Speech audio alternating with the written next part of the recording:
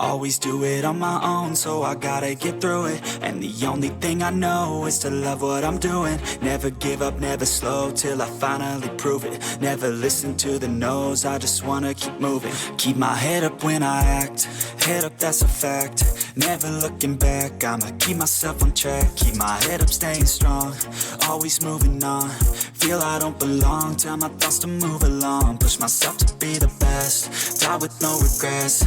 Live with every breath, see my message start to spread. And I had so many dreams, then you hit your teens. Life ain't really what it seems, try to find out what it means. Always do it on my own, so I gotta get through it. And the only thing I know is to love what I'm doing. Never give up, never slow, till I finally prove it. Never listen to the no's, I just wanna keep moving. Yeah, I put out all this art, it's my only medicine. Yeah, everything I do, I'm just being genuine. Yeah, I'm sick of being screwed, feel my own adrenaline. Yeah, I do just what I do, and I hope you let me in, yeah.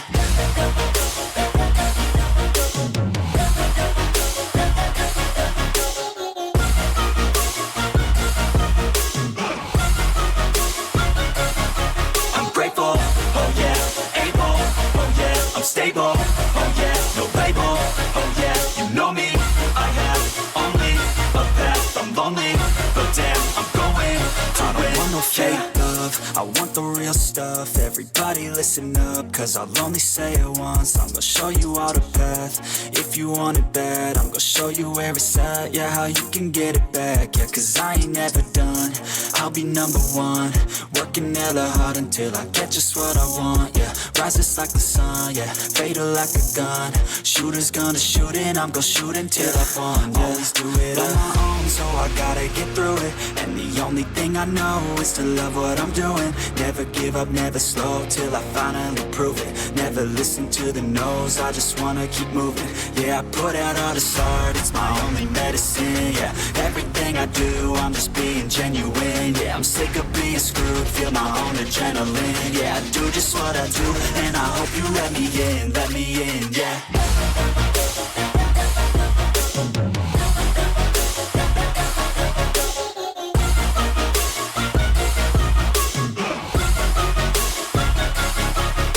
Oh yeah, able, oh yeah, I'm stable, oh yeah, no label, oh yeah, you know me, I have only a path, I'm lonely, but damn, I'm going to win, yeah.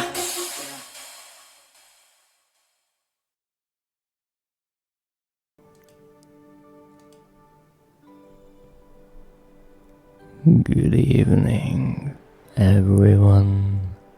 I am the Dreadist, and welcome to my humble abode, the shop of all horror and dread.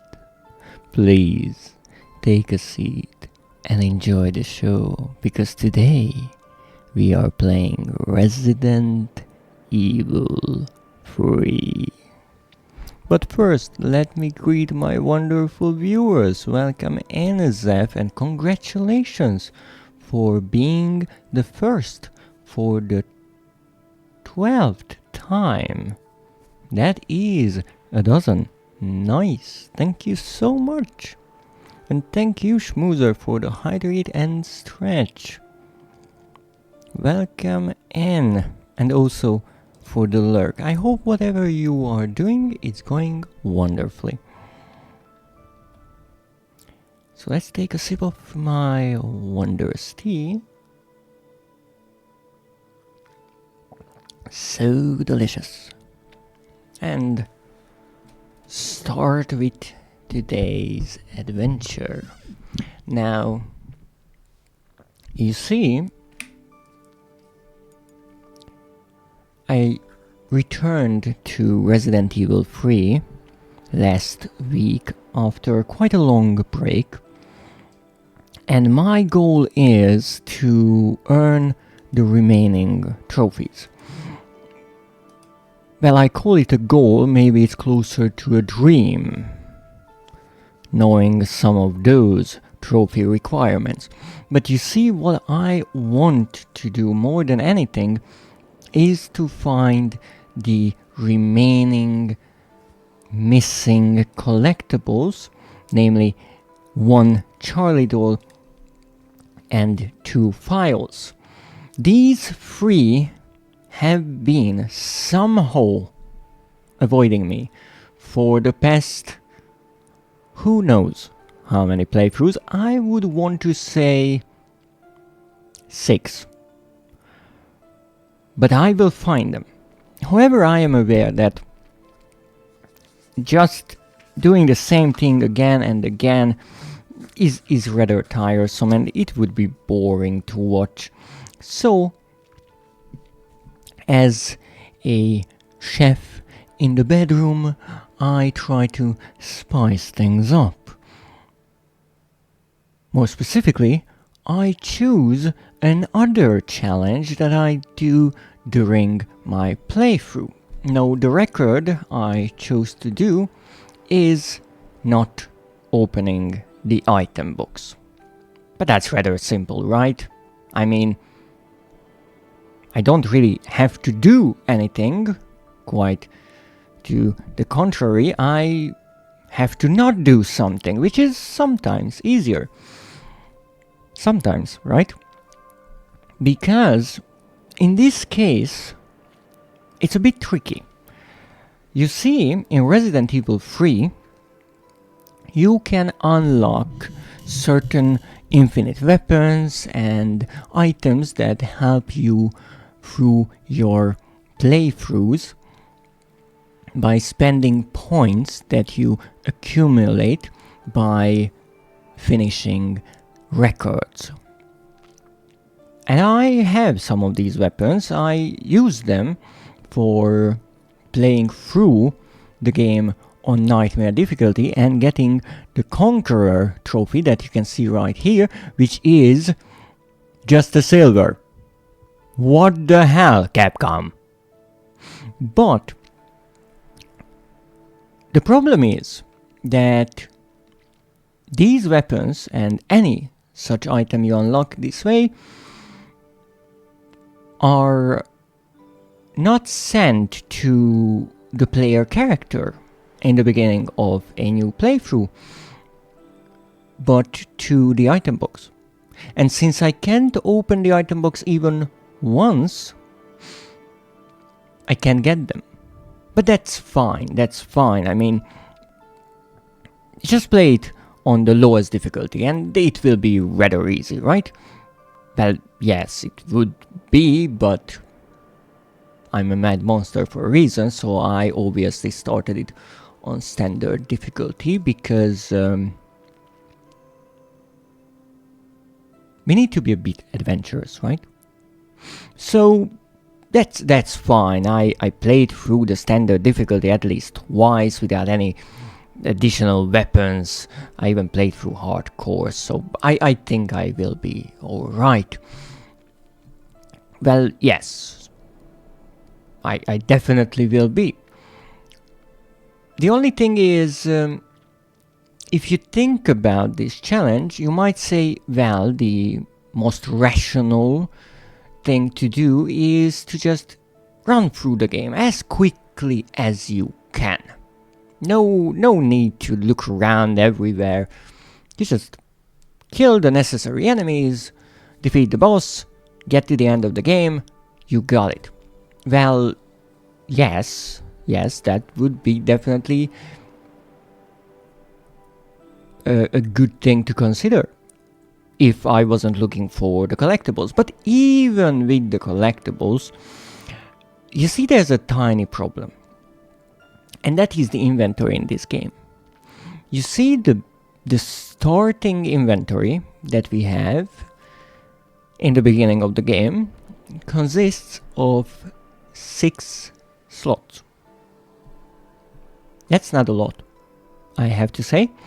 Well, it's realistic, really, because Jill has 2 pockets, and that's about it. So I don't even know how she can carry so many things. But the problem is that if we only collect the base weapons in the game. We don't bother with upgrades, weapon parts, all those silly things. Well, we have a knife, that's one slot. We have a pistol, that's another. We have a shotgun, that's another. And we have the Magnum, which is another. And we have the grenade launcher, and that takes up 2 slots. So that's 6 in total. So if I just want to pick up the weapons, which sounds like a reasonable idea since I can't get any of the extra weapons I unlocked earlier, then my inventory is full. Which is not a bad thing, having an inventory full of weapons, but I might need other items. For example, ammunition for those weapons. I know logistics is just a terrible thing to deal with, but there is a reason why inventory management is a big part of survival horror games. And so I kind of need more space in my inventory, and to do that I need to find the inventory upgrades. Now some are just scattered along the campaign, but to get the remaining ones you have to look around a bit in hidden areas, and to access those you need some items. For example, the lockpick or the bolt cutters. Now that's a problem because those take up some space too, but I mean, we just get the lockpick, we unlock the one lock that we need to get the inventory upgrade, and then we throw away the lockpicks, right?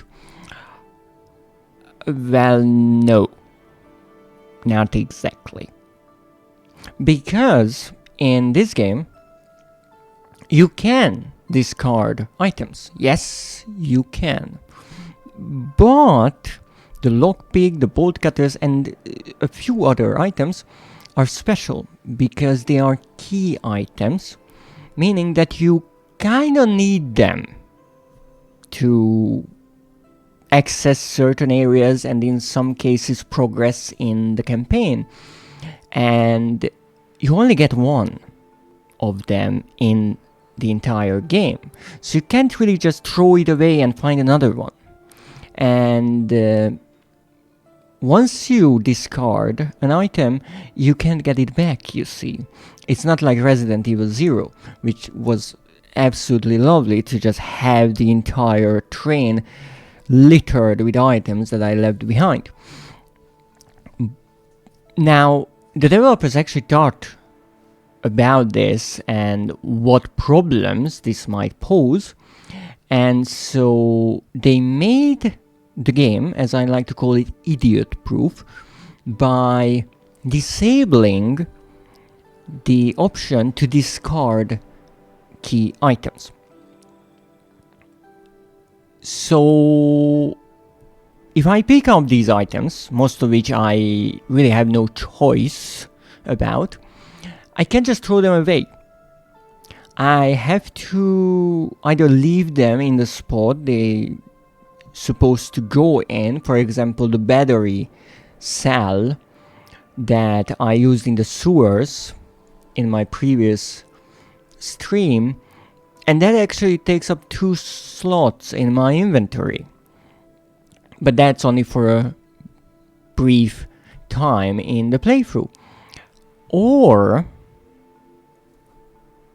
I have to use the only way the game offers me to discard of them, and that is, in the case of the bolt cutters and the lockpick, is to use them in every single place they can be used in, and then, since they are no longer useful, I get the option to discard them.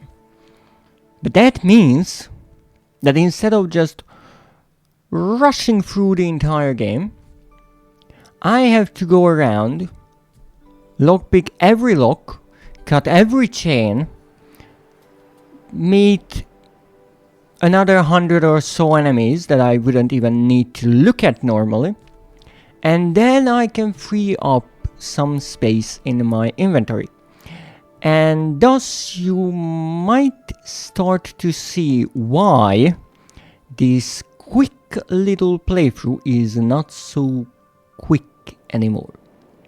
No, it is not the fault of the game, more like my madness, but again, why not have a bit of fun?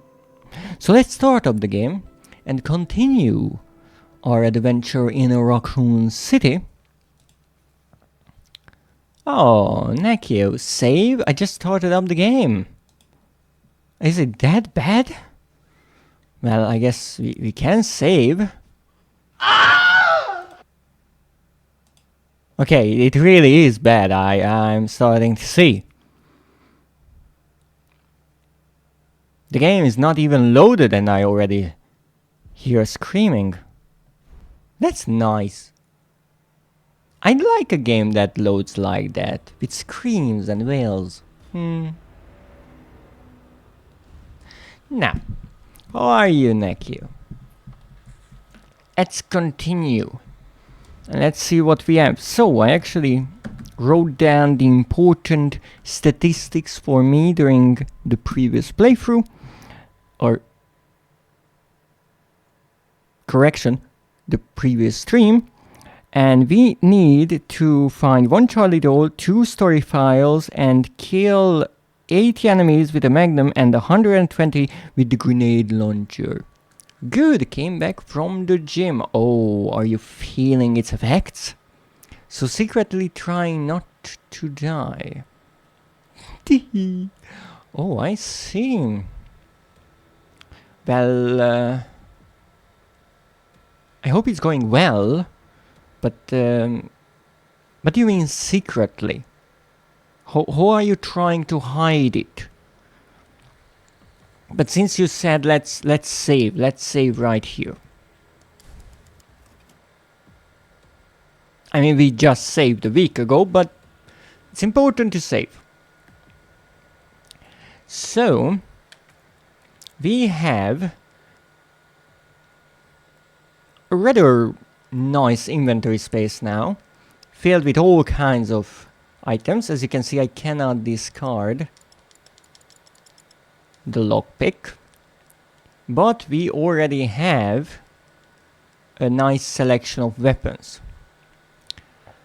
Well, you know, self-pride and all. Oh, that's adorable. You have such a thing. Didn't save for a week? Wow, good thing I'm here, huh? It is indeed.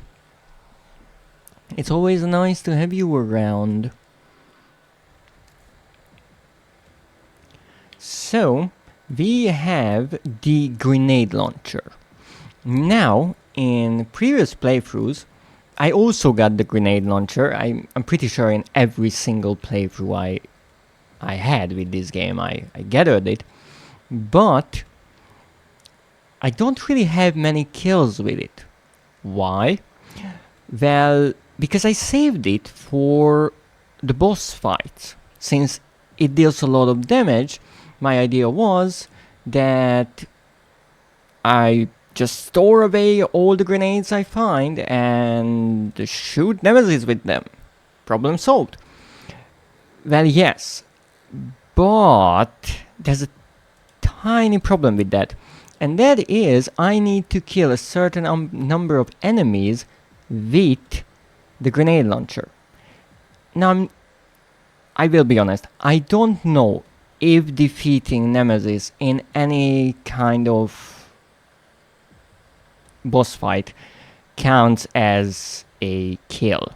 But even if it does, that's just one.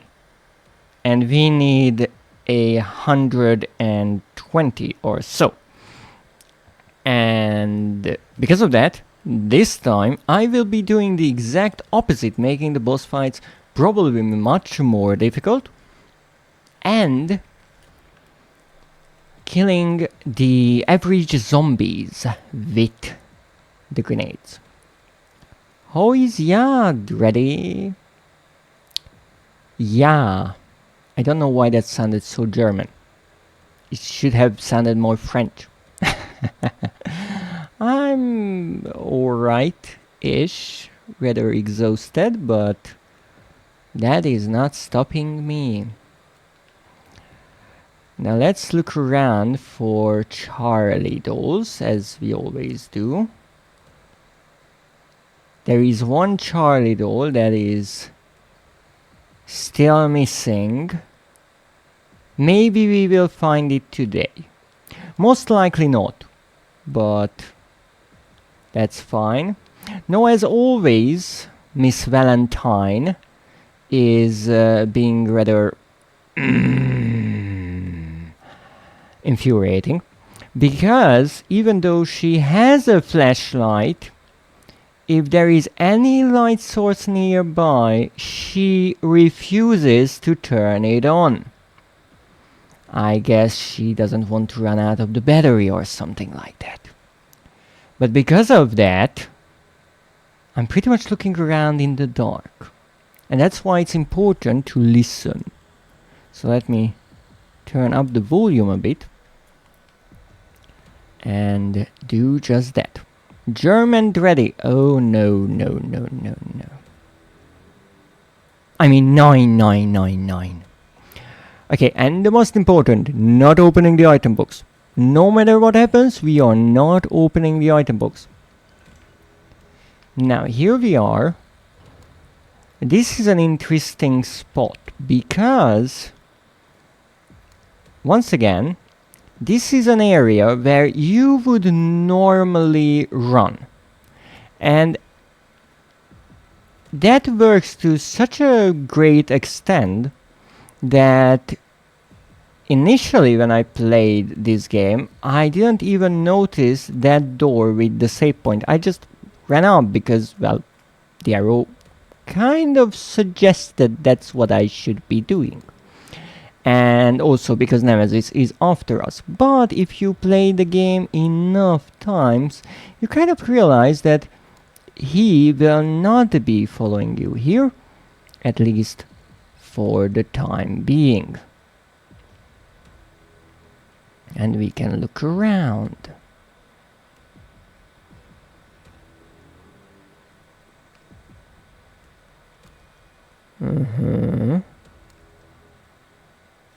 Intriguing. Let's go up. Nothing behind us. That's an important thing. Always look behind you, because they can hide collectibles there. And those pesky developers, they certainly do.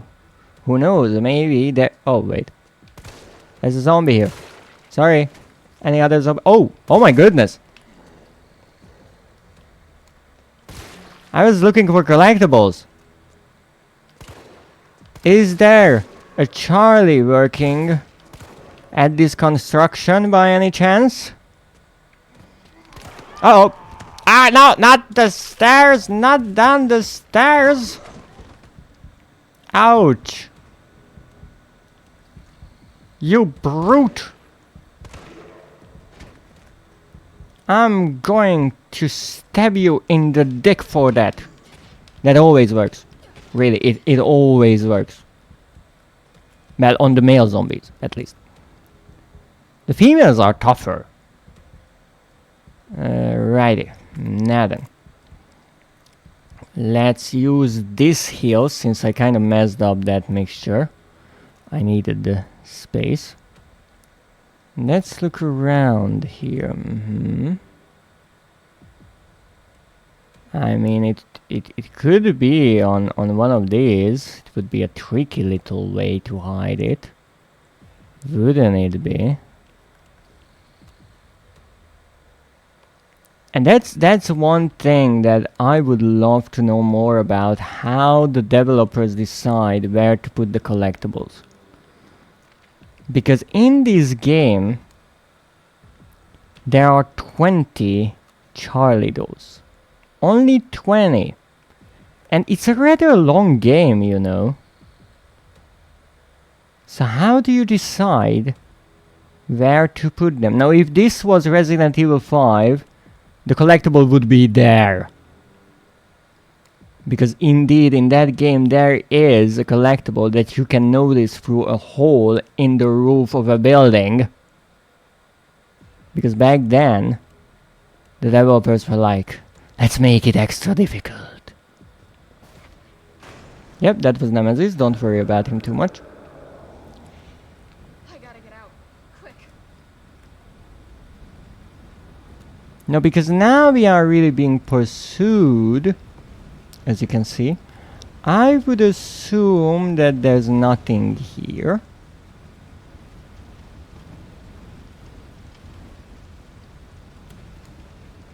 But of course that doesn't mean that I won't be looking around at all. Because what is dying a few times to me? Not much. I think it's kind of close.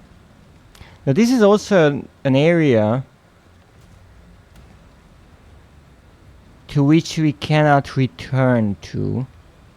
So most people just, you know, kind of run away because they are not insane. But it seems that Nemesis is either struggling on the stairs or we are kind of safe here.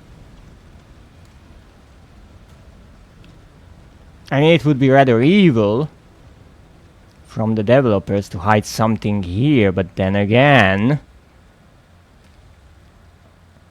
if the residents are evil, who knows?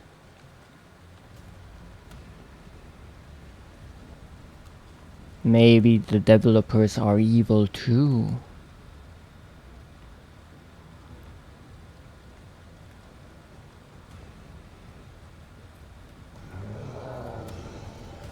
Oh, so that's why he didn't appear earlier. He was waiting for his cue. Oh shit. Okay, now he is here.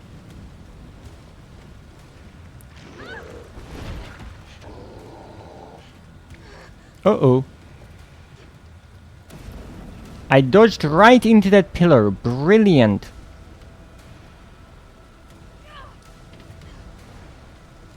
Everything is on a fire. And if I don't run fast enough, I think Jill will be on fire as well. And then we can sing the song. This girl is on fire. Oh shit, we might be. Uh-oh.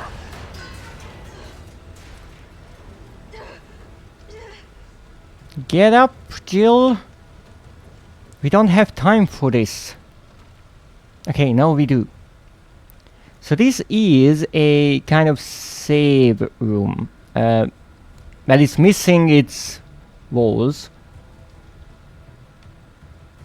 And kind of half of its ceiling, but it's a save room.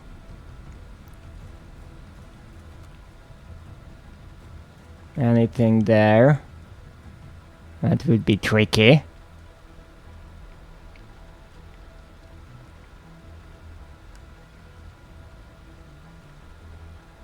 No, I don't really need to say this. This is interesting. I did pick this one up. Even though that begs the question, how could I have missed 2 files if I even found ones like this? And now here we go against Nemesis. I did not jump down.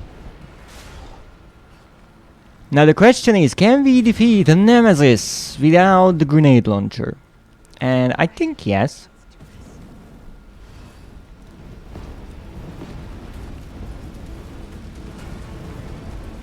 Okay, big guy. Maybe I can hit the fuel tank. That's what I'm doing. Sorry, I have to reload. Now, one thing that is important here is to pick everything up that we can. Ow!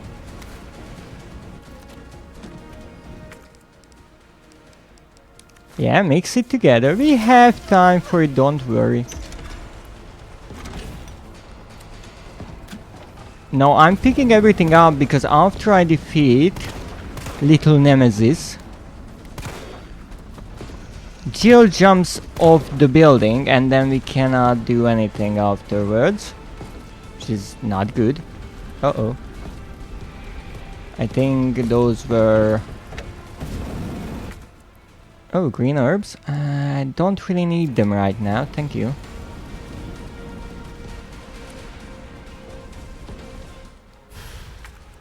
Oh, explosive rounds, that's no good. Let's see, what if I combine these? Then I get explosive rounds and I can pick those ones up. Haha. Oh shit. No good, no good. It's raining fire. How is it that it doesn't bother you at all that you are walking in flames, hmm? Kinda feels like cheating to me. I don't know what I just picked up, but I sure picked them up.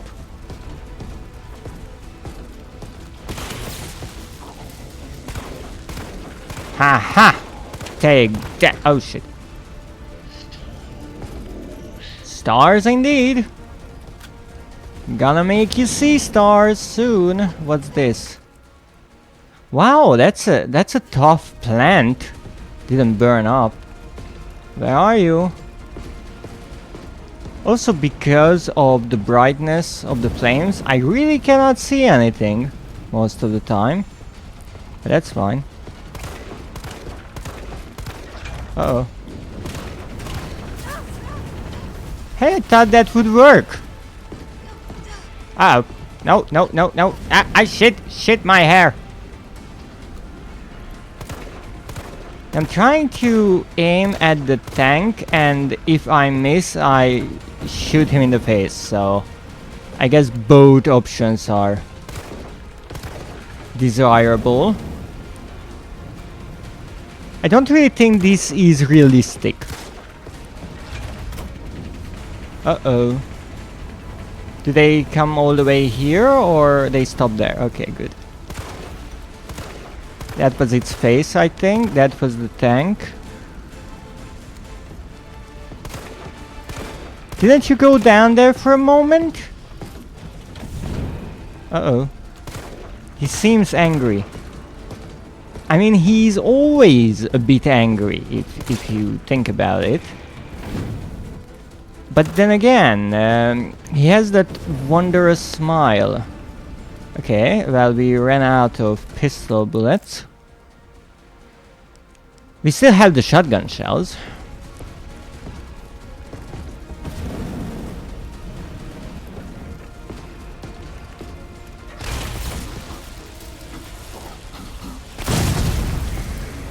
Okay, I think that worked. I also love how Jill is holding the shotgun when she's running. Uh-oh. It's still kicking? Alright, this is stage 2 of the boss fight. When he decides that the flamethrower is also a decent weapon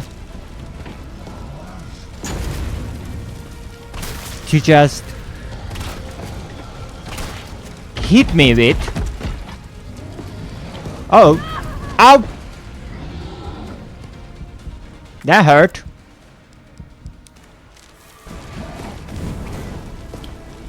Oh, reload, you silly girl.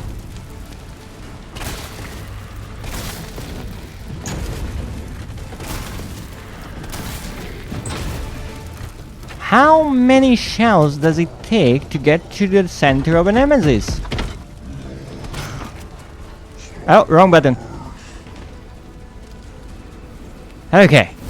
Now we did that. And off we go! If this was a Yakuza game, this would be the Millennium Tower.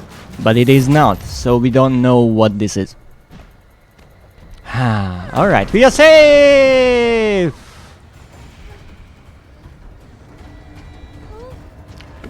Our safety was so short-lived, I couldn't finish the sentence. Also, who put the camera on that flimsy thing? Poor camera guys. He is having a rough day today. I think that went rather well. I mean, this is standard, right? But I am happy about my performance here. Now, let's see what we have here. I had the idea that the Charlie doll is here for some time, but I could never find one. Why I think is that there are many cars here, and you can put them in the car or next to the car. Carlos, it's Jill. Do you read me? Loud and clear. You all right? Yeah. Bastard's dead. Good. Fuck him. Yeah. What are you thinking? Turning yourself into bait. You could have been killed. Don't start. I did what I had to. I know. And thanks. The subway's ready to go. Hurry back.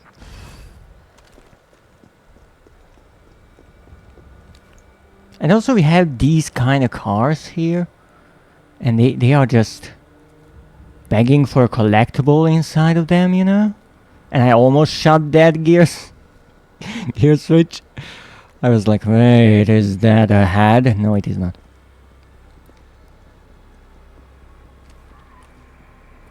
We are looking around. Who knows? Maybe today will be my lucky day. Maybe in there. Who knows?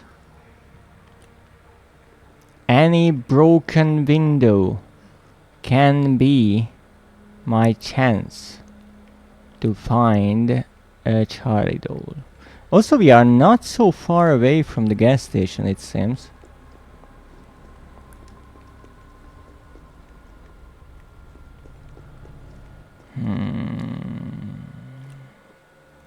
Now it could be back there. However, the thing is, I cannot get any closer because of these cars.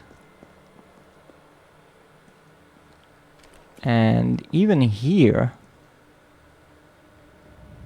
I'm blocked. And here, I'm blocked by the rubble, let's call it.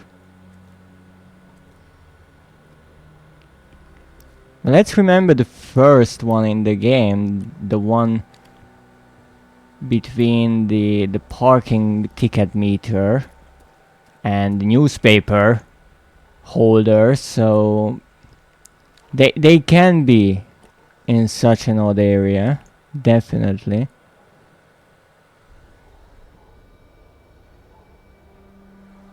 I'm not really seeing anything, to be perfectly honest, but that's fine. Wow, it's Jill! It is! It is indeed Jill. I don't know how this all happened, but this all happened. I just defeated Nemesis for the first time in the campaign. But it's fine, he'll be back. You have to go to bed earlier. Why? How is that connected to Jill? Is there something in there? Maybe. Maybe. No. I hate these broken windowed cars. I always get my hopes up that there's something hiding in there. And let's not forget, listen to the game. That's why I found most of the collectibles actually in the laboratory. But who are you? You're right, eh?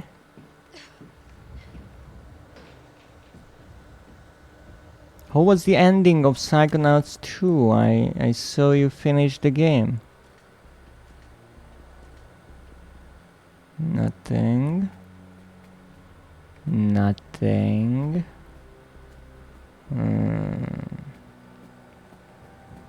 It's a nice city, isn't it? Yeah, that might have been me. But only partially. It was a good game. Well, I still have to go back for the hundo. Oh yeah, there are collectibles. Oh, that building seems a bit hot. Yes, yes. Well, good news. The cockroach problem is no longer a problem. I'm not sure if there was one to begin with, but now it's definitely solved. Unless they fled. Well, but here's the thing. Even if they fled, they are not there anymore. So the problem moved, alright? Can't argue with that logic. Then it's somewhere else. Exactly. This is another one that always annoyed me. This radio starts up, and I'm like, why? Why is that? Is that an Easter egg? Or I should find something there that I'm not finding?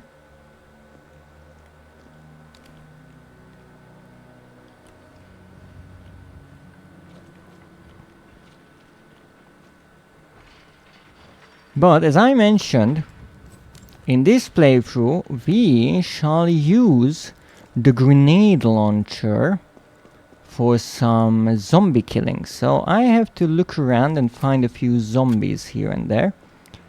Jill, my dear, please turn that fucking flashlight on.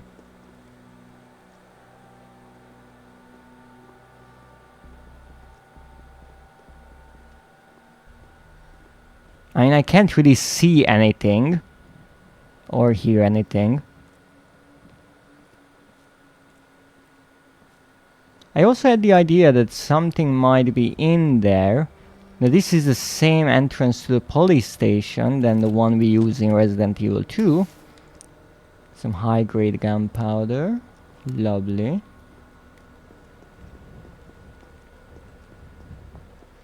Police car. A random car just parked here. Not the best parking job ever. Oh, what's that? Some cones. Poor cones. They just tried to keep everyone safe. And what did they get? Ooh, that's a barrel. Bon appetit! Why do I think someone is after me? Oh! My bad, someone's. Sir, are you dead? Seem like it. Sir? Interested in a Jill sandwich? Lovely. Please gather around. Now, gathering zombies is a tough job, but what I found to be working the best is to go around in circles, and then they will form a nice kind of group. Okay, let's wait. No thanks, I just had food and the sandwich is not what I crave. Respectable choice. Now let's see if this works. I mean, it kinda did. I wouldn't say it was a bombastic success. Oh no! Poor Jimmy! Well, he's dead for sure. Okay, so you are a bit charred. Let's try to burn you up and wait for the other guy to get into the flame as well. Okay, that worked. This is so wasteful I can't even begin to explain it.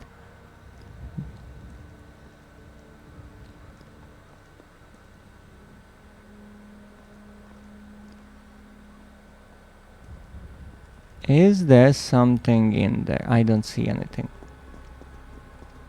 Again, the tricky part is when I'm moving around, you can hear a bunch of little noises like stepping on glass or some random weapon part or accessory dangling on Jill's clothes, making a noise, and I always think, wait, is that what I think it is? No, it is not. But I absolutely love these lights. They are so nicely made here.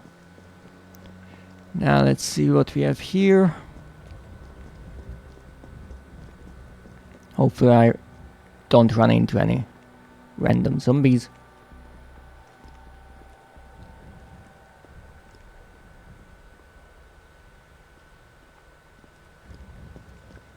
Nothing here that I can see.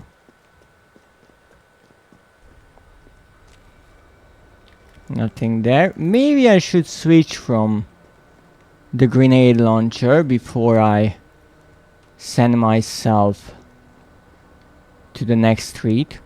Wow, a gun shop indeed, and this is not any gun shop, this is Kendo's gun shop. And we actually meet with Kendo in the second game and here as well.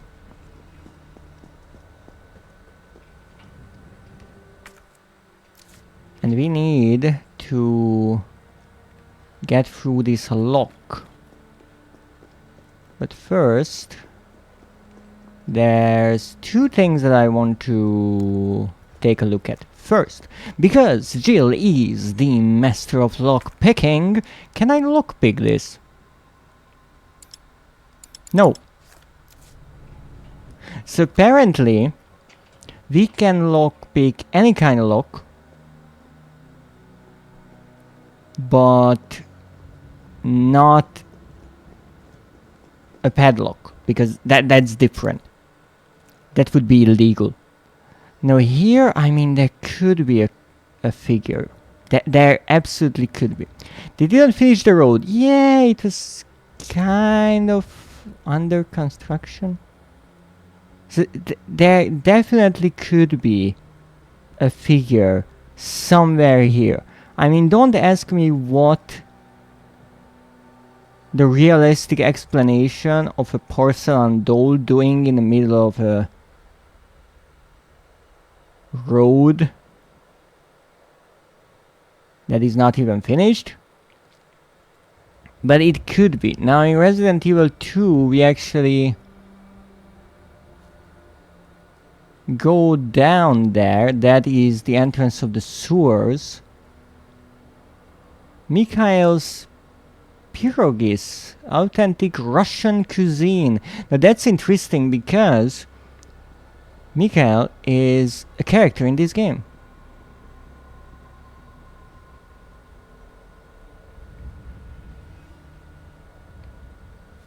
He is, as far as I know, the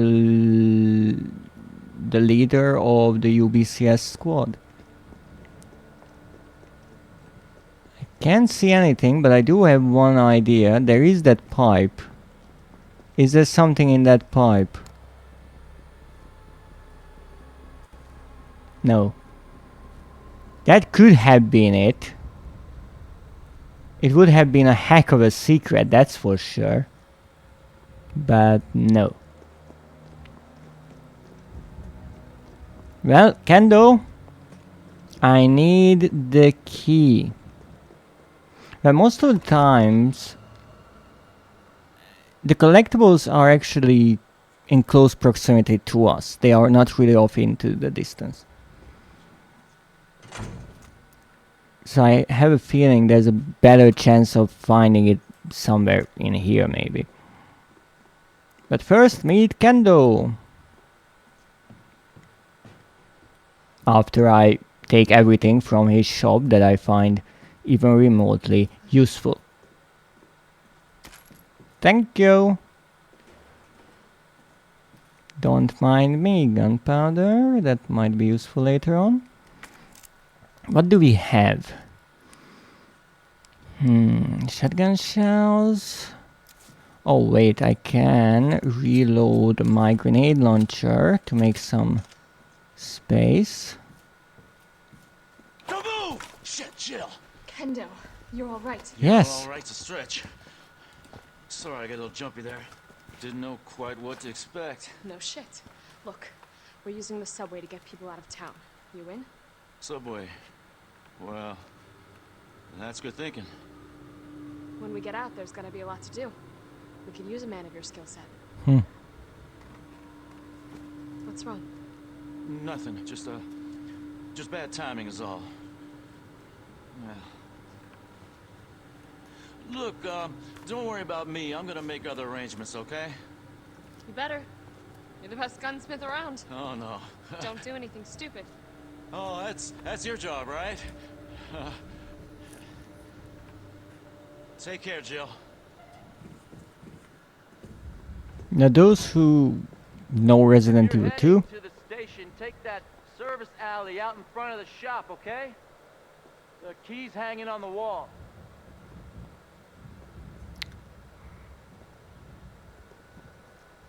It's all right, Pumpkin. It's all right. That's a good girl. so those who play the second game or know the story, they know that Kendo is not exactly alright, as her daughter is infected, and it seems like to me that in chronological order this takes place before Ada and Leon meet him in Resident Evil 2. Yellow plate is a choice. I think it looks great. Looks nice on him. Okay, so here we have an item box that we are not opening, even by accident. And here comes one of those tricky situations where I need to make some inventory space. So we have the key, and we can get rid of said key right away by opening this lock. Why do you hate item boxes? I do not hate item boxes. I quite like them actually, because they are little teleporters. So if you put your items in one item box, they appear in the other one, which is a technology that humans couldn't invent since the first Resident Evil game. So for 30 years, this has been a bit of science fiction in Resident Evil. But I can't use them for the challenge in the game that I'm doing right now. So now I can discard this key item, because this is the only time when we need to use it. What is that? Ooh, shotgun. That would be useful. Gunpowder. I need the other explosive part. Okay, that's good. Flame rounds. Now, here's another trick. We have 6 cylinders in the grenade launcher. And I have 7 flame rounds. That's no good. So let's see if I can maybe switch the ammo type to make some space.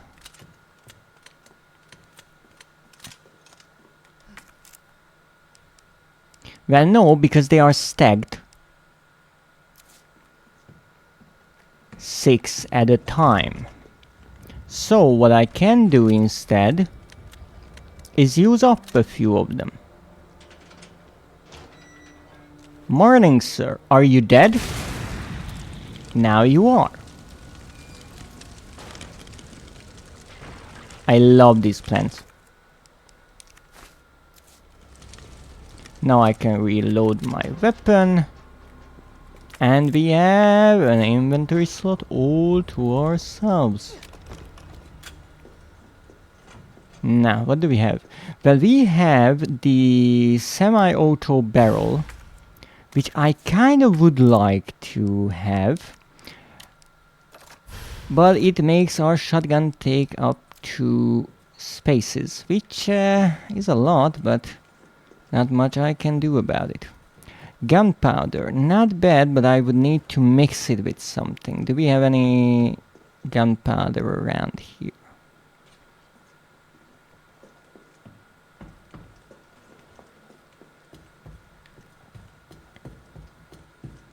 I don't think there's another gunpowder anywhere. So this is as good as it gets for us in this situation.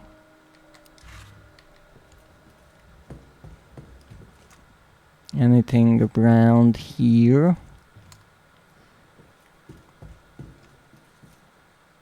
If I remember correctly, there was a raccoon, a collectible Mr. Raccoon, in this shop in Resident Evil 2, and it was there in the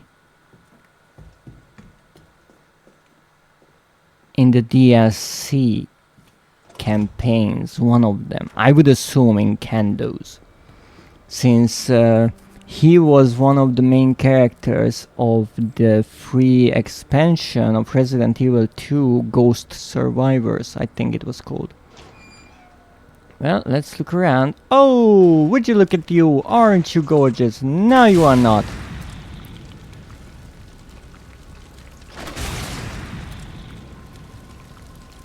Okay, that's a bit too pricey for... Oh, my goodness, what the heck? Okay, note to myself not to use the grenade launcher on them because it's wasteful. I'm not. I was talking about them.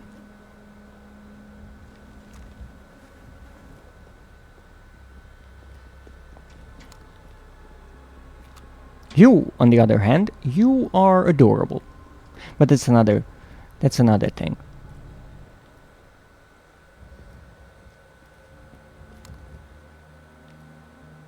Maybe I should look for enemies first and then collectibles, but that wouldn't be as insane.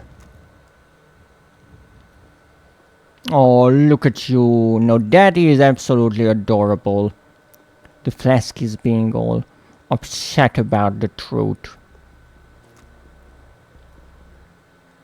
I mean, for the record, I made a clip of it. You said it on your own stream. So you can't deny the truth anymore. Okay, anyone sees anything? That's not factually correct. Who decides what is factually correct and what isn't? I mean, the basis of science is that you cannot really prove anything 100%. It's impossible. There's always the chance that you are wrong.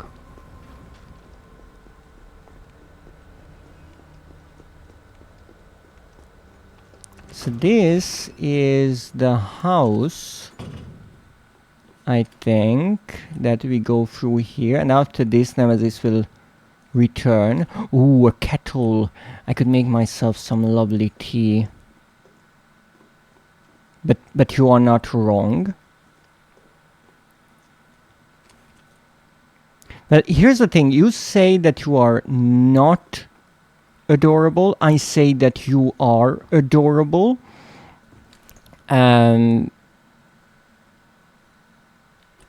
So there's not much we can do about it. I mean, we can say that we are both wrong,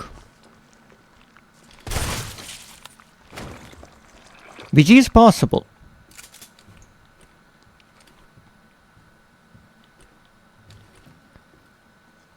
Those cabinets being all different heights stress me out. Yeah, now that you mention it, it's a bit odd. It's definitely a bit odd. Maybe they got it at a discount price. Really? An American flag framed? What is that? That is pretty little ship. Look at the tiny little ship.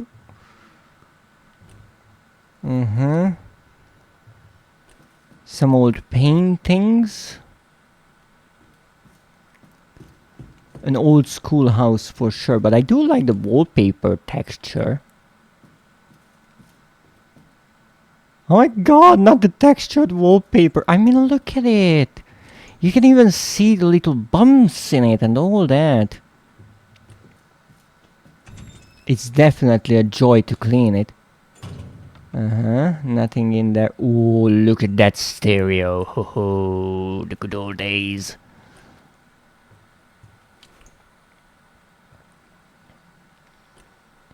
Now here we have a little fun note that is a complaint sent to the Raccoon Times, the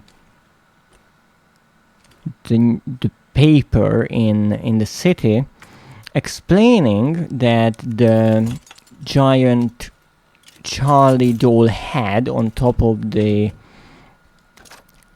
shop is flimsy and is dangerous because it could just topple over any day, which is something that will happen. But I see no Charlie doll, I hear no Charlie doll, and I am upset about that. Also, here's a question, because maybe I'm dumb, maybe you can enlighten me with these lamps. You see those strings? I'm assuming that one string is used to turn on and off the lights. The other one is to change the rotation of the fan, because that actually needs to be changed according to the user manual based on the season. Now, how the fuck do you do that there? How do you turn that on or off? It's like you take a ladder here and you go up there every day, or how is that a thing? Or you just turn that on and that's like that? I mean, this was back in 1998, I think. Electricity was cheap. Who cares? We just have our lamps on all throughout the day, the night. Who cares? Not us. Nah, let's see Nemesis. Or first, let's look around. I actually vividly remember looking around here. Not sure why.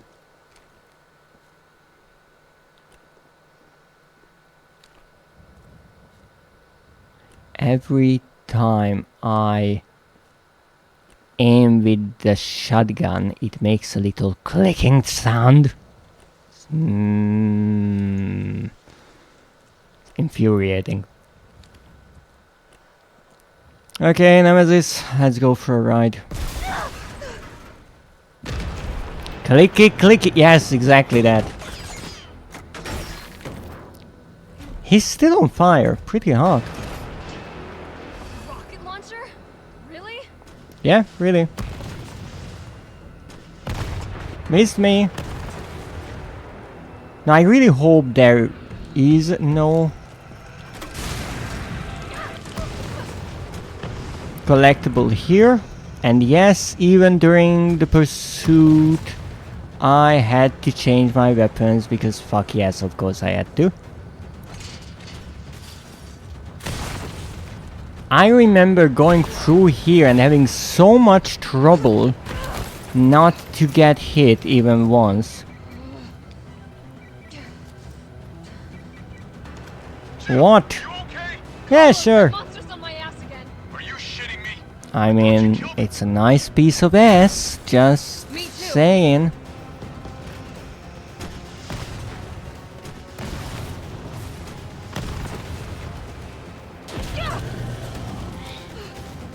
That was a miss. And that was scripted. So I did get through without getting hit. Just saying.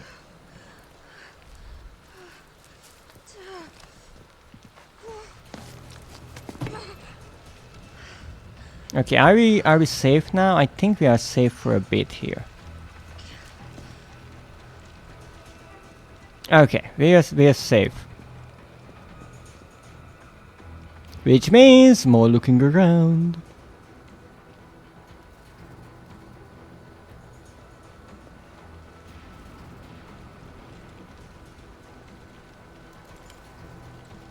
Now, if I'm quiet, that means I'm listening.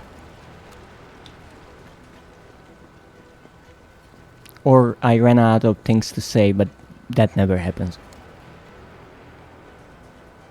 Mm-hmm.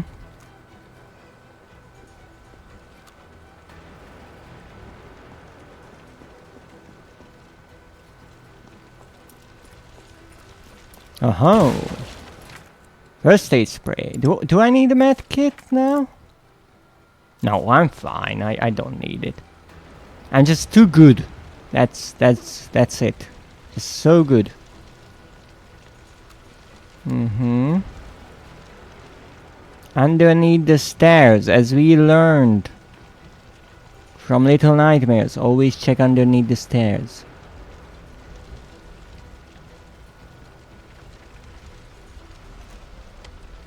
On top of the garbage truck. What is that? But hey, stop hiding things. Oh, that is actually where we were previously. It's all coming together. No, hide something else. No, stop hiding things from me. This is my 7th playthrough and I'm still missing collectibles. Okay, I already looked through this place. You there? I think I know how to slow that fucker down. Head back towards the station. And lead him right to you? It's okay. Trust me. 7th? Yes. Yes, if I remember correctly, I played through it unassisted twice, standard twice, hardcore once, nightmare once, and this is standard again. And I'm still missing some collectibles, and I still have to get kills with certain weapons.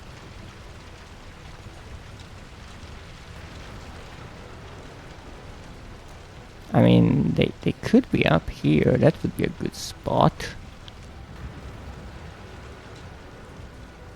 But as you might have guessed, I'm a stubborn person. Or a stubborn monster, if you will.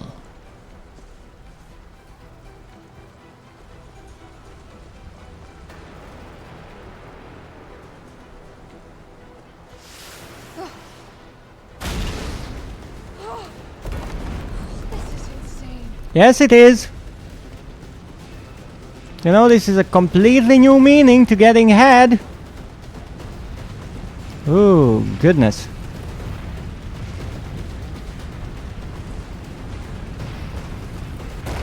And that's about the donut shop. Not going back there. Oh shit. That was unsafe. So. Ow! Stop flexing, you. Uh-oh. No, the policeman. Well. Oops. Oh. Where am I going again? Oh, I hate when he does that. He jumps on that fence. I don't even know how. Yes, yes, I know. Oh. Even though, here's the thing, I never tried to go that way in this fight. Oh, maybe for a reason. So this is now closed. Huh, interesting. But this is still closed, so nothing is newly opened. Would you stop? How many rockets do you have? Oh no, the laser is red! And here comes the Claymore. You okay? And Carlos to the rescue. Go. Go! Come on, forget about it! It's really important if you want to be manly, grunt while you are shooting because that's cool. Come on. Let's get out of here.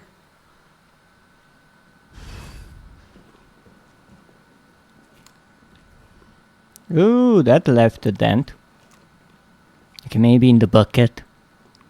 I mean, maybe you would think finding a collectible in a bucket would be silly. I found one in a trash bin, okay? They can be anywhere. We are looking for the moles in Raccoon City pretty much at this point. Ooh, what's that? Grunting while doing things is peak masculinity. Maybe I should start doing that. I'm looking for collectibles.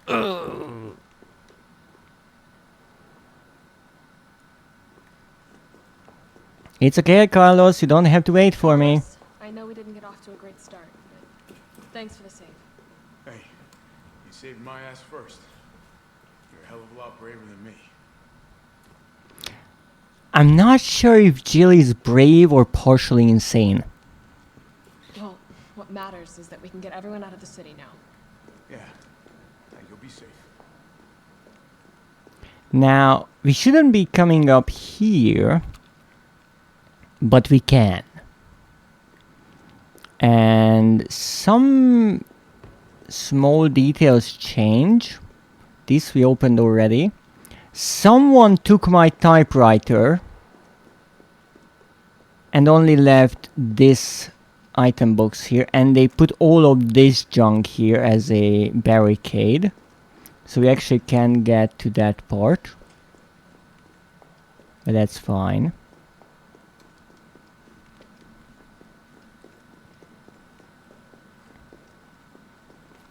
Wolf of the Battlefield. Ooh. Oh, there's a weekend discount. What is that? From September to November. Look at that! A bottle of water is only $1. Popcorn is only $2. This is a dream.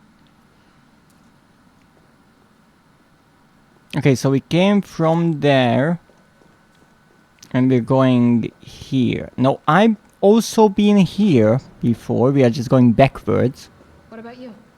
From the sound of it, I won't be catching the train. Why not? There'll be new orders. If it means I can help save the city, it's fine by me. Well, that's a lot of blood there. Also, here is my favorite newspaper. Important. I think that's just a brilliant title. Because, I mean, you have to get to the point. Nothing there. Ooh.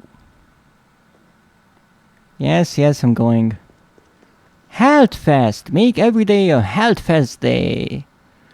Okay.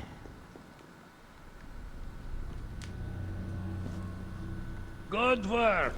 Your reputation is well deserved. Get Thank you. inside. The subway's about to leave. Carlos, Tyrell, you have your orders. You need to go back out into the city and find Nathaniel Bard. This isn't the last ride out of town, right?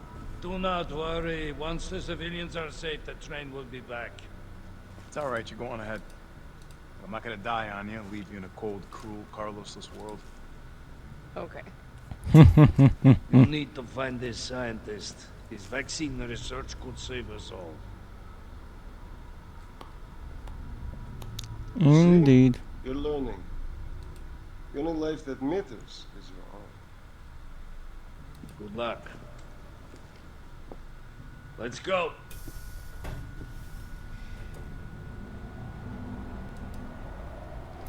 We love health. I don't have any. That's why you need to make every day a health fest day.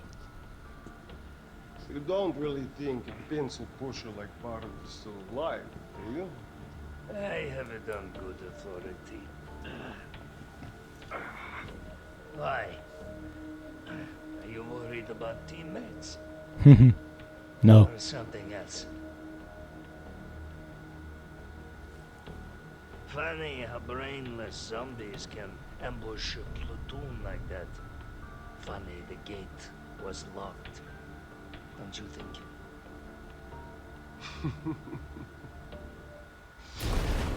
What was that? That was Nemesis. How is this fucker not dead yet? Just no, they're gone. Come, this way.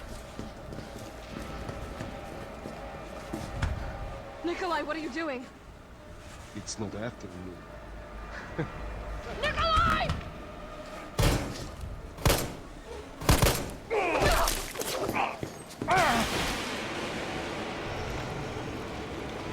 Get off my train, shitbird!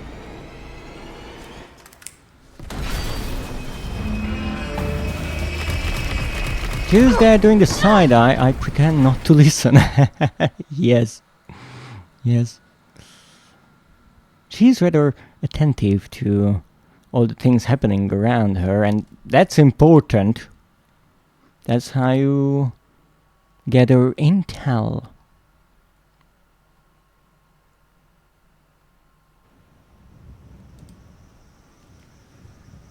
Now, let's see. Where are we going now? We love intel. Oh, it's been a while. Subway's got to be clear of the city by now. We do? Along with your hot date. Aw. Nah, she's not like that. Hell, she's not like anybody.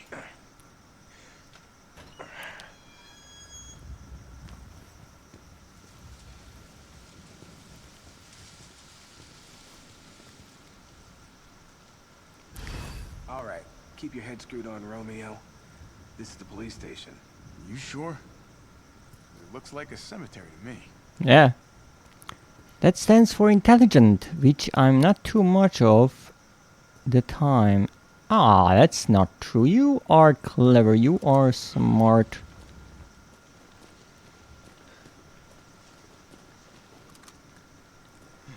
Now here's the thing. I don't remember if we had any Charlie figures with Carlos.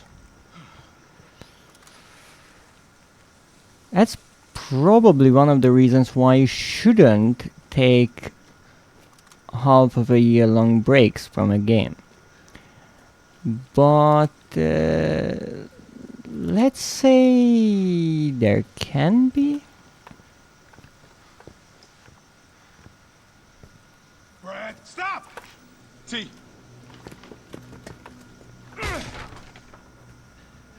Come on, man. Not you too. Sorry. Sorry.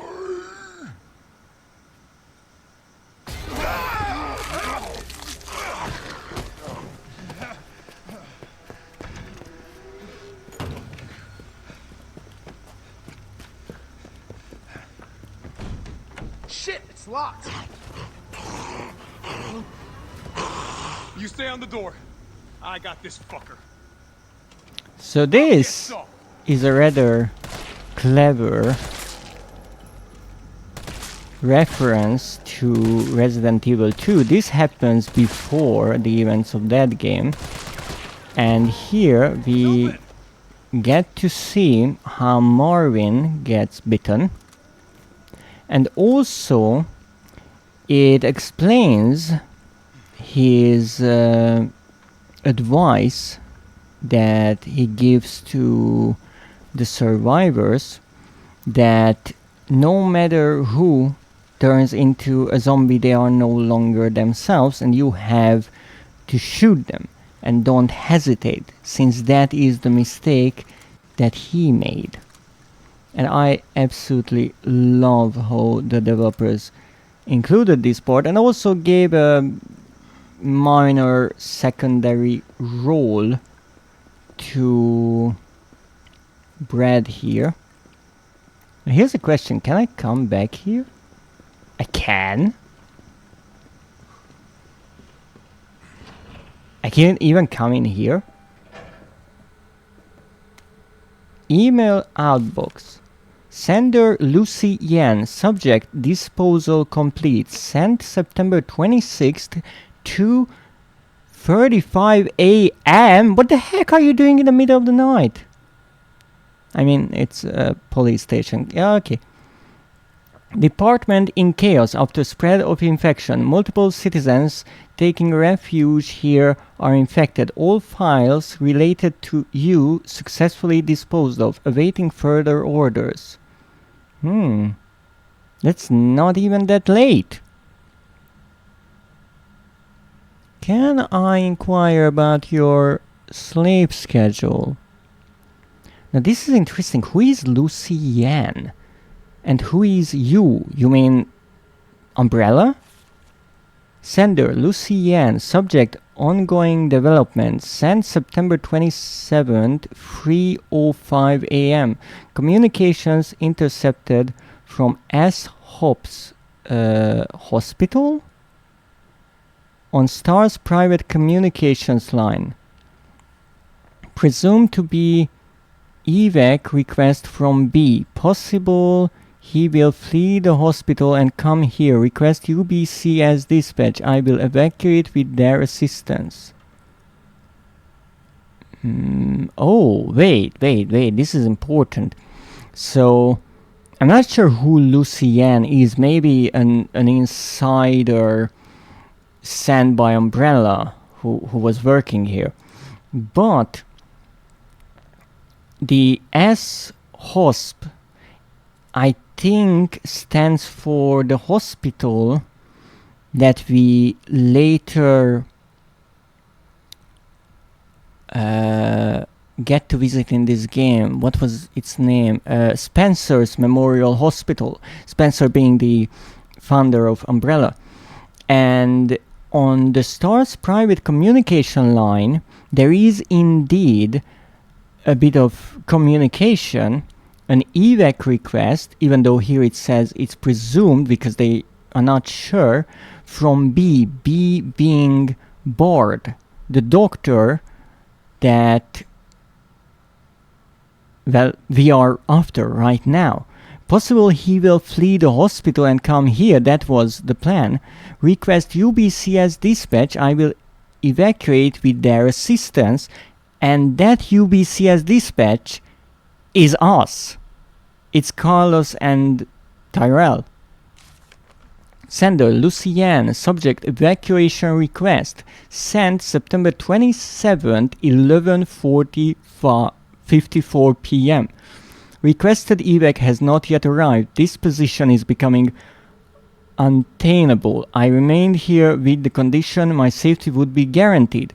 If I am left to die here, I will distribute proof of collusion and corruption between you and RC's civic leaders, you being Umbrella and RC is Raccoon City. You have 1 hour to deliver a response. Now, this is interesting. I don't think I found this earlier. And this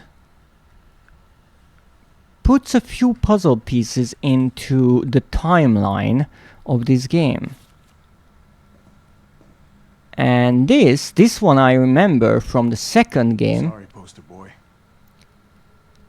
This was a recruitment poster for RPD, and that right there is Brad Vickers, a STARS member. And V just killed him in his zombie form. And indeed, it's a nice line, sorry, poster boy, because Carlos doesn't know anything about bread. Ooh, that might be the uniform that Leon takes? Somebody didn't have time to put his blues on. I think that is actually Leon's outfit. That is what he will put on once he arrives. That is the pistol holster, the radio, the bulletproof vest, the outfit, and those are, I think, the knee pads and the shoes. Nice. Oh, and the socks. Really important. Wow, I did not think of this, but indeed you can come back here, but if you just follow the linear progression, you completely miss this area, because you are there and the cutscene takes you there to fight with Brad, and once you kill him, Tyrell says we can move, and you go into the police station. Socks included, but not undies included? They're supposed to road dog it? I mean, in certain fanfictions, I'm sure that is how it works, but maybe they also get underwear. Would you look at that? The last Mr. Raccoon figurine.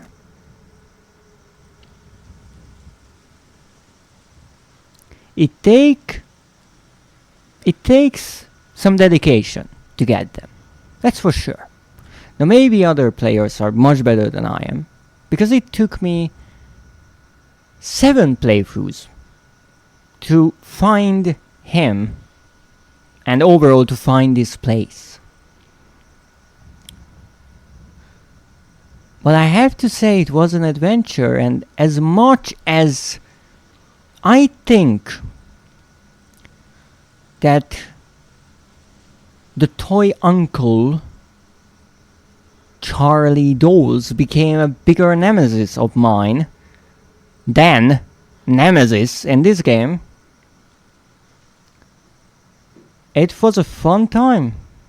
So much like when I found the last Mr. Raccoon figurine in Resident Evil 2, I can say the same thing to you, Charlie Doll. Thank you. Goodbye, Charlie. Would you believe that? We did it. And what it took? Dedication, a bit of madness, lots of playthroughs, and curiosity. Because I had to be curious to come back here and see what's here. Much like how so many times I was curious to run around Nemesis and look at areas that had absolutely nothing hidden in them. But you see, without one you don't have the other. And that's the thing, when you are looking for secrets.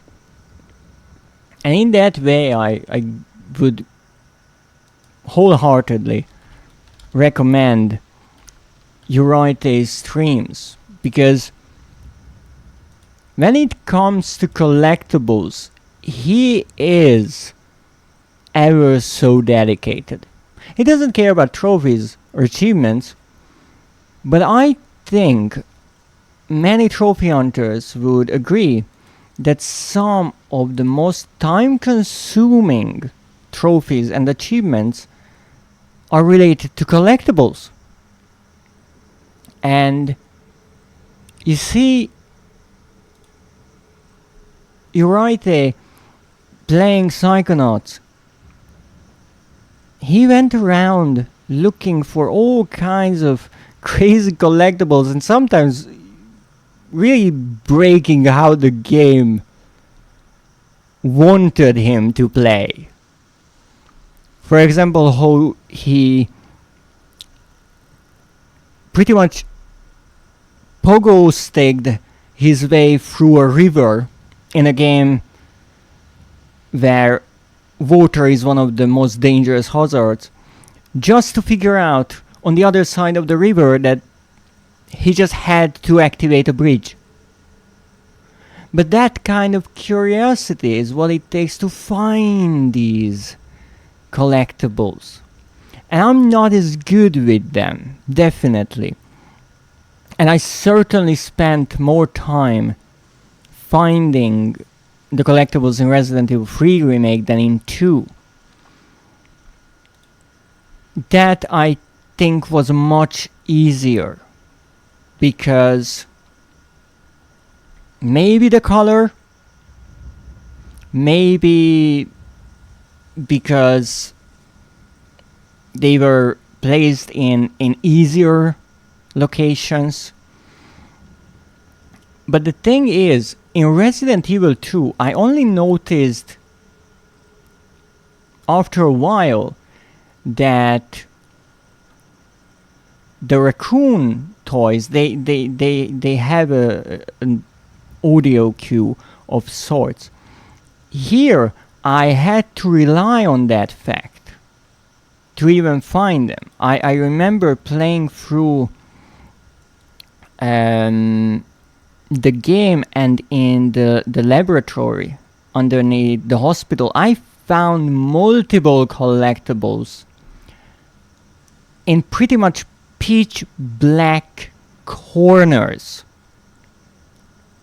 and I only found them because I started listening. But it was definitely a lot of fun to finally find the last one and return to this game. And as I said, the curiosity that made me get myself killed on multiple occasions, really, and made me check every silly spot on the map and figure out whether or not during a pursuit Nemesis is really coming after us or not, like I showed you in the burning building, how at certain times That could be useful. he's not really there, he's not trying to kill us, but at other times we really should get a move on. That curiosity is what helps you find these collectibles. And so whenever you are looking around and you look somewhere, one example I would say, in the subway, when you go up the stairs, and I always looked up because the fake ceiling was broken, and I always looked up into those holes, saying that would be such a good spot for a collectible. Every time when you think of such a place and there's nothing there, don't feel bad, because that doesn't mean that you failed looking for that collectible. It only means that what you thought would be a good spot for a collectible, the developers did not, or maybe they thought of it, But they said, oh, that would be too difficult or too hidden. Or maybe, as I said, since there are just 20 collectibles in this entire game, they had to choose between them. And so they said, okay, this is a good spot, but we know a better one. And this secret of sorts, I'm not even sure if I can call it a secret, because it's kind of hidden, but I mean, if you look there, that's where we end up. So it's not like super hidden, but because of how the game progresses and how it moves you forwards, it's really easy to miss it. And this is such a nice secret, in my opinion, because of that, because it's right there in front of your face. I mean, literally, I was looking at the staircase, wanting to go down, and then the cutscene happens, and you are in a fight with Brad, and you have to kill him, and then Tyrell says, hey, let's move, the door is open, and I just forgot that, oh, there was a way I wanted to go just a minute ago. And I just assume, well, that's not the way the developers want me to go, right? That's not the intended way, because they brought me here. But that was just the trick. It was a secret hidden in plain sight, playing with the way players think. That's lovely. You got bamboozled by the video game. Yes, in a way, yes. And I love that. I love that because, especially when it comes to horror games. Where'd that cop go? Don't know, don't care. Job to do. The thing is, Intel's still worth a damn than Bard's in the STARS office. Let's find him and take him into custody. I thought this was a rescue. okay, you finished? Great. Take a look at this. So, the developers have to understand how the players think. Get your ass over here. Because to scare someone, you have to assume what they will do, right? And sometimes, and sometimes it works, sometimes it doesn't. Especially when there's a script line, let's say, and you are supposed to look in one way for a jump scare, and most of the time I mess that up because I'm looking all around for random stuff. It's always a guessing game on the developer's part, and I find it absolutely fascinating how a developer in an office one day thinks, okay, this is what we're going to do, and I think the player will go through these steps, and so I will trick them. And somewhere, sometime later, years later, it works. I find it brilliant. Wow. Your tax dollars at work, huh? And you see the thing, I'm not sure if that was a reaction to the painting, and that reminds me of one of the levels, I do believe in Doom 2, the one that is shaped like a hand. I remember how there is a rather misleading puzzle in that. And I just love that this game that was released in, I want to say 1984, but I'm not sure. I'm really not sure. Let me look it up. I think that is when Doom 2 was released. Yes. No, 1994. Okay, 80 would be would be a bit too early. Ow. Some ghost decided to boop my nose. On that level, I loved that more than 30 years later, the idea of the developer worked, and they managed to surprise me a bit. Yeah, it wasn't me. No, it is me. Ah, I see. Thank you for the correction. Right, no booping should go to waste, right? What you think? Don't you want to add a redeem perhaps for yourself so you can get booped? Hmm? Maybe a pixel hand to match your pixel art aesthetics? Darkest secrets. He knows we'll try to keep him under our thumbs. So this search and rescue mission is really more like find and detain. Right. Good to know. I'll open the shutter so you can get through. Thanks. You stay here and find out what's been going on here at the station. Call you if I find anything. Hey! Be careful. Thanks, buddy. No. You're really against booping, I see.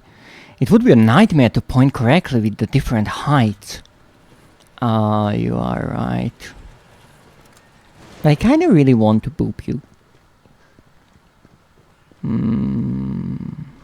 What could be done with different heights? What is something that works regardless of the height? Also, I like how Carlos makes the remark of the weird doors because they have the special keys for each one. And a nice little secret here. These names, I do believe, are names of developers. And there is an entire little text here that I can't really read that commemorates them.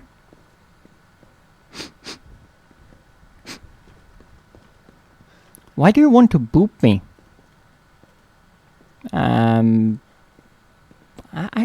don't know. I just whenever I see something or someone cute, I have this urge to boop them.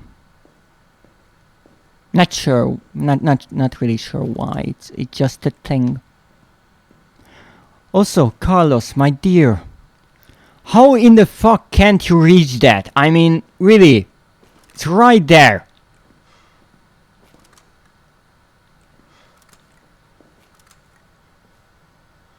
Also, that text is unreadable with that font.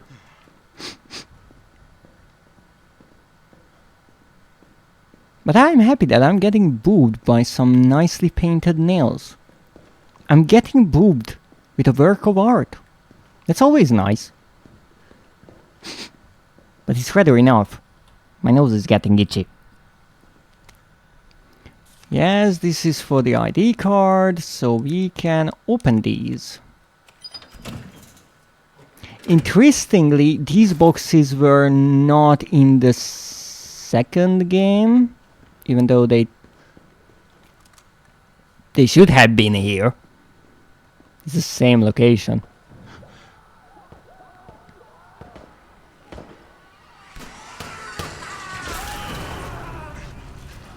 Oh. What the hell was that thing? Now that is a French kiss if I've ever seen one. Nah, let's look around. We are still looking for a piece of paper. Let's not forget. I also like that I looked around everywhere for the collectibles, and I always kind of Couldn't have been a zombie. kept second guessing myself that I missed something. And indeed I missed something, but an entire area, and not a child or somewhere in an area that I already visited. Also, this is the zombie that we can inspect in the second game. And that And that is a little fountain. Oh, there are physics to it. Look at that. Confiscated item storage. Yeah, I would like to go in there. Thank you. Now, where could we... Oh, would you look at that? That will be a liquor. Didn't stick around. But be happy about it. Here we go. Here we go again. Welcome in, Elior. Not to be rude or anything, but... Yes, a liquor. They can lick, indeed. They have quite the tongues. Stop it! Unfortunately, with Carlos, I cannot stab them in the dick. I can only slash them. And that's not as effective. Oh, that was the liquor! Come back! That's not the liquor, that's just an upset zombie. Wow, how did I miss both of them? How did I manage to do that?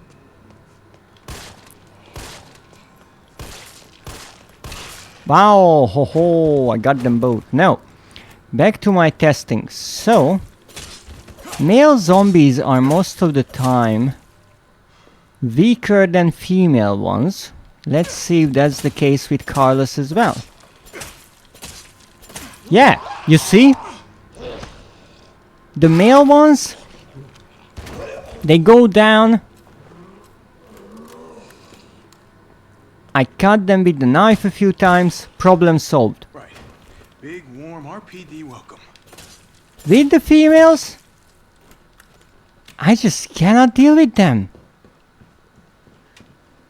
Women are just tougher, even in zombie form. It's crazy. And you might say, well, that's a coincidence and I'm just making this up. No, I've been doing this throughout the entire playthrough, literally. And every single time, I can kill the male zombies without any problem. The female ones, they always get up and I either have to shoot them again or they bite me.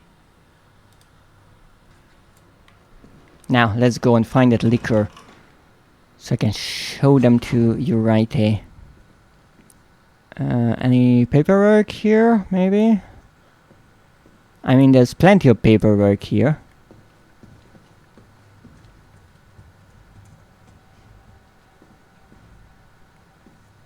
Yeah, we can go through there now. Interesting.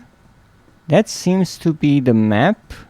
What's that? Flash grenade. That's useful because the lickers don't really like loud noises. Most likely because they can't see. T, you copy? There's something real nasty in here. I don't know what it is. Something nasty? All right. I'll take a look with the cameras. Watch your six. Now, watching your six means to look behind yourself. And I actually remember this place, how I was having quite a struggle with it to get through, because, well, I played on higher difficulties. But now we are on standards, so these shouldn't be an issue. Right? Look, I can shoot that door even more if you want. Oh. Back down, buddy. Back down, I mean back off! You too. Okay, now. This one is dead. Oh no! Again, the woman. I'm telling you. Ah, now this is multitasking at its best. Great.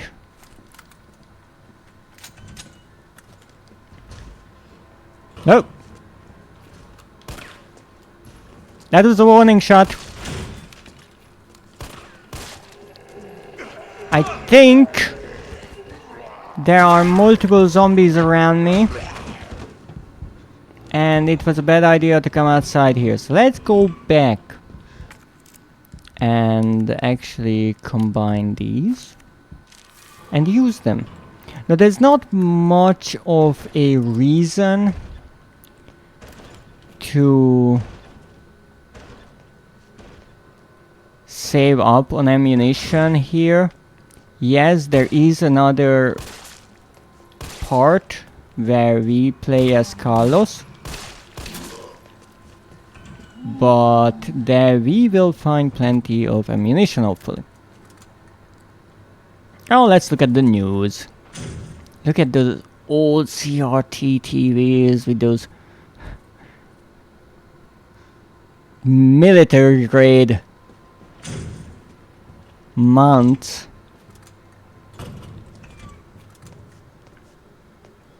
Sir?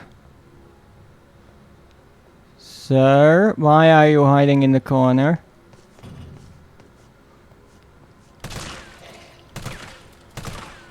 Sir, I can miss you a few more times if need be.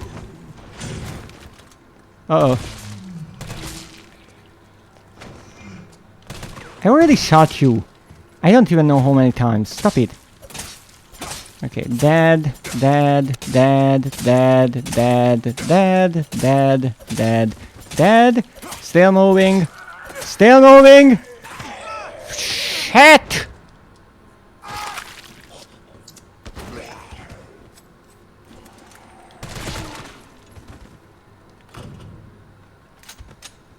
Well, there goes my theory.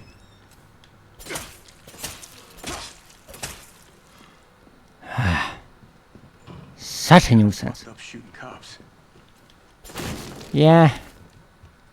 I mean, Leon kind of had that trouble too, but he was a cop himself. Can I get a cold drink, maybe? Or some pretzels? So this would lead to, I think, the photo room. And maybe the exit, apparently. Alright. Let's see what we have here. Scope for the assault rifle. Now let's put it on.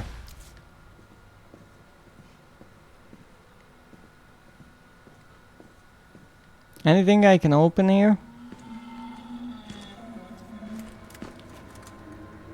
Now that's very much easier to aim with. Holy moly!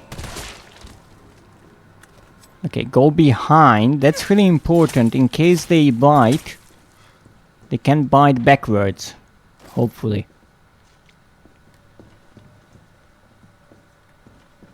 Oh, this is actually here. Good to know. I do not remember the code, unfortunately. But that's fine. We are looking for a note and not a vault. Thank you for those. Now this one is actually closed, even though through here I could return to the main area. I cannot unlock the table or desk of Leon, but the note that tells him how to get the code, or rather the codes to the padlocks, is not there. Shit. Locked. Yeah, this one is locked and it needs a special key that we will find here soon. And here we have a safe room. With the camera. Well, if cameras killed those things, I'd be set. I'm still curious if this is a reference to another Japanese horror game series where you are fighting with ghosts and can defeat them by taking their pictures with a special camera. Also, what kind of glass is that? That looks like they took the metal, not texture, but model, and put a glass material on it and called it a day. 9:15:7. Thank you. Let's go. 9:15:7. I will forget, so I go back now.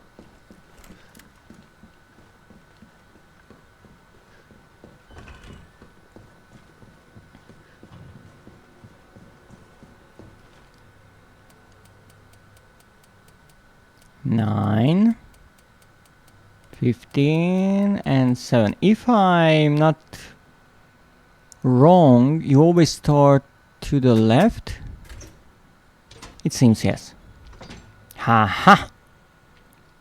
Another hip pouch. Not entirely necessary for Carlos, since we only have 2 short sequences with Carlos in this game. But hey, the more inventory space, the better for me. Now, let's see. Carlos, the STAR's office is up ahead. Copy that. Yes, I know it's here. Let me see. Fuck's sake. Why is it blocked? Well, it is blocked because people try to barricade things.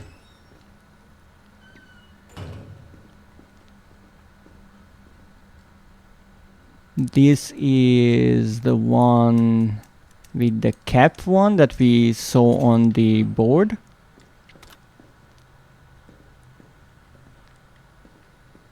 We can't open these. There's a note here that mentions how I think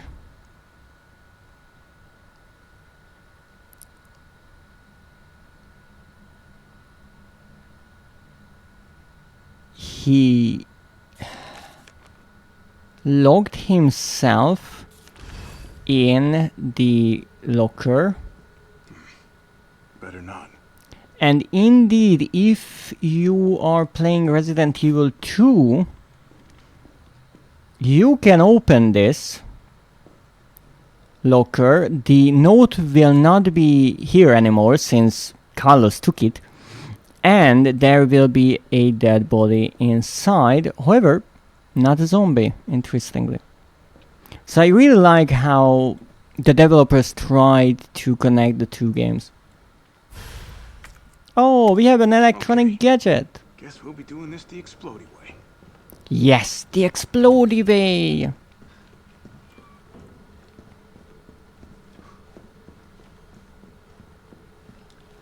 Look at that lamp. I'd like one of those. Nah. What do we have? We have the key here.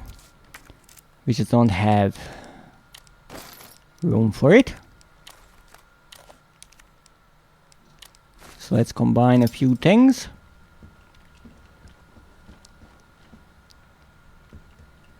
Let's break this. Let's make sure the dead is dead. Yep, it is. Also, interesting fun fact, there is a doorway later on Here it is barricaded, but in the second game it is not, and since that is the one that takes place after, that's kind of interesting. Now this, I think, is DCM. I remember it as Devil May Cry, another series of Capcom, only the letters mixed up. Cheating! Yes, in a way it is. Where did you come from? You can't have previous knowledge! Actually, interestingly, in Resident Evil, because most games require multiple playthroughs, it is, in a way, at least in the community, kind of encouraged that you know codes and locations.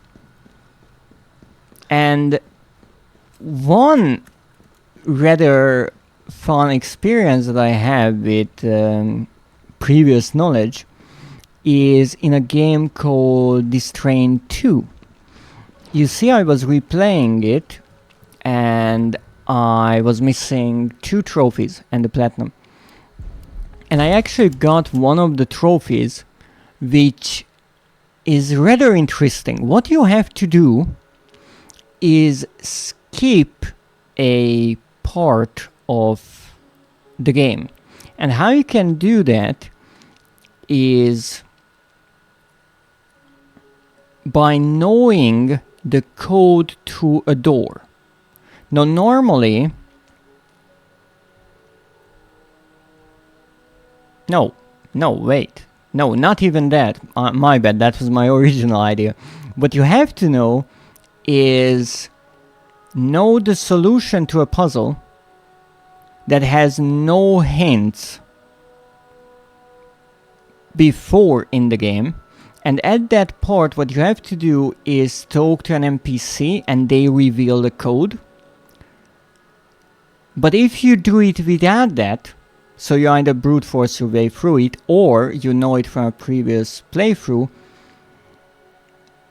then you get blocked by an NPC standing in a doorway.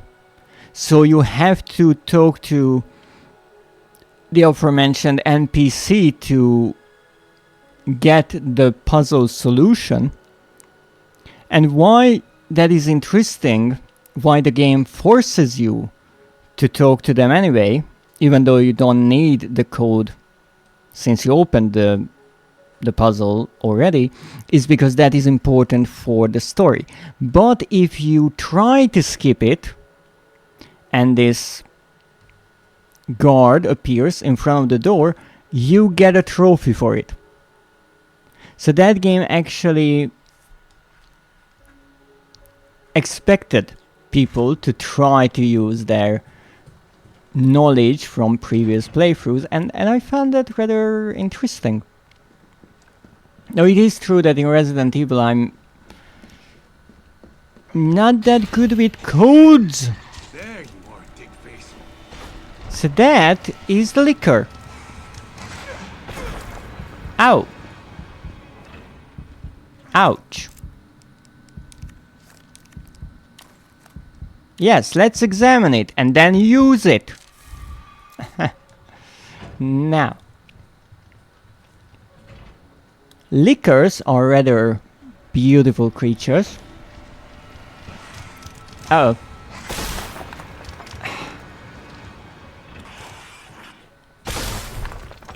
And the interesting thing is that once they get to know your location, they like to attack you. But if you are careful and patient, which I wasn't right now, then you can just walk around them. And I had a playthrough, I do believe in Resident Evil 2, where I tried to not hurt any of them. So let's try to do that. And that way I can show you these beautiful creatures. You just have to be quiet, that's all. They don't really like sounds, loud sounds. So here you can see. That's a liquor. They are rather beautiful.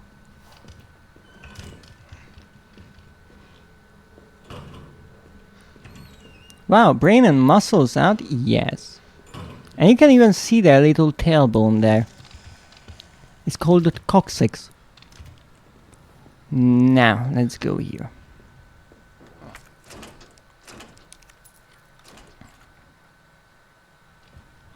Haha, but indeed it is a butt. And they have really, really long tongues. As you might have seen when they attacked that police officer. Nah. Let's see what we have here. I cannot open this. This should actually have a weapon inside. I don't know why it's not there. Again, with Resident Evil 2 and 3, there are some odd continuity problems, I would say. Oh, what's that? Oh, DCM, yes, the third floor locker. Yes, I know that. And even in Resident Evil 2, I always found it kind of odd. Really? How the two playthroughs, the Leon and Claire playthroughs, when you're playing A, B, or B, A, I'm guessing, they in theory happen at the same time, but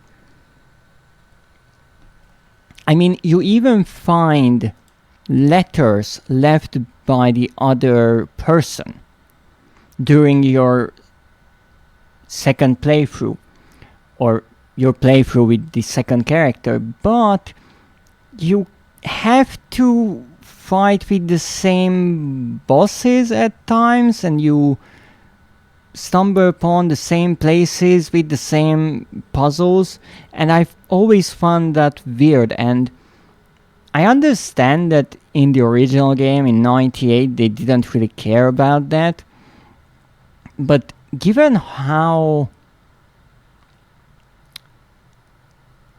complex games have gotten over the years, I was kind of surprised that even in the remake they didn't address that at all, and they didn't try to make the two playthroughs make a bit more sense. I mean, I guess the idea was that they didn't want to, because of the original game's iconic status, but it always kind of confused me. They just said, don't worry about it. Yes, it is kind of like that. They went like, it's okay like this. And I can't use any of the 200 lockers because, well, the button for 2 is missing, as well as the one for 3. Those are actually buttons that you do find during Resident Evil 2. So that's interesting. In a way, the developers paid more attention.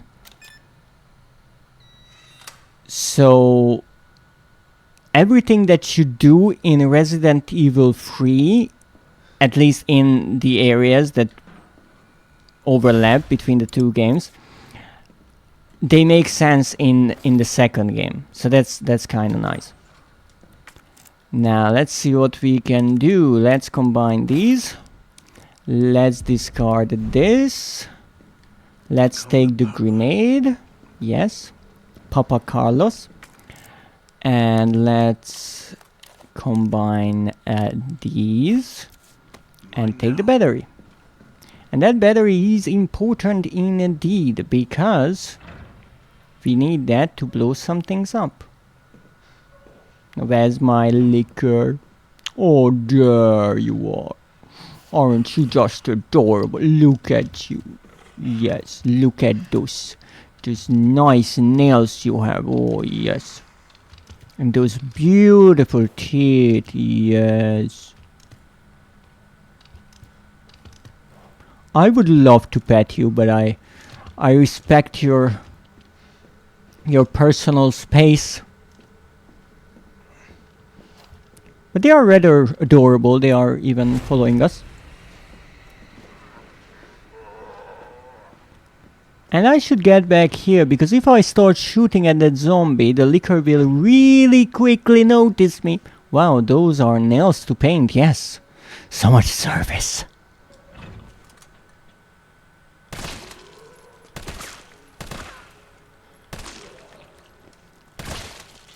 Now here I'm kind of using the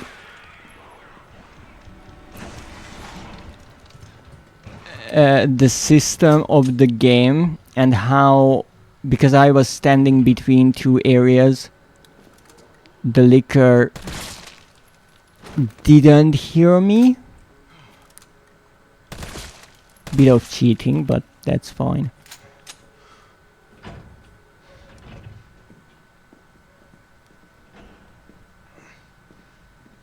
Nothing. Also interesting, this window is intact here. In Resident Evil 2 it gets broken, so again,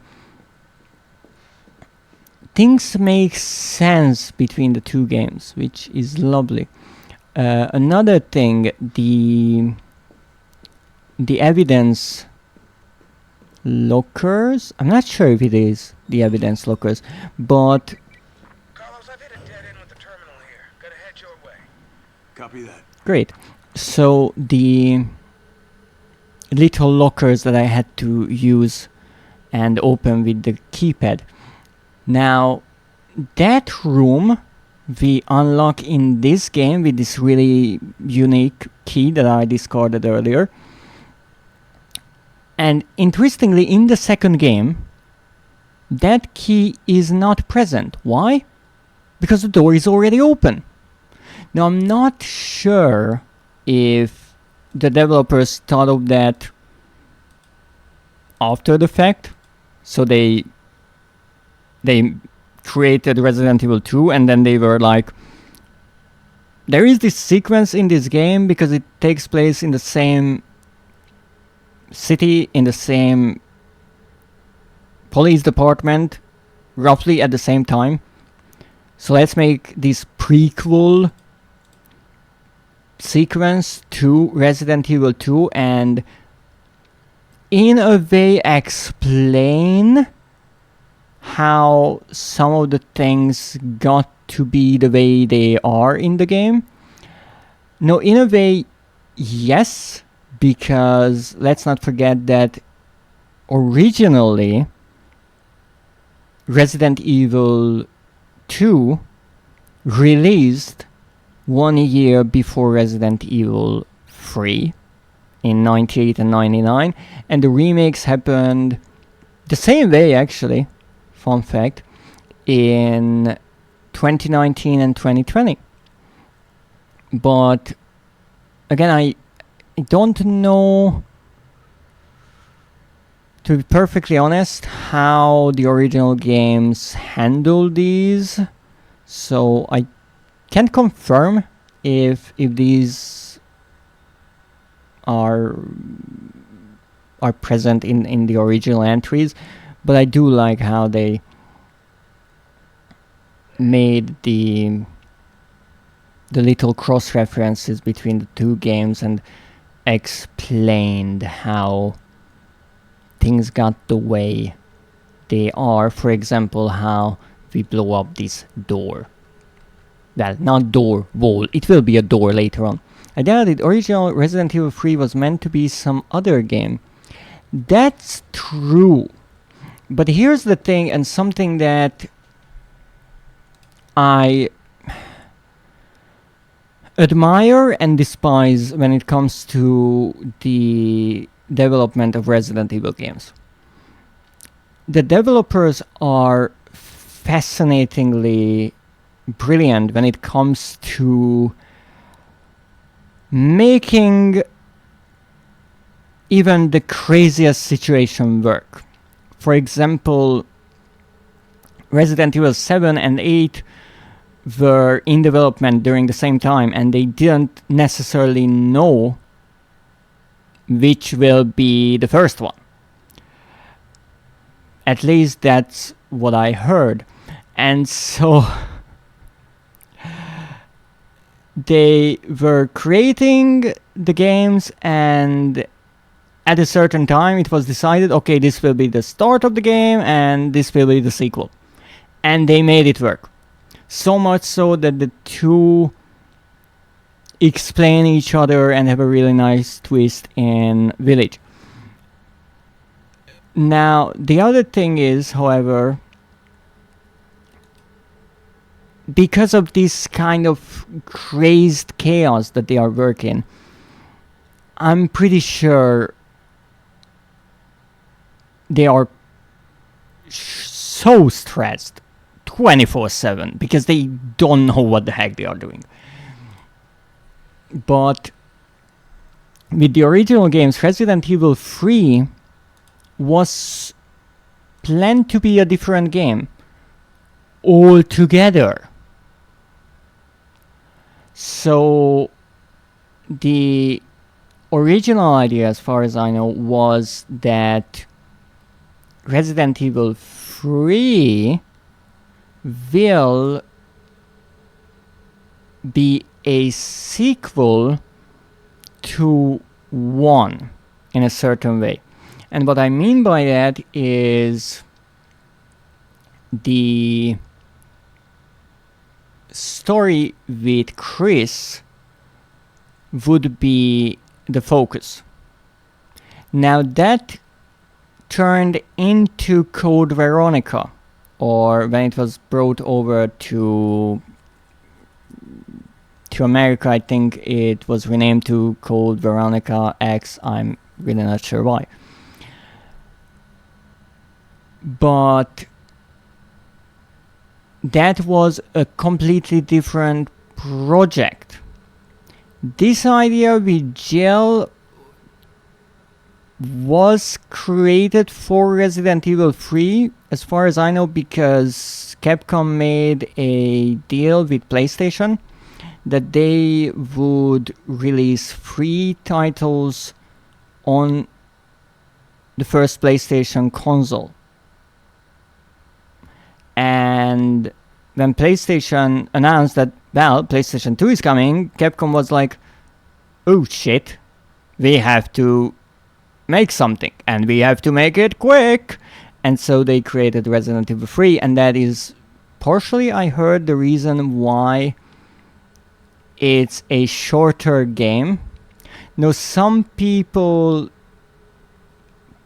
joke about it, how the remake was kind of handled in a similar fashion because it was released 1 year after the remake of 2.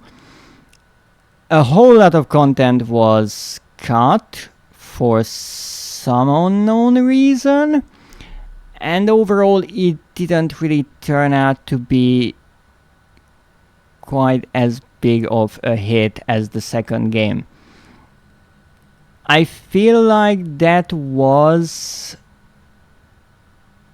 a foolish decision from Capcom, because they could have turned Resident Evil 3 into a much better and refined game with the remake. They kind of rushed it, I think, and so we got this. It's still a fun game, but it's definitely not as long or as complex as the remake of the second game. So it's a lot of behind the scenes explaining why we got the kind of games we got. And I kind of feel sorry for the developers, because most of the time, if a game turns out to be not as good, then people start blaming the developers when maybe they had really nothing to do with these decisions. They were given a deadline and a budget, and they were like, how the frick will we make this work? But they do. And most of the behind the scene information is never released, which I guess is a way to protect the company's image. But if the company is constantly making decisions that poorly affect the games, I think it would be better if the people knew, and so they could let the company know, hey, we are okay if we have to wait 2 years for a game, but maybe make it not as rushed or something like that. I think that would be nice. So here we have to put together these and use it and set it on 3 seconds because we are insane. And thus it is explained how this hole was created. Ow, that was the Steam behind me. I'm playing on PlayStation. Steam is dangerous for me. Ow. Wow. That was quick. Alright, don't worry. No worries at all. It's all fine. Probably. We just have to concentrate, right? Yes, a great way to concentrate is to have our noses booped. Definitely a great way. Carlos, I've hit a dead end with the terminal here. Gotta head your way. Yes, I know. Okay. I'm going to show you that I can do this even with some booping action going on. 3 seconds. 3 seconds all it takes. Also, how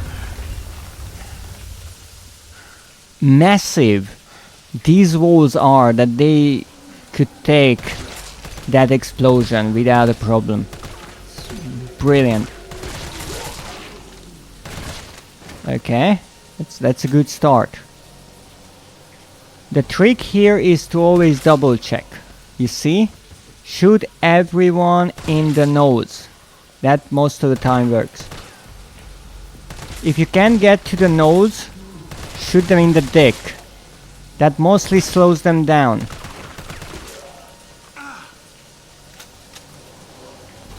If you are out of options, you still have a grenade. You can use that.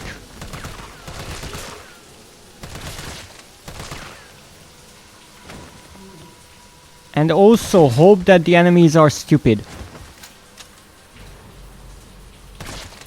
Okay, that's 1 bloody nose. That's 2 bloody noses. Where's your nose? Oh! Again! Again the female zombie is trying to murder me. I even shot your nose, didn't I? Just a moment ago. Okay, now if you have a big pile of zombies like this, then checking each one can be a bit difficult. But indeed, what you have to do is to line the zombies up in an orderly fashion and add them to the pile. Sorry about your cap. Okay, so I think that was one. Okay, where was the female officer? There, okay.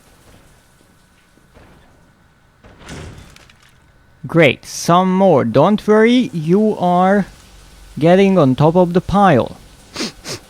This is really difficult with an itchy nose, I have to say. But I'm a professional, I can do this. Sir? Get to the pile. Sir? Get on top of the pile. No quick moves. Beautiful. Was that the... Okay. Here you can hit the wall, even though it is not there, but because this is at an angle, you can kind of hit an invisible brick there. So be careful with that. Now, enough of the booping because what the heck am I hearing? Did someone get up from my murder pile? Get the fuck back! Ah, now you ruined my murder pile.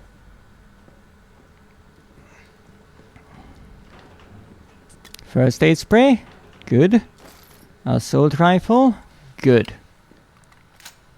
Now, if you want to make sure that everyone is super dead, you can always throw a grenade on top.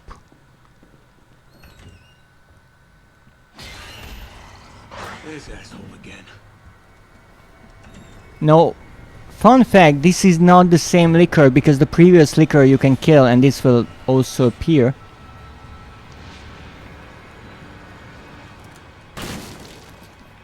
And as I mentioned, because the rooms are handled separately, you can shoot out of one room and the liquor will not notice the sound.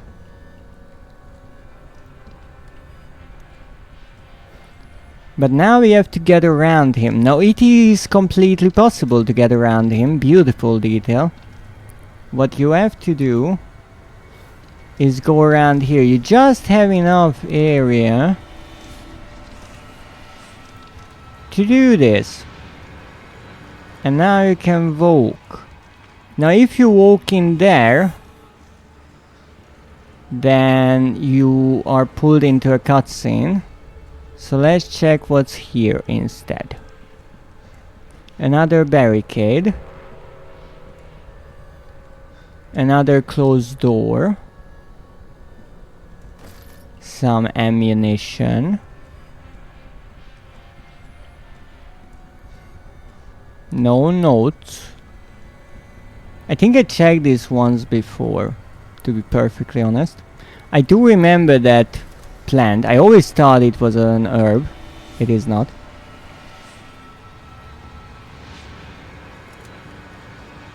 Not sure what that is, a bucket.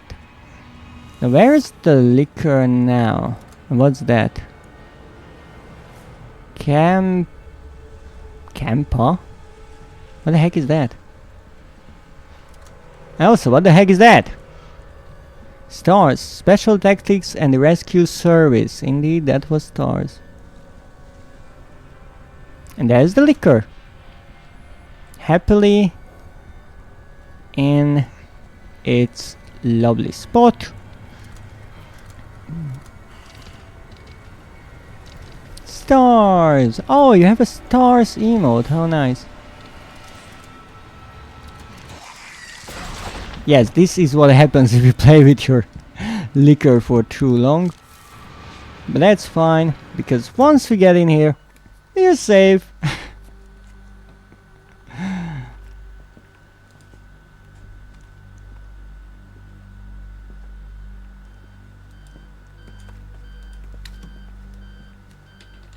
And here is... Oh, thank God. Do you know how long I've been trying to reach somebody? Bard. Don't worry, we're gonna get you out of there. Just tell me where you are. I'm trapped in a goddamn hospital, surrounded by every kind of abomination. Look, just send in stars. They're gonna know what to do. No, negative. RPD's overrun too. Then figure it out. Umbrella's gone crazy. They're killing all the researchers. I am the only one who knows how to make the vaccine to stop the zombies. So you can either sit there with your dick in your hand or send somebody who's capable of getting me the hell out of here. I like him already. Nice fella. Yeah, you would. You heard what he said. We can't turn him over to the company. That's not our call to make. That's Mikhail's call. I'm gonna check the computer, see if I can trace the doc's location. But he's dead. This'll take some time. Look around, see if you can find anything useful.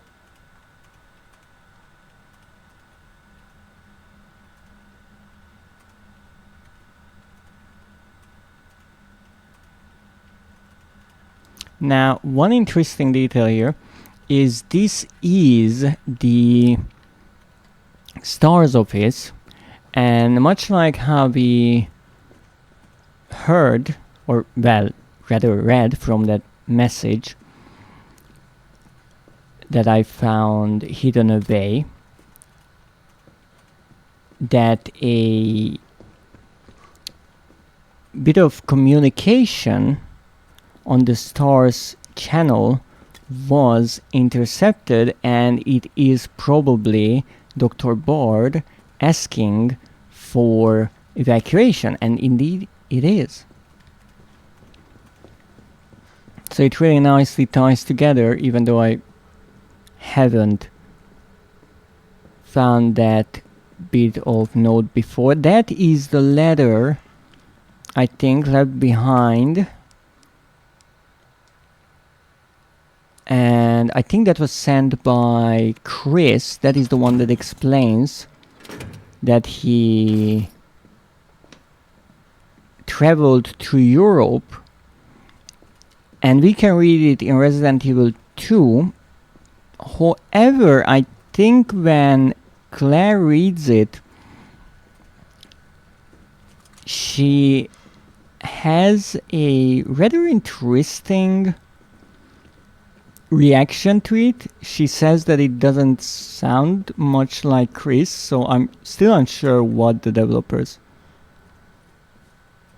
wanted to suggest with that night. But I haven't played Code Veronica, so it is true that I don't know if that letter is really from Chris or not. Is that Jill in the front row? Yes, that is the STARS unit. Indeed. And I do believe this is the report on the mansion incident written by Jill that was rejected, as you can see. This is the one report that Jill actually mentions in one of the notes that you can find in her apartment. How everything that she and the STARS members said were rejected, and the entire group was disbanded. And I think that's pretty much it. I can save here.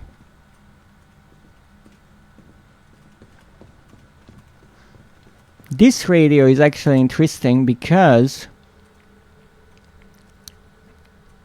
it will be, I think, useful for us in Resident Evil 2. We get the 9-volt battery from it.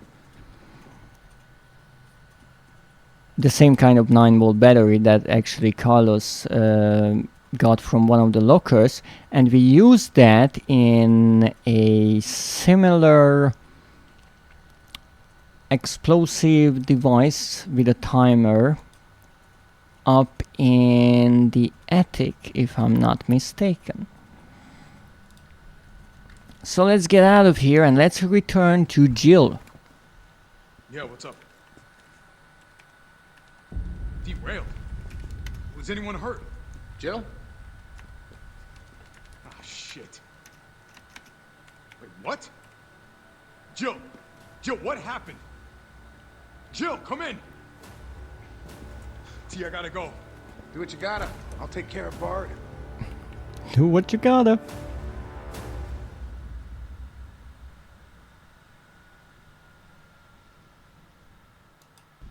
Now let's go and return to Jill. Now we have the Charlie dolls, so that's a check mark on my list. And now we get into yet another fight with Nemesis.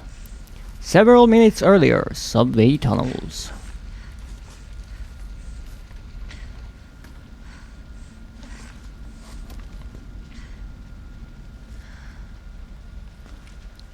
Poor Jill, she just cannot catch a break.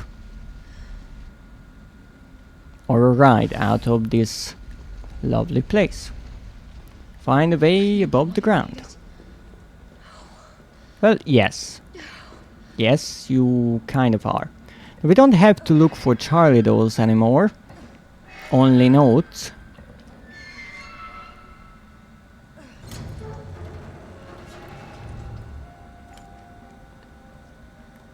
And with notes, there is one nice thing. Come in. Carlos? And that is Damn it. I guess I'm out of range. that they have to be within arm's reach. So let's see what we have. Mine rounds. Lovely, except I don't have room for them. This is,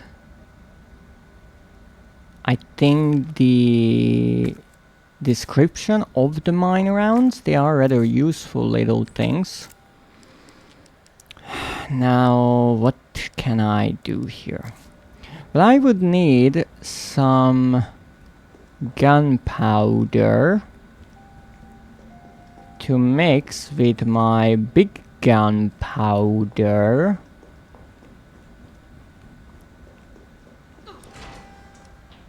I don't think I can do that. So I have two options here. I can go a bit further, kill some enemies, and then come back, hopefully with more space in my inventory, if this door doesn't close on me. Or throw away some of my items, but I wouldn't want to do that, so let's go here. Actually, I remember that there was a Charlie doll right here next to one of the beds that I missed. And when I found it in my next playthrough, I was rather surprised how in the heck I managed to miss that. Okay, that's enough. That's enough of all of you. Oh, come on! Good. Now we can pick these up. These are mine rounds. They will be useful against Nemesis if I really have to use them. And other than that, we are good to go. I hope everyone is nicely burned through. So I think that Charlie doll was literally just standing there and I somehow missed it. But I think that happened because I sort of ran through this area. But not now. Now we are looking around.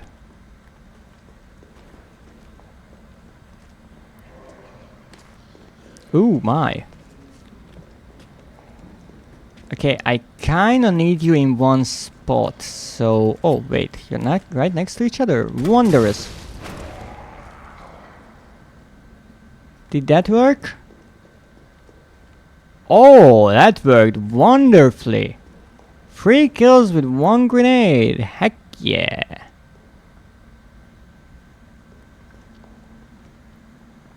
Oh, I looked around here so much looking for that Charlie doll. If only I knew. It's not here. It was literally just laughing about me.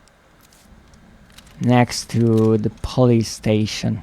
It was waiting. being ever so lonely.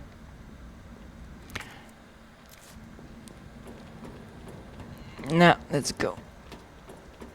Here at least we are not getting grabbed. This was another area Walker's still alive. I can't stay here. that I looked through so many times, thinking there must be one. And every time I see this bridge, I am reminded of Resident Evil 6, where you can actually find a collectible on one of the pillars of a bridge. I don't need medkits. I have enough medkits, thank you. The pistol ammo would be nice, I'm not going to lie, but I don't have the room for it. Red herb, no, not really in need of that. I remember I always heard a noise here. Or at least I thought I heard one. So this is the tricky part with the grenade launcher and all the grenades, and especially the fact that we can only carry 6 in one stack. Most of my inventory is pretty full. Yeah, I think I already found this. But look at this place. It's gorgeous, absolutely beautiful. Now let's go. Let's catch ourselves a nemesis. Or ourselves.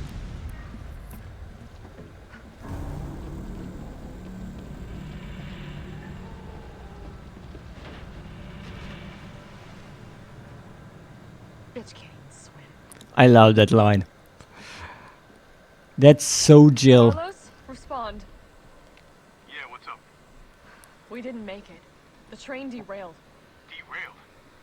Was anyone hurt? Everybody's dead. Uh, Mikhail, everybody. I mean everyone. Nikolai left us to die. Wait, what? What the fuck? Bitch can swim! Jill, what happened? Jill, come in! Let's run!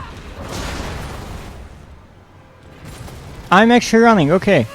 I wasn't sure if this is a cinematic part or I'm actually doing something. Okay, this is a cinematic part. Look at Nemesis. Absolutely gorgeous. Yeah, if only I could actually dodge this. This precisely would be nice. So here, I mentioned this before. Nemesis still has the remnants of his pants on. Why? Why was that important? Now I'm trying to use my shotgun mostly. Oh, that was a bit too soon. Uh oh, no, not the belly. No. Bad Nemesis. Ow. I know you just want to have some fun.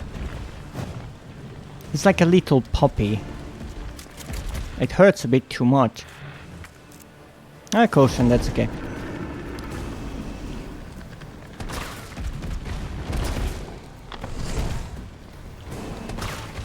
I have to be close to him with the shotgun, and that's not necessarily a good idea, but it's kind of the only way I can go about this.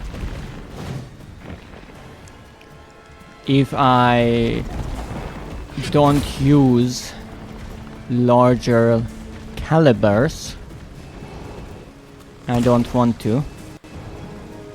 So let's pick up everything we have. Those are some other grenades.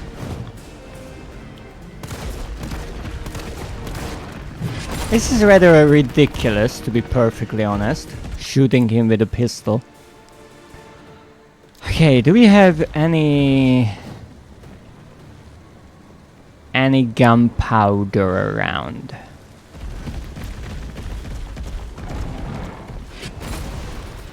I'm looking around for stuff. Please wait. What's there? Mine rounds. Okay. Not what I needed. Now the game is like, hey, you should really use your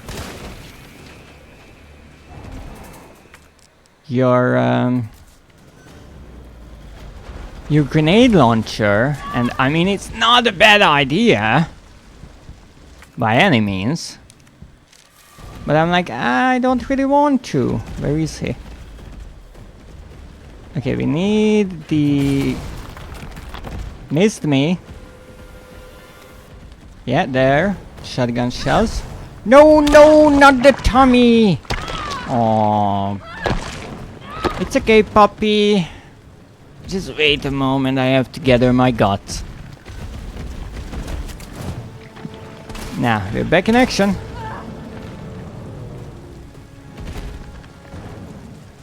Now you start to run around. Good. Mine runs. Okay, so the idea is that we have to place a mine somewhere. Then he goes around, activates that, falls down, and we shoot his exposed heart. Like so. And then we reload apparently. Because we have the time even for that. Ow! Wrong button. Well, I'm making a lot of space for myself by messing up this open. Okay, let's put one there. Ow! I kind of messed up the...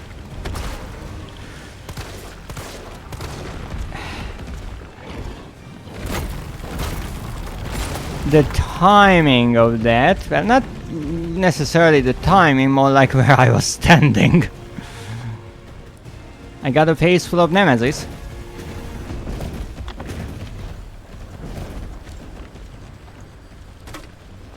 Now here's the problem. I'm kind of out of things I can shoot him with, so let's pick up something. I know he's on the ground, but I need time to reload and do stuff, you know.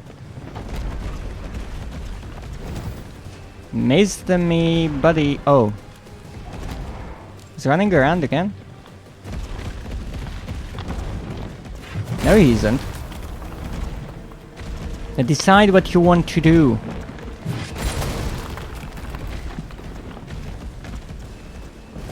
Okay, now you are running. Fine. Okay, now I will stand a bit further back because this is dangerous. Okay. I'm really using a pistol against Nemesis. Holy moly. I'm insane. Any more shotgun shells maybe around? Oh, here's a hot dog stand. I could go for a hot dog, but I don't really think this is the time for that. Handgun ammo, lovely. I don't know how I did that, but I did it. Okay. Is on the run again. I didn't check, but I'm pretty sure those pieces of the wall fall down when he first runs around, which is a lovely detail. Really? You're still going? Oh my goodness. I know I should use the grenade launcher, but I don't want to. Come on. Go around. Go for a bit of a run. Puppies need to do their daily exercise. Come on. Oh, that's a good doggo. Okay, there you go. Try not to shoot it into the window. I'm not sure if that would be a problem, but I broke games with less silly ideas before. Oh my goodness, what the heck is your heart made out of? Really? Right? Let's do this. No, not with the grenade launcher! Suck it!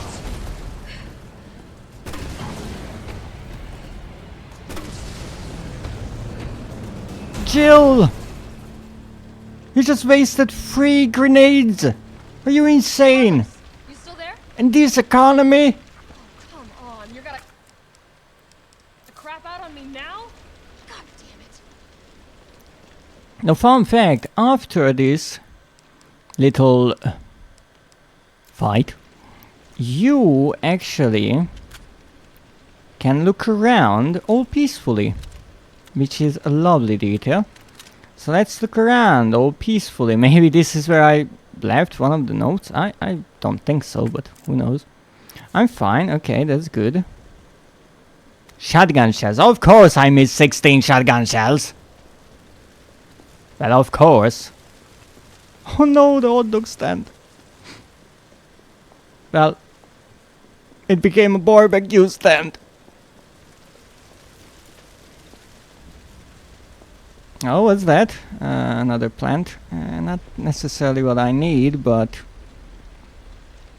maybe useful.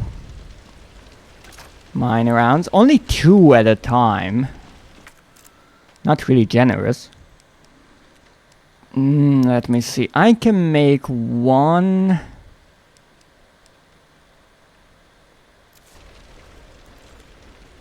one large med kit if I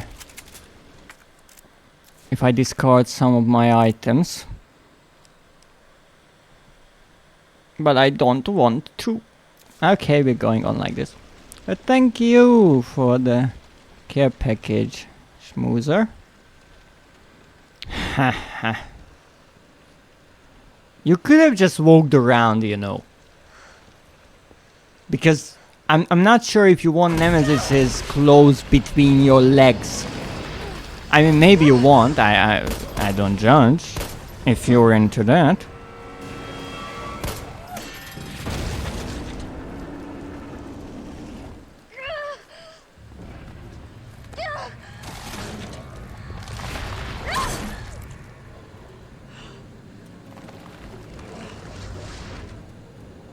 Also, I find it rather amazing that throughout all the fighting, Nemesis never did this. Interesting. You've done me a big favor, miss. And I am absolutely puzzled by how Nikolai can be there. I mean, I understand that he's the bad guy, that's fine. How can he be so close to Nemesis without being shredded to pieces? Jill! Hey, answer me. God damn it. Tyrell, do you copy? What's going on? Jill's been infected. I'm taking her to the hospital. Maybe Dr. Bard can save her. All right, I'll meet you there. Though, here, now that I think about it, Nemesis is Hang in there, Super Cop. I got you. is after the STARS members. Now, if a zombie gets in his way, or pretty much anyone else, I'm sure, much like the tyrants, he would just punch them aside and possibly kill them with that one move.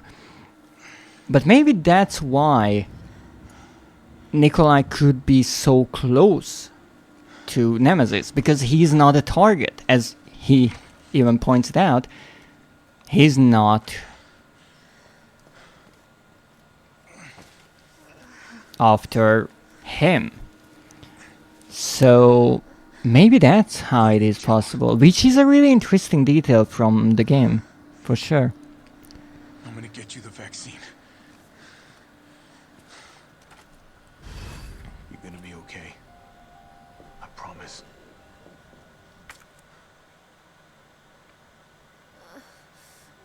And Jill entered her emo phase, being rather pale, but I think it looks good on her. Nah. No, no, not opening that. No, no, no, no, no. Don't even show me that that button prompt. No, no. Why is there a hole in the middle of that stool? Why? That's odd. What kind of chair is that?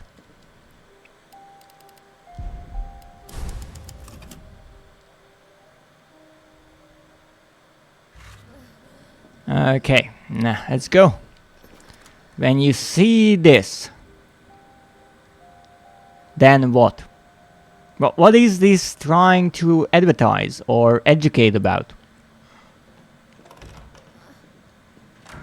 Now, here we are in the hospital. We cannot go out, obviously. Tyrell, where's Bard now? Gotta be the lab in the back. Stay frosty, I'm on my way. Copy. I'll go on ahead. Now this is the second sequence in which we get to play as Carlos, and actually the last one. Now we can dispose of our ID card.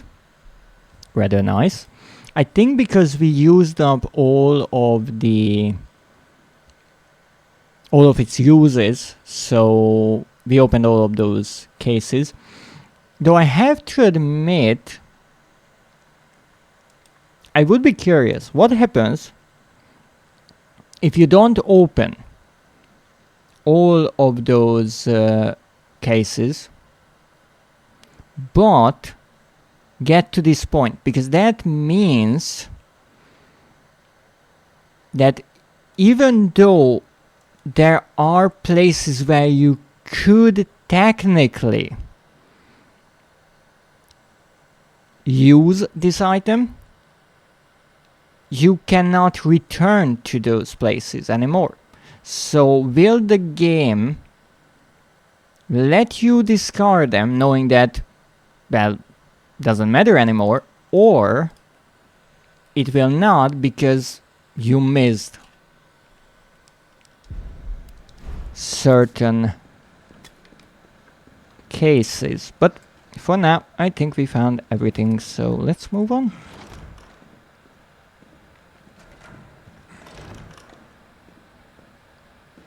Health Day! No smoking, okay. New formula, making life better! Well, I'm providing these lovely undead creatures with some much needed lead.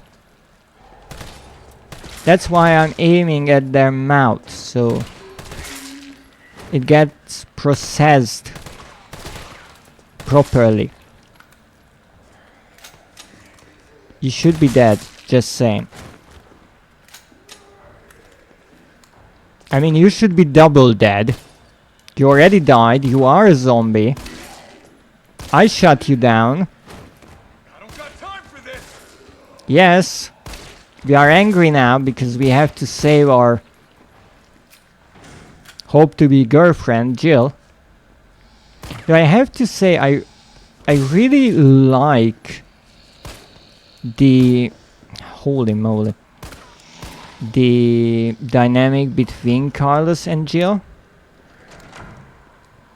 Because even though Carlos tries to be this hero, he realizes that Jill doesn't need saving.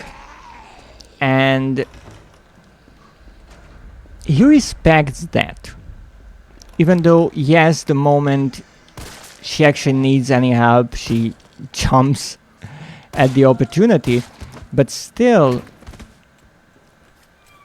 when Tyrell jokes about how his hot new date is leaving the city with the subway, Carlos says she's not like that. health. She's not like anyone. And that's rather interesting that he realizes that Jill is kind of her own category. Which sounds silly, but she's not only independent, she is well trained and she can take care of herself more than possibly anyone else in the entire city at this point. Now we cannot open that. We can only open that with Jill, because we will indeed play through this area as Jill.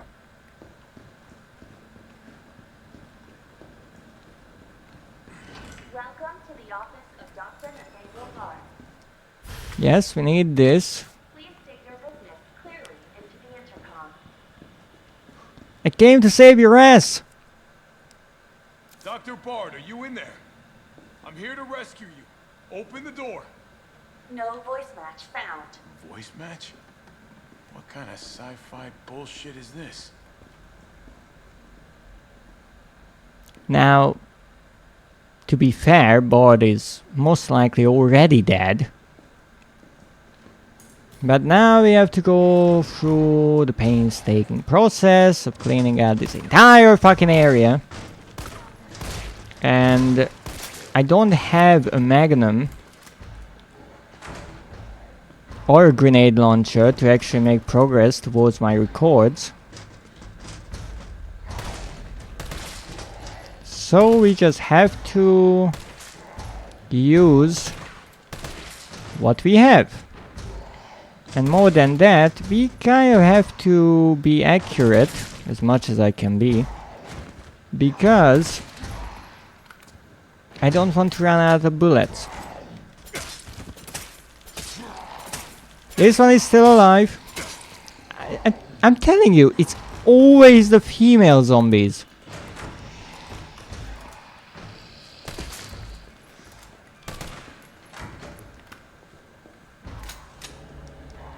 Now, this is one of those things where you can abuse the system when it comes to the different areas and the doors separating them. But sometimes you kind of get bamboozled by said doorways because they like to close by themselves. Now, let's see. Still alive are... No fucking way. How? How are you still alive? Finally. Okay, let's check this one. Okay, this one is dead. No way. I sent you to the floor like twice already, or was that the other one? Wrong weapon.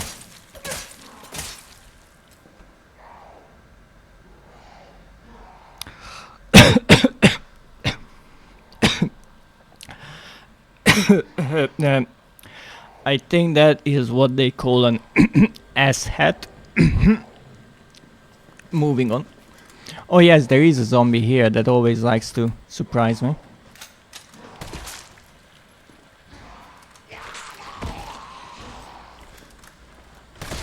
Told ya. You can't just hide your head in a box, lady. Not how it works. This is amazing.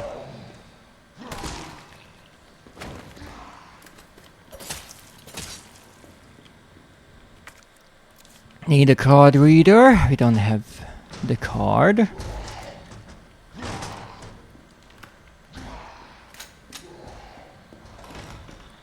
Alright, now we can't get in there just yet. Wait, is there some... Oh, that's a teddy bear. Sorry, my bad. Now... This is closed, because of course. It's really important to keep half of your doors closed. Dead body. Don't worry, it's fully dead. You see certain parts you don't forget. Now this dead body, this is not dead. Now it is. Sometimes I can be rather efficient with weapons when I actually hit the target. Now we have a save point here. Bullets. That's nice. No, not going near that box. More bullets for the pistol this time. Let's reload. Map of the area, useful.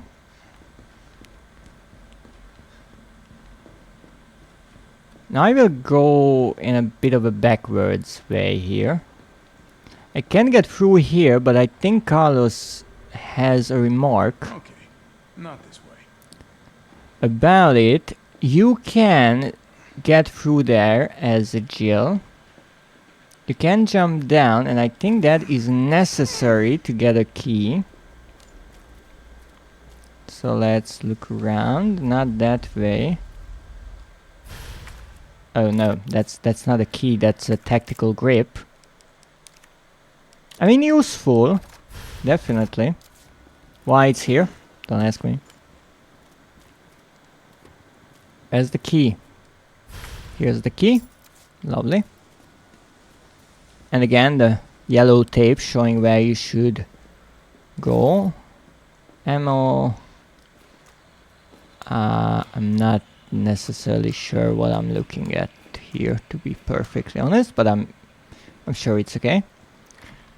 Yes, we can open this, and guess what? We are back here. Remember, we've been here. Well, we were here like 2 seconds ago, really. That's fine. Up we go again. This is the part that I find the most redundant or tiresome to replay every time. That was a hunter, don't worry about them. They're adorable, just be dangerous. Oh, you can jump down here as well. Good to know. So if you jump down here, you still get the key, but you don't get the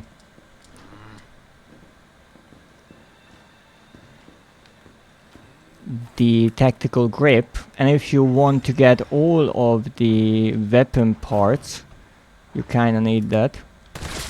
Okay, you're dead. Hunter cute, yes they are. Hunters are rather cute. I spent quite a lot of time messing with hunters in this game. I actually managed to defeat a hunter only by countering its attacks, because if you dodge with Jill, she mostly does a roll or something like that, and the time slows down a bit. That is useful, by the way, because if you aim right after, she automatically takes aim at, I do believe, the weak point or the head of the enemy. But if you do the same with Carlos, he punches back. Of course you're alive.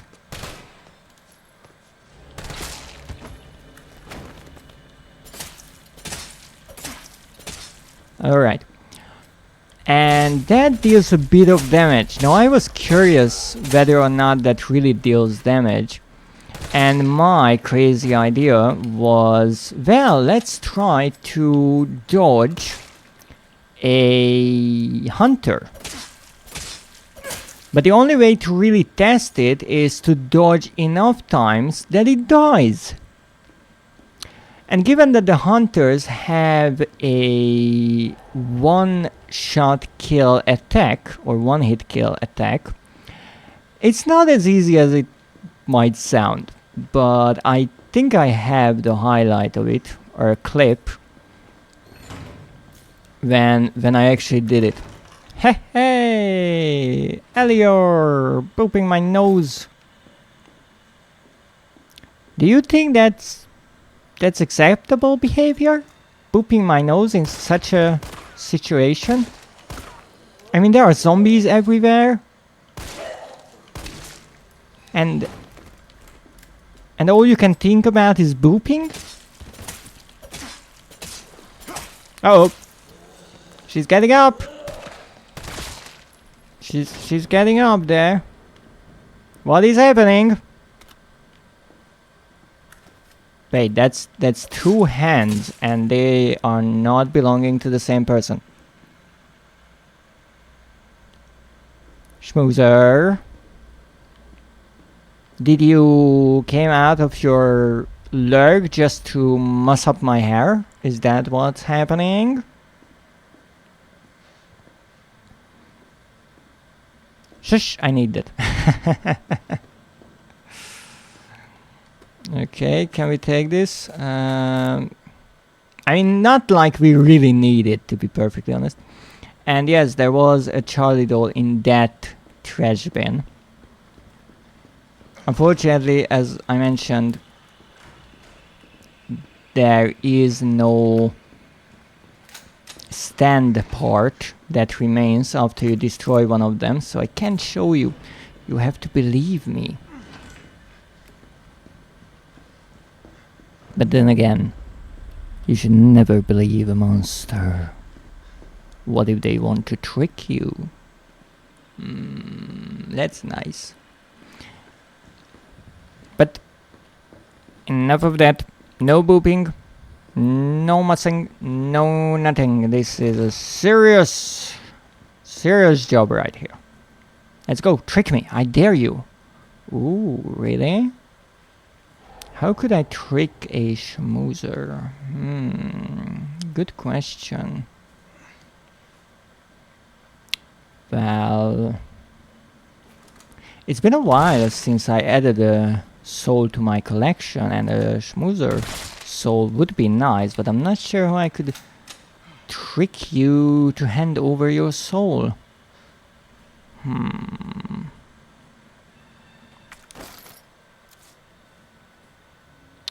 Okay, let's assume that everyone here is really dead. You have time to think. My soul is hidden and I forgot where. Well, in that case, there isn't much of a payoff. Because even if I manage to get your approval, then I can't get your soul because you don't know where it is. So why think about it? I don't really like wasting time on what ifs, you see. Because, well, they are what ifs. Oh, what's that? More bullets. Why do they have bullets in a hospital? Good question. I can actually discard this.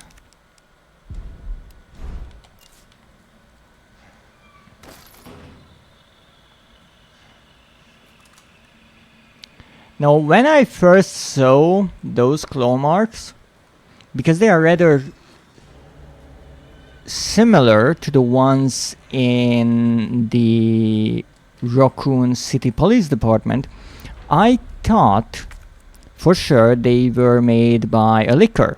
And so I expected a liquor, and the game is rather clever with that, because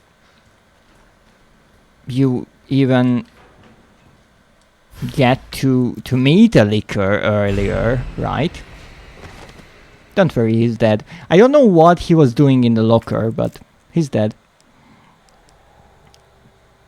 But again, the game tricks the player.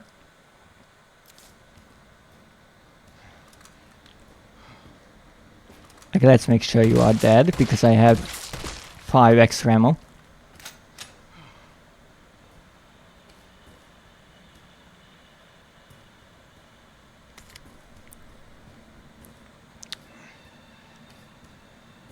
So the game really nicely sets up the surprise. Yes, you can see the hunter run away, which can be a kind of a bit of foreshadowing, but other than that, it's nice. Someone called me lucky, like I did a lot of wordplays. I love wordplays. And took some stuff literally, which made people angry, confused, and questioning my mind. You see, of course, puns and wordplays and such can be a bit jarring if overdone. But the thing is, in today's world, and that I think is an effect of the internet, social media, and entertainment overall, people don't spend as much time thinking. A lot of information is offered up to people, maybe too much in a way to process all of it. And because of that, because some puns and such, it takes some time to figure it out, and it happened to me a number of times, and I could not figure out what the joke was. I knew there was some secondary meaning, I just wasn't sure what, and so I actually had to ask, like, okay, explain it, because I want to know. People are not so accustomed to thinking like that and figuring things out, because in today's world everything is let's Google it. I mean, Google became a verb for looking for information, and Google provides you any information readily. The problem is, in this day and age, you cannot be sure that such information is correct, but checking information is a new thing that you have to learn. Something that I would say will be, again, a big difference between generations. So how the generation before and after the invention of, let's say, the computer or the internet, there's a big divide there, because one was born into it, they know all the IT stuff, or they knew some of it in their youth. It looks so different to those who heard about the computer being a thing and being invented, but it wasn't part of their childhood.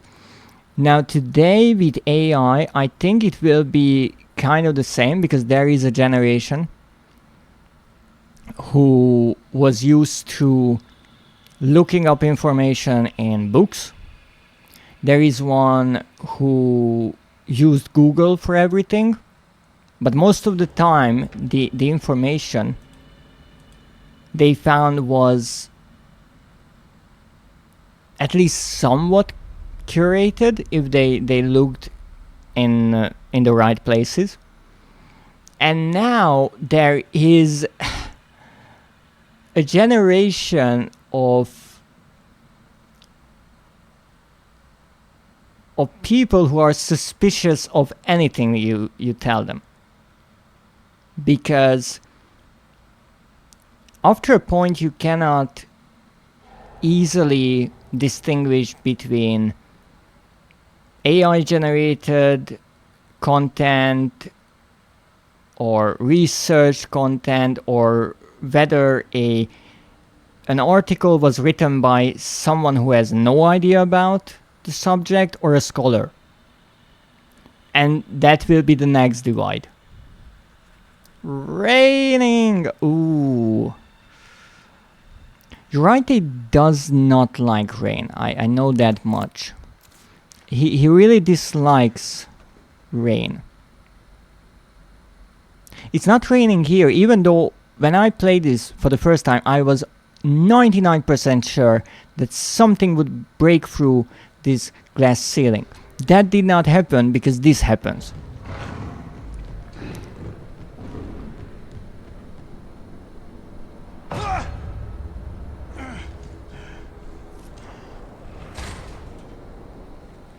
And that is a hunter, not a gamma. The gammas are in the sewers.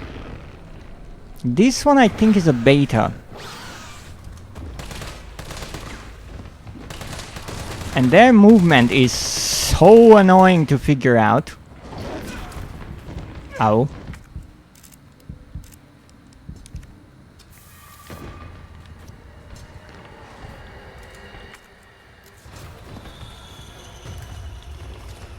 Here, you take this. They do have eyes, so they can be stunned for a moment. They also have a layer of armor, so you have to break that, which I did. And this is a one-hit kill. Now, if you're ready for this, yes, it's a hunter beta. If you're ready for this encounter, then you have a grenade launcher with acid rounds, which is extremely effective against them. Or if you're playing as Carlos, you equip some grenades. Also, this is a kind of first-person view of my knights. And if you see everything in red, then you are either red or angry, such a pun, or you have red or bloodshot eyes and you should sleep mode.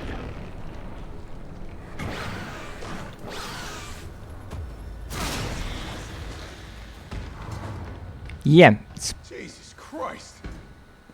It's much more effective against them than wasting all of your bullets.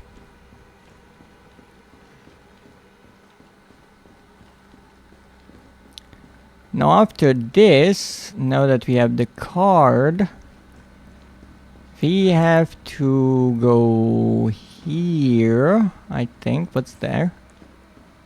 Did I miss something? What the heck was that? Oh wait, what's this?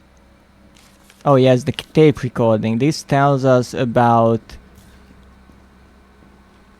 a conversation that was recorded of Dr. Bard. And that is important because we need a voice sample from him, as you might remember. Now, there is a slight problem, and that is my inventory is full. And I can't get rid of this card. So what we have to do is make our way down. Oh, handgun ammo. I can pick it up. Frick. So I will go back.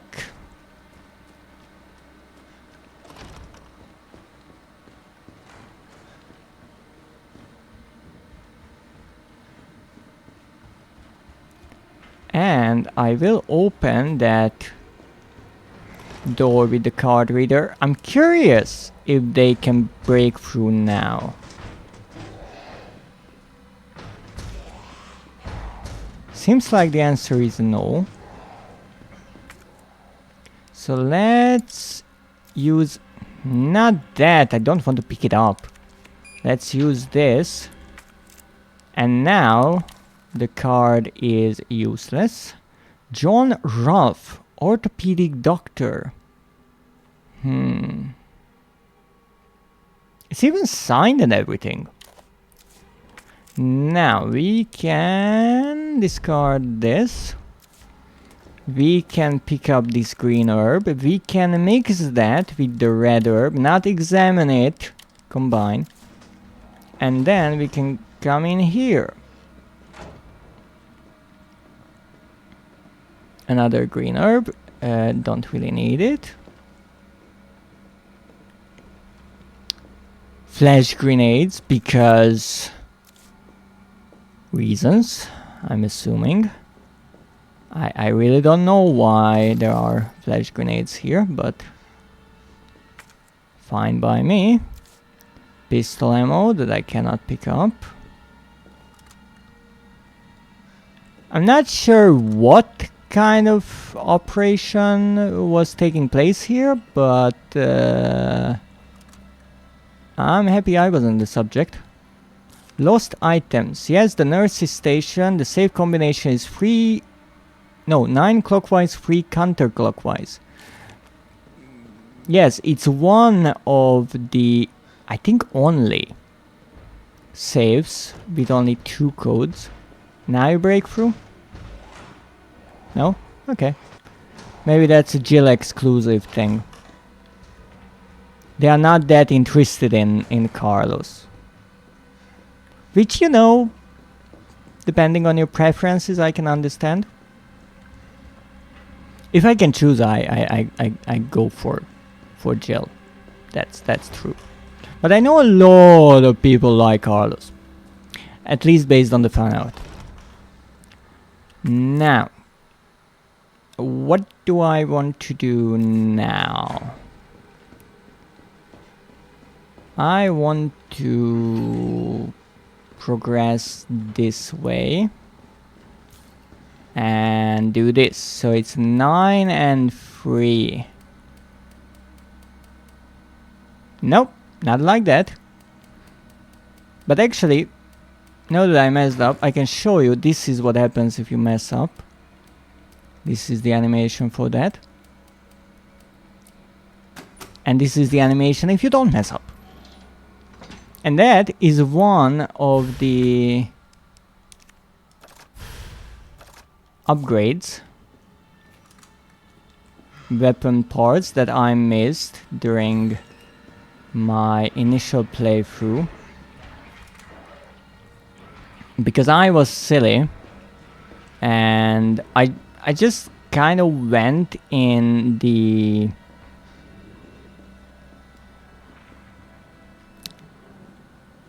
way the game campaign wants you to go, and I didn't go back to all of these areas afterwards. I kind of forgot about them.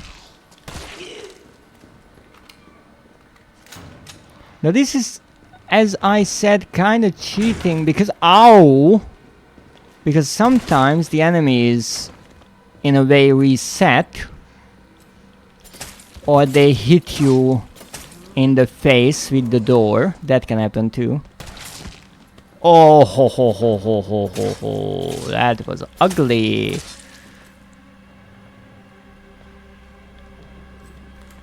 They even made the shirt come out of the pants. That's such attention to detail. Ow!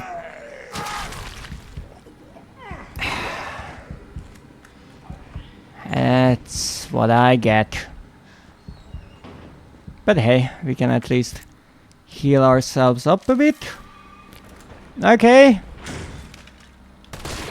Come on, Baldy. I'm pretty sure you are dead because that was... yeah, that was indeed a critical. Now, here we have a lock that Carlos cannot open. Again, it's an interesting part of the game that you go through all of these areas. And the fact that you can't open them hints at the fact that Jill will be playable here. But exactly because of that, you have the option of either just going for the things that Jill needs to do to progress and miss most of this, or you can explore all of the hospital again as Jill and get all of the items that you couldn't as Carlos. Ow! Someone was ready.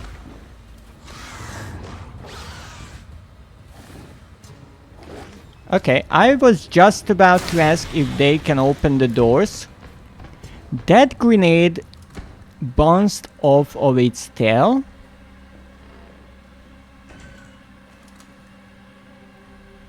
And here, there is a rather interesting bug in Resident Evil 3, and that is sometimes one of the hunters in this room kind of just disappears.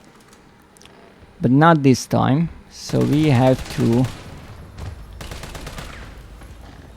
fight it. Let's reload. Come on, buddy. They are like velociraptors, they can use the doors.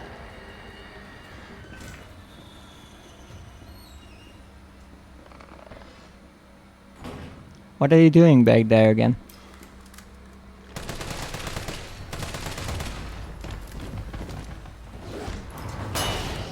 Haha! Oh goodness. Still alive. Haha, I can see, but you can't see either. And you know, that's still better than if you can see me.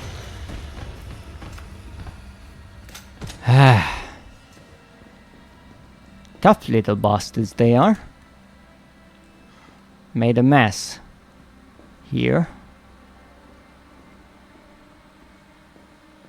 Now, do we have anything here? There's the tape recording. That's what we needed. Oh, that's a lamp. I wanted to say I'm really not sure what that is, but that's a lamp, and that's... Oh, that's for the curtains. Huh. You see so many nice details here. What's that? Assault rifle bullets. That's what you get. You get some peas, some rice, some chicken, and assault rifle bullets, because that is how you provide a nice balanced diet. At least it seems like that is how you do it. It's kind of funny that the camera can go behind these, not gonna lie. But that's fine. So let's see what we got.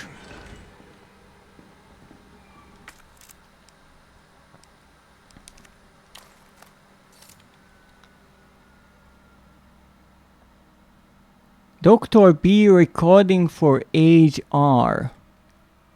You could listen to this if you had a tape player. The label says Dr. B recording for age R. Well, guess what? I do have one. Tape player. It's a Gatewell tape player. A player for audio cassette tapes. You'll have to put a tape in it for it to work. No, it works without that. You just don't have anything to listen to. Tape player, tape inserted. And if I want to discard it, I can, because it is a key item. I cannot listen to it like this, so we have to move on and make our way down to the first floor. No, you're not doing that. So I can save here, and I came here for a reason. Because I want to show you how that dodging goes. I will not kill this.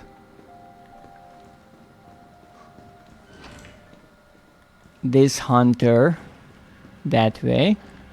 But I want to at least get one dodge right. It's been a long time since I did this, so I'm rather rusty. But it's something like this.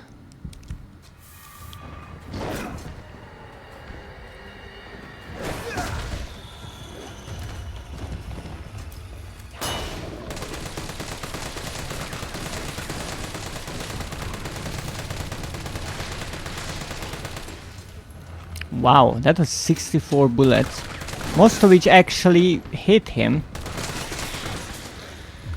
I wasn't sure if they were getting ready for a really big hit or they were dying. Luckily it was the latter. Now then, we have the recording.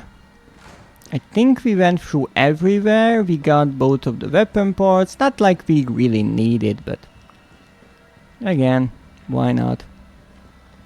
I mean, I'm rather happy that at least on this difficulty I can get through without much of an issue, because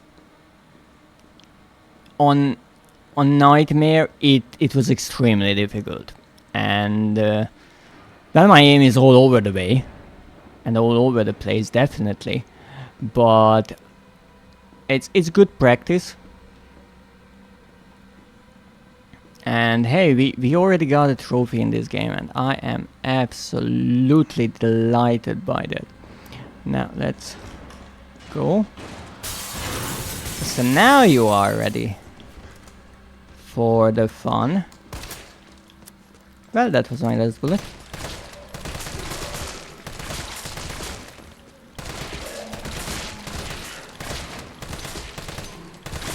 I also really like that in this game we get the chance to really build an assault rifle and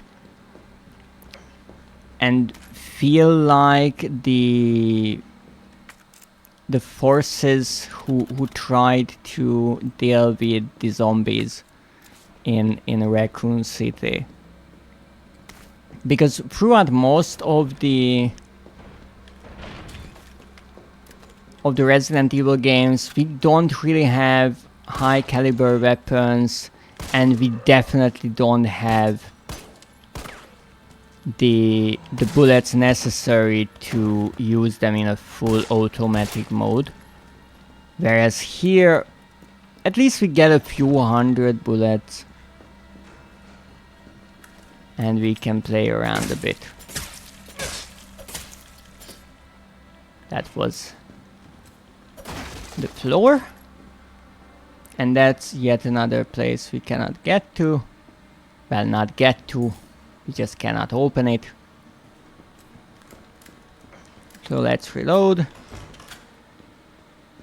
Reloaded 7 bullets. If Elior, how are you? What are you up to recently? I saw you streamed Spider-Man, I think 2. But as I mentioned, I try to steer clear of that game because I played the first game and I want to play the second if I ever get the chance to. It is a PlayStation 5 exclusive, so it's a next-gen game. I mean, Miles Morales is a... Well, it was a PlayStation 5 exclusive actually, but it got released on PlayStation 4 as well, so I will have to play that one day. All I wanted to know was what the documents were doing in your office in the first place. Who do you think you're talking to? I'm goddamn Nathaniel Bard. I'm the best biologist you'll ever meet, you bedpan-changing waste of a nursing degree. Of course I have connections higher up. Of course the military consults with me on projects beyond your comprehension. So stop wasting my time with your nosy questions. I'm sorry, Doctor. You didn't read the documents, did you? No, I shredded them just like you asked. Good. Good. If that's all, you can go back to wiping your patient's ass. That's what they pay you for, right? And polish my shoes. Yes, sir. I bet you know a lot about polishing, don't you? Now fuck off and don't say a word to anyone.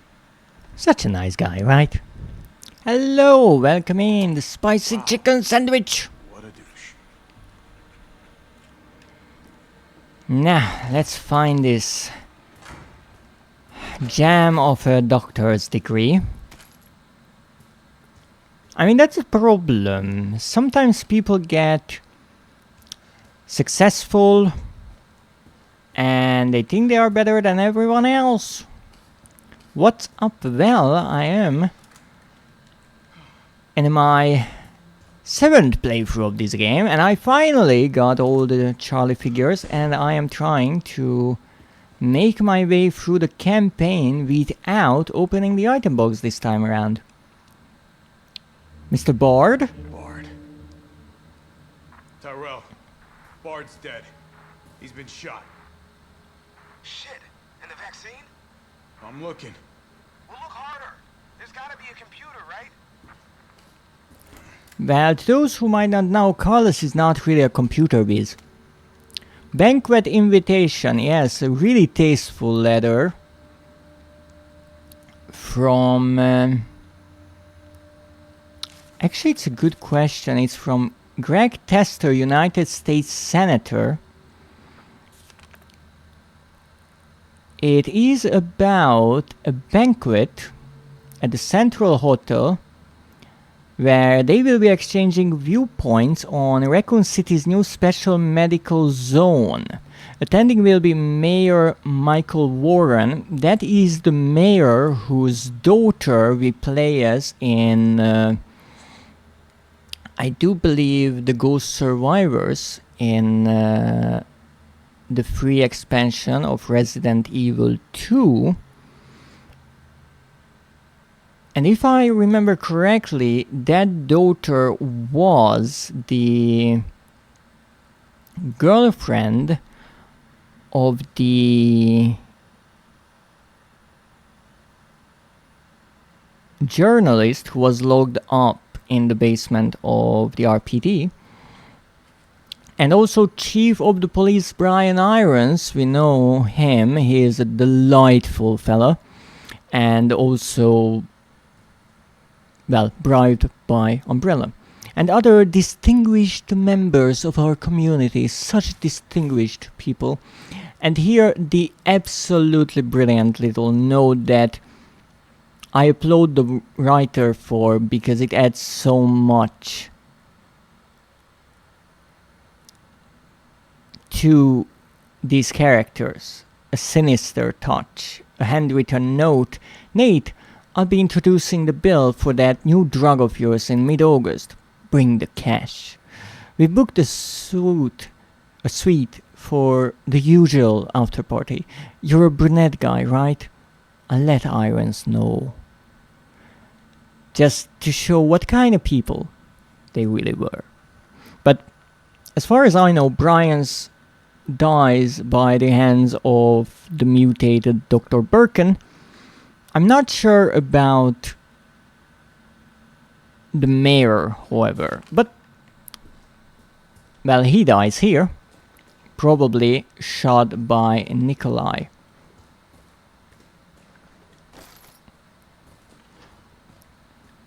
Alright.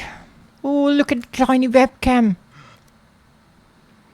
Yes, emails. I think this is the Greg, who is the same senator. And he was trying to get evacuated. Nathaniel Bard, September 29, 11 p.m. I am acutely aware that my time's running out. And I hope and pray, by making this recording and bringing the truth to light, that I can restore some small shred of honor to my name. All of Raccoon City's suffering began with the release of a biological weapon known as the T-virus. My employer, the Umbrella Corporation, engineered this virus. And they ordered my team to develop a vaccine, which we did. I keep samples of this vaccine here in my office. The rest of it is stored underground. But those sons of bitches at the board, they want to destroy it. They don't want the world to know what they've done. So they're trying to erase all evidence that the virus ever existed.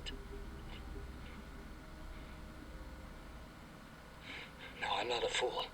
I know they don't want me to...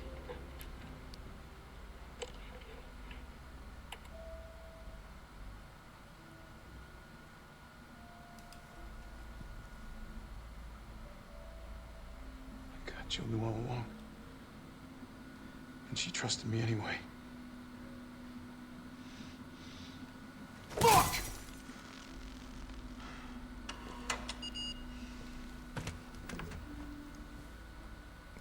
Now here are two details. One, I really like how most people only realize that they've been doing the wrong things and want to change their ways once they are betrayed by the company or people whom they worked for.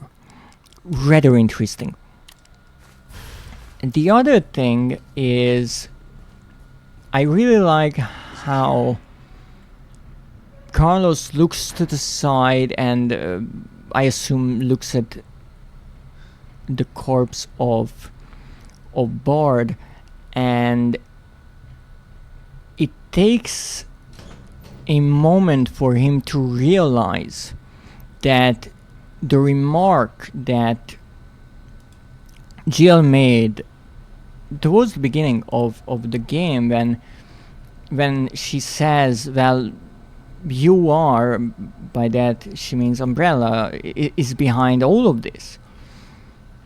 And I think at first Carlos just takes it as some crazed ramblings of Jill because of all the craziness that is happening. But here he realizes that, wait, he was on the wrong side. Now this is slightly different than Bard's situation because Carlos really didn't know, and that's a really interesting detail, that even within Umbrella you can see that Umbrella is evil, but this entire platoon had absolutely no idea of what was probably happening. They were the UBCS, I think the Umbrella, what is it, UBCS, Biohazard Counter Services,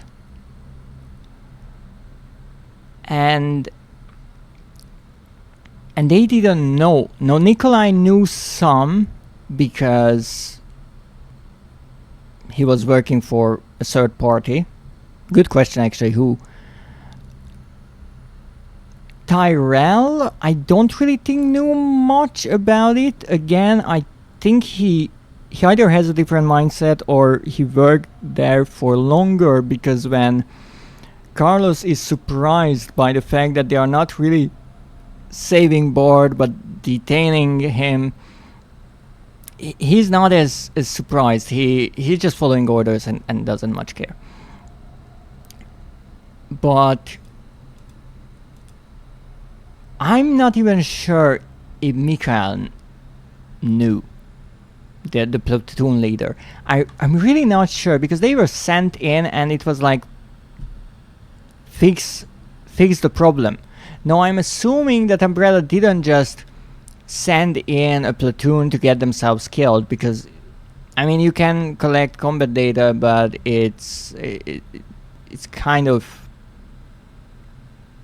pointless to get your elite, quote unquote elite squad killed. It you know, it costs a lot and Umbrella is all about money.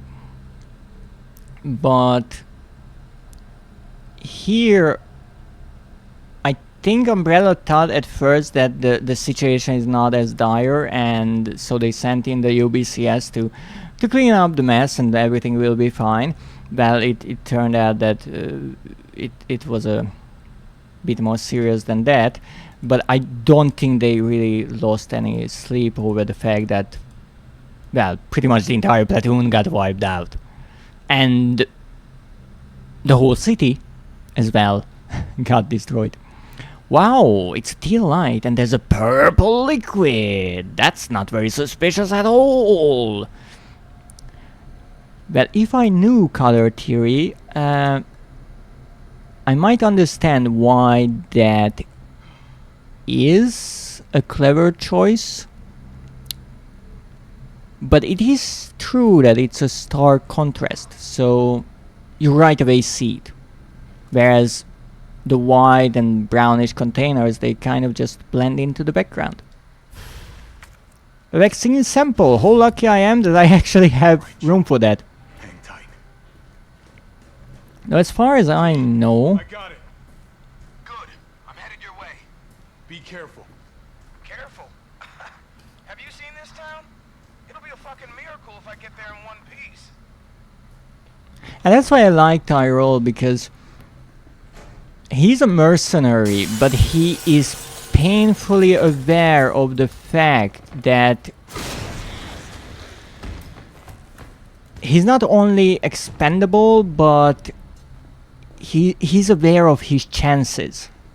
And I think that is a good trait. I know it's important to have hope and to try your best, but again, this is such an extreme that it's better to be aware that you will most likely die. And again, people who deal with a lot of stress, they tend to turn that into some dark humor, and I think that's what he is doing here as well. He is kind of making a joke out of his own situation, because what else can you do in this in this chaos? Oh, great. Oh yes, I cannot get there as far as I know. Only Jill can. And that will contain, if I'm not mistaken, the Magnum. Actually, you know what? I have 7 bullets here, so let's use those up. I think there was another zombie wandering here.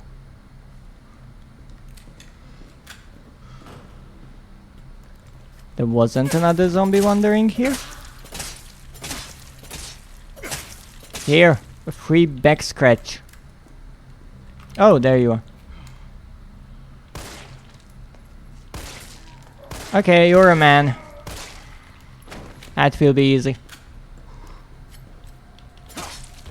And I have a full magazine of pistol bullets left. Goodness. My aim is terrible. But that's fine. We still have some bullets left for the last part of this lovely sequence. Sir, this is Wendy's. Wait, it's not. Anyways. No, it is not a Wendy's. It's a hospital. And you see what you are seeing here is that the child is asking their mother for Cefsprin. Goodness! Couldn't you have picked a better name that people can actually pronounce? You see, making life better. We are developing various businesses to improve people's lives. That's what they are doing. The Umbrella Corporation, because their business is life itself. You will be treated in a comfortable environment. The baby, give me druggies, mother. I crave the druggies. Oh. That's terrifying, but that's so true. I'm not sure if druggies or drugsies sounds worse. Alright, Jill. You're gonna be okay, Jill.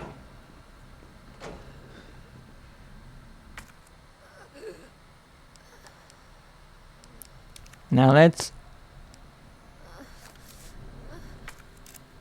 get this out of my inventory. Now I'm going to be real with you, Jill, because you're not hearing me, really. I could listen to your groaning all day long, but I have a playthrough to finish. So let's use this. This is the proper way to inject someone. To do that with your mouth, that's really important because that looks cool. It's always important to put the person on their side. Not sure. I'm also not sure if he injected her near where the infection started was important or not.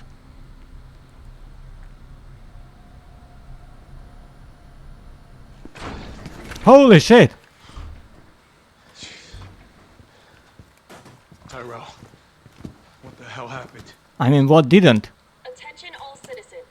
The contagion spreading throughout the city has been designated uncontainable. On October 1st, Raccoon City will be completely destroyed in a missile strike. All residents capable of rational thought are urged to evacuate immediately. This is not a test. Attention all citizens. I mean, that's only a day away. There's still people in the city. You think Uncle Sam gives a shit? Fuck. Here they come. Oh, you sit tight. I got this. Better grab some gear. Sounds like there's a lot of them out there. So it's interesting. This is the 30th, based on the TV in the corner it showed. I think the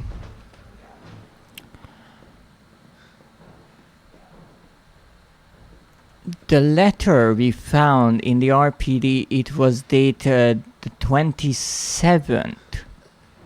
Now again, here we kind of jump ahead in time a bit. So we have the beginning of Resident Evil 3 first in chronological order, and then after, I think, the first Carlos sequence ends after we go through the RPD. There is a time jump which is the time that Carlos spends looking for Jill, I think. And during that time, a part of Resident Evil 2 takes place, and then I think this game actually ends after Resident Evil 2 ends. Because at the end of this game, we actually see the bomb getting dropped. So it's an interesting Resident Evil sandwich. Now, I love that Tyrell brought in a spray and I can just steal it. But I will not. But not a Jill sandwich. Sadly, no, not a Jill sandwich. Though, you know, looking at Jill like this, those are some gorgeous curves. But, as far as I know, Jill never got together with Carlos, so that's about that. I'm gonna try to lower the window shutters. The less entry points, the better. And how do we do that? I'll try hacking into the hospital security system. Keep them off me in the meantime. Ayo. Yes. So now we barricaded Jill and pretty much Now the fun shit begins.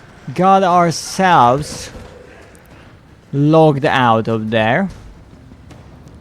And this will be extremely fun. So I did this on 4 different difficulties. And the trick is to not panic. Really important not to panic. Also, the zombies here, they don't get up if they are thoroughly murdered. They blow up into blood. Blow up. Like so. He said panic! Yeah, I said don't panic. That's the thing you shouldn't do. Also, aiming is useful.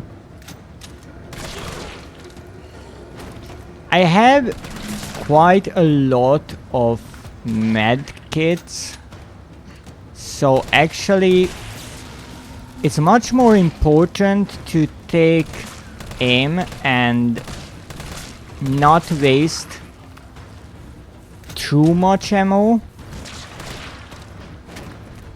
than to just go around shooting like a madman like I was doing and not getting hit. I love the poster saying drug information, pills being shown. Well, it's Umbrella.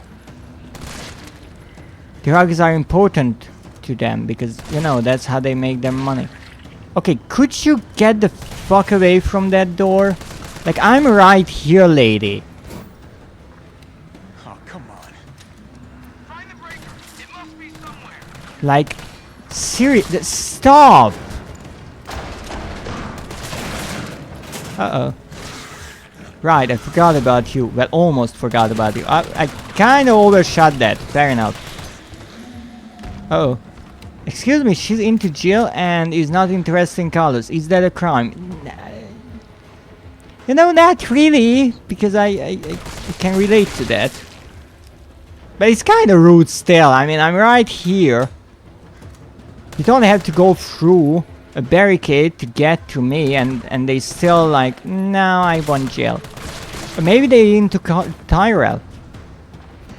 That could be it. Would you stop that, sir? At least someone noticed me. That's a choice too, yes, yes. Okay, take all of this. No, it would be not a terrible choice to just stay here, but again, I have to deal with them. Also, hip pouch. Not sure why the heck, now that I think about it, because this is the last sequence with Carlos. Okay, you know what? Here's a grenade so I can go outside and actually look at the situation. Stop that. Here's another grenade.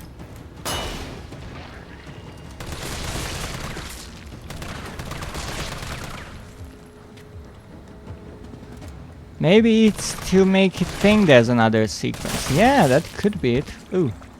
Oh, that was a load of blood. I think that wanted to turn into a nemesis parasite one. Oh. Oh shit. Wow, I messed it up, really? It's a trick. I don't think I ever got this ending, so hey. I honestly cannot blame this zombie. What is funny, even on higher difficulties, how I mostly failed, or really always failed this, was by dying. Would you like to continue in assisted mode? No! No, but thank you so much for telling me that after just one failure. Thank you so much. It's really nice of you.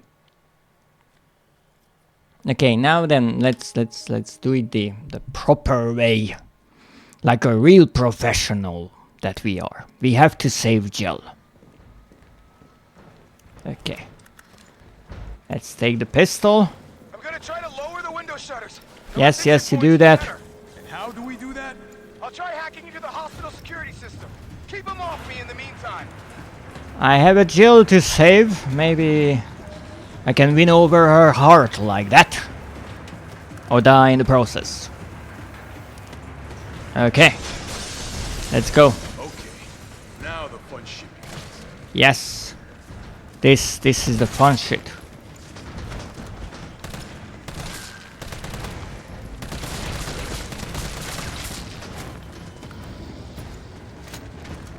No. No, you are not going there. Ma'am, no touching. This is a no touching zone. We're in a hospital.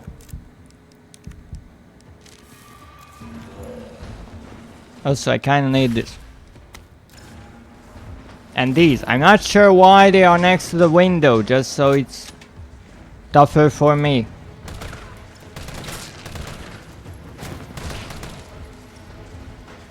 Okay, finally.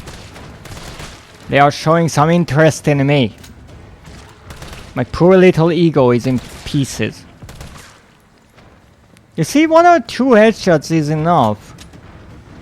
If you actually, you know, do that thing that we don't talk about. The A word. It stands for aim.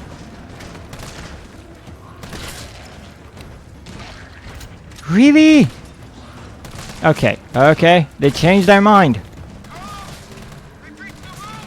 No, no, they are not breaching the room.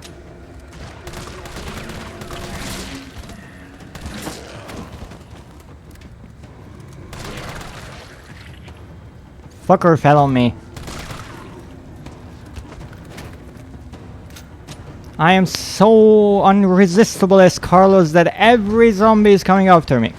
No matter their gender, I'm making everyone gay. You, sir, there?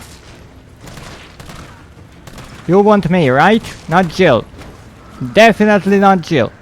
And I'm definitely not standing right in front of Jill's room's door, just so I can think that they are after me.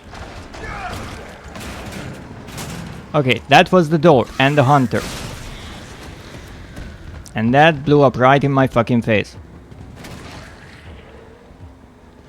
And we're back. No, you leave that. No, my fragile ego cannot take it. I have to be the goal of everyone. No Jill fans here. The only Jill fan here is me. Also, you're going the wrong way. Okay, you know what? You can go in the wrong way. I don't want to deal with you. No! Wrong way. Bad zombie. You know what? Oh, wait. Yeah, I equipped the freaking thing. There you go.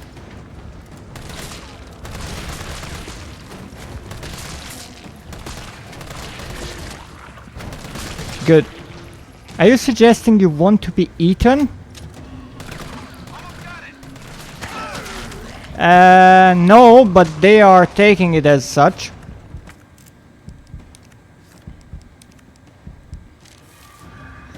Okay, let's take all of this.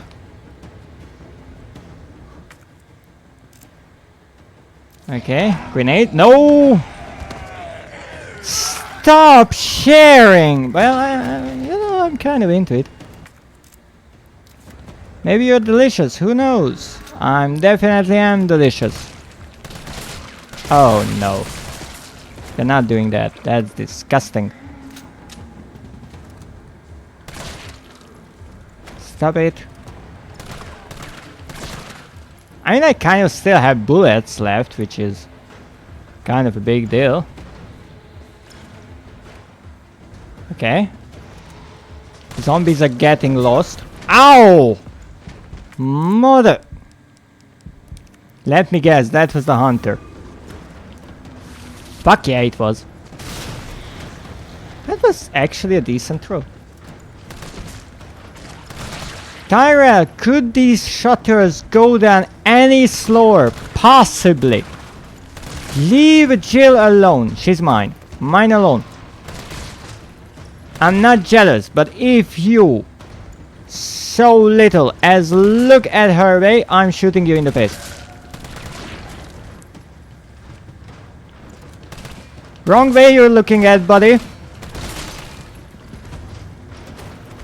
I have 3 bullets left. I don't think 3 bullets will be enough. Oh shit. Yeah, we could have started with that, you know. But I also have a grenade because fuck you all. Oh. No, I put a 30-second timer on it. Right. In the bathroom it was like 3. Where I could have waited for an hour. But here it's like, no, we have to make it more. Oh shit. You're a bit too into me, sir. I have to defend Jill. Oh, I kind of forgot about the explosion. But luckily now the explosion kills all of the zombies in the building.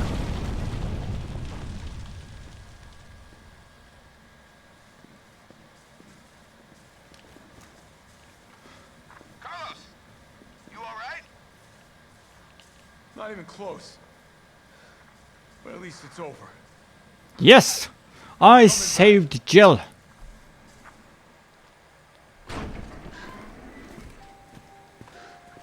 Vaccine's the real deal. Good. You going somewhere? You damn right. What do you think you're gonna do? Whole city's about to be microwaved. Come on, man. Call the government. Tell them we found a cure. You stall for time. Lousy motherfucker. Love this line. Love Tyrell's style. It really nicely complements the other characters, because Mikhail is obviously the serious leader, Carlos is this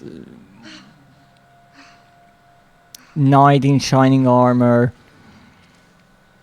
and Tyrell is kind of the realistic, swearing. Thank God you're okay. Nice guy. It's over now. But in some ways, nice guy.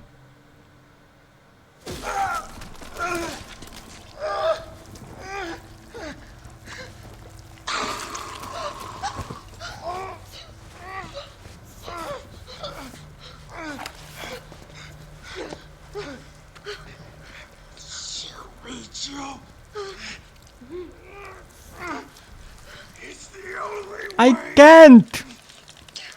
I'm pulling the trigger, but I can't. What a nice dream to awaken from, right? And thus we are back. Where am I? What's going on?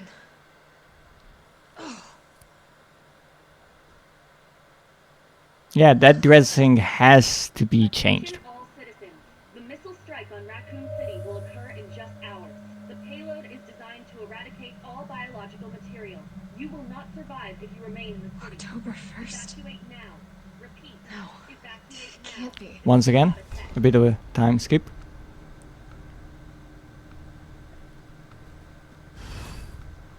So why I said that Tyrell is kind of the nice guy, because he can be painfully honest. Definitely. And he doesn't necessarily care about what's right or wrong. He is going along with the plan most of the time. So he doesn't do anything outright evil, but he's not this heroic character like Carlos, who tries to do whatever it takes even in the craziest of situations.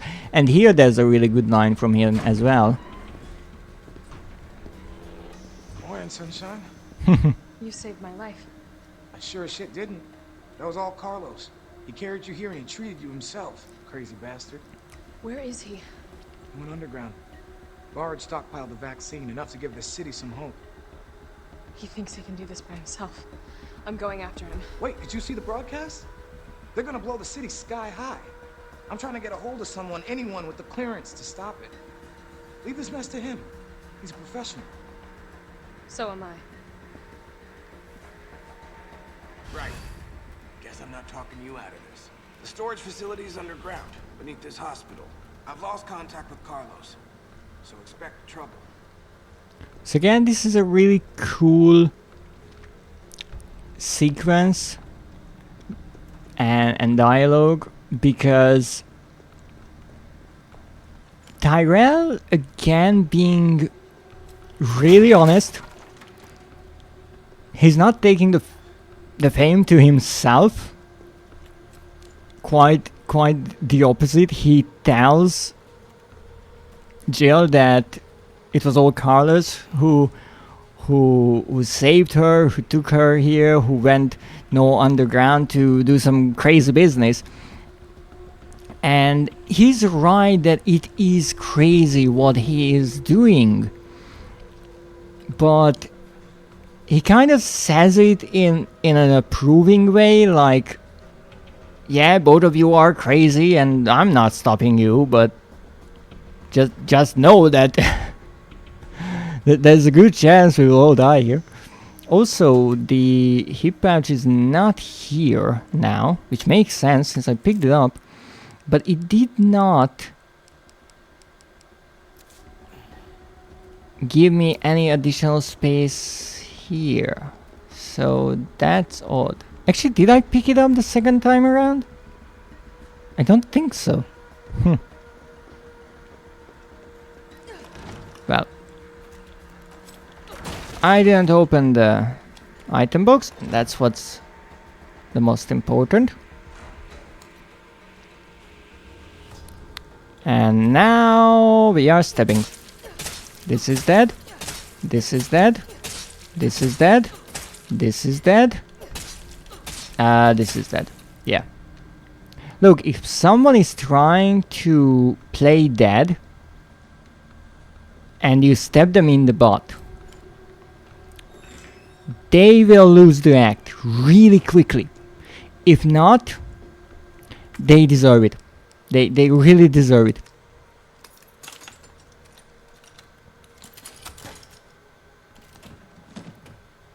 Now that is magnum ammo, which I have no space for. So what I have to do more than anything is lose some of the grenade launcher ammo that I'm carrying, and lucky enough I have hopefully some zombies who will help me with that. This looks like Nikolai's work. Yes, you are right. And this looks like Carlos's work. Also, I find it rather funny how Carlos tried to save Jill throughout the entire game multiple times, and the one time he actually manages to do it, Jill is not conscious, so she doesn't know it. Yes, she gets told what happened, but she's never in that vulnerable state where Carlos can play the hero. Poor Carlos. He has the mystery patience. Now, here you can see that new items appear, even though I've already explored all of this before. Oh, thank you so much for standing up. I was slightly nervous that I shot over its head. Why am I on flame rounds? Why am I on flame rounds? I didn't want to use flame rounds. I wanted to use explosive ones.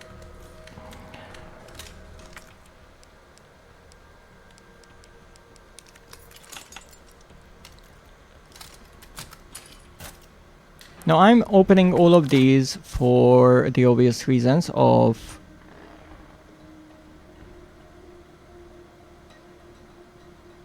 making space in my inventory. What is happening here?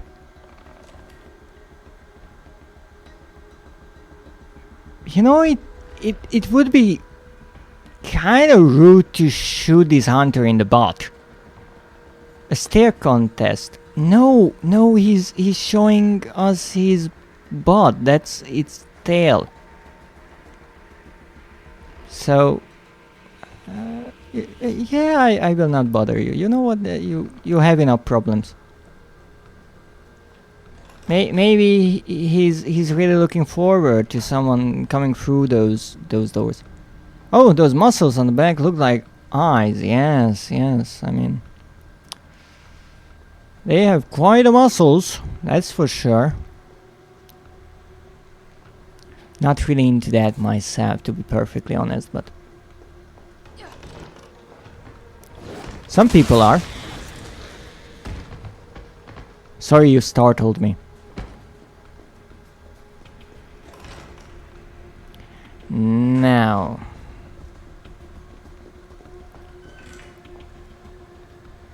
the tricky thing is, the documents, as far as I know, are not shown on the map.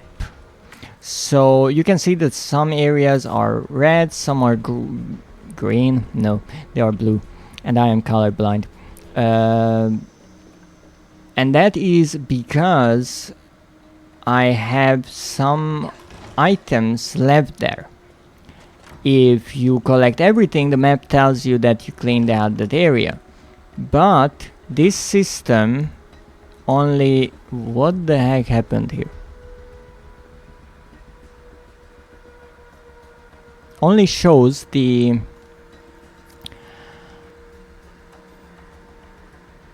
bullets and such items, not the documents. You know, here's the thing. Consider this. You are in Jill's shoes here. And you know that Carlos made his way through the hospital and got the vaccine for you and saved you and all that. Lovely. And then you look around and you come across this site. And you start wondering what happened during the time that you spent with sleeping. What kind of things did Carlos do?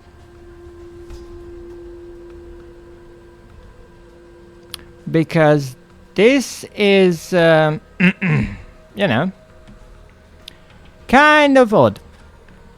This is rather odd. And do we have anything here? Yes, we have an item box. I'm not going near that thing. Did I leave anything here on the shelf? But then why? Oh, there's the plant. No room for plant.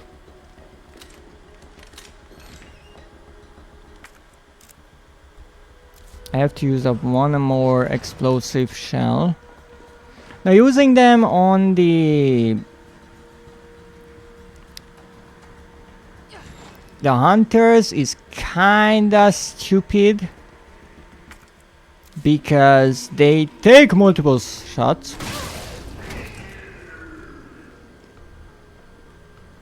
That is not how you use a grenade launcher, by the way. Alright, now they all get up. I wanted to avoid that. I really tried. I was dodging. And the game was like, no, you are not dodging. I mean, why I wanted that is to get multiple zombies in the same spot so I can kind of blow them up at the same time, but I think we can be wasteful with the ammo. Anyone else? You maybe? Okay, let's use this.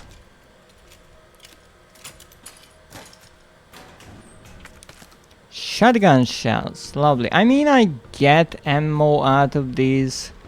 I can't fully load up, but I can actually fully load up on them. I cannot take all of them because my inventory is too small and stack sizes are a limiting factor, but that's fine. Now here's the question, why the heck am I even looking around here? Like, what do I have to do here? That's a good question. I have to make room somehow. So this Carlos opened. I think I can squeeze by. Yes, we can, but that's the problem right there, that we can. I mean, let's try to find someone we can kill and make some extra room for ammo. Anyone here? Any new things?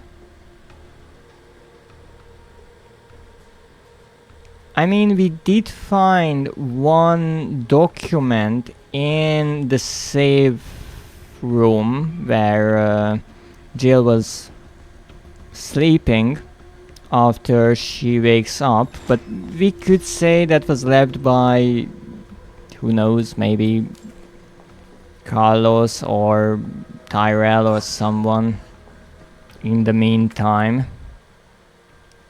This is odd. I was always curious about why the light works as such here, but I think the idea was to at least make the lock visible for the players. Was that a zombie or was that Jill? Because I'm not sure. Well, that was a butt shot. So here,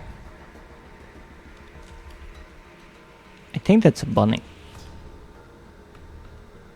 So here we have an area that Carlos had no access to, and that's the box, or case rather, that I mentioned before, with the Magnum. Problem? Our inventory is full, so we are discarding this. Now I also need to pick up the Magnum ammo.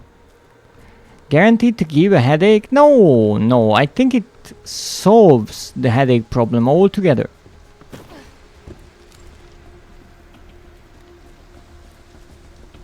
I mean, you cannot have a headache if you don't have a head, right?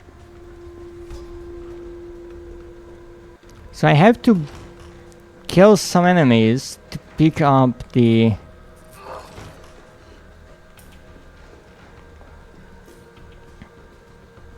ammo for the Magnum.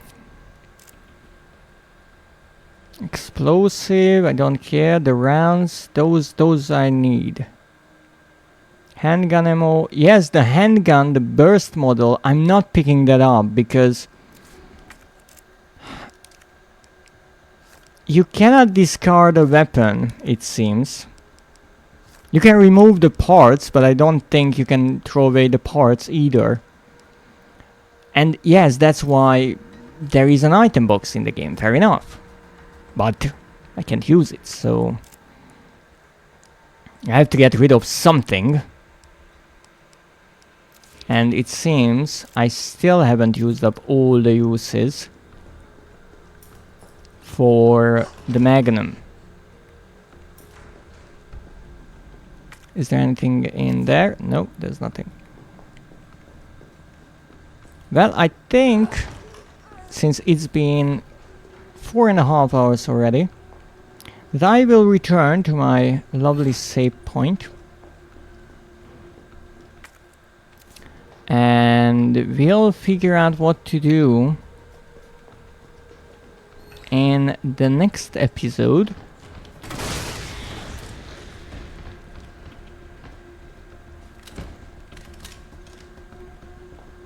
Did not expect that. Oh, what's that? Alright, the pamphlet. Now I can open this. This will be the way we can progress further in the story. And we can actually discard the lockpick. Which means that in the next episode we will be able to pick up all of the magnum ammo and get some lovely kills with that weapon as well. But for today, let's see how we progressed with the records, because we made some progress. Out of the 4 that I'm trying to finish, we finished 1 and made some progress in another. Ooh, maybe more than that. Completed challenges. Goodbye Charlie, concept art, Nemesis design sketch A, and make some noise, model Tyrell Patrick. I didn't know his name was Patrick. So let's see, what did we get here? Concept art. That is the design for Nemesis, and look at that! Well, the first one I guess was too nude.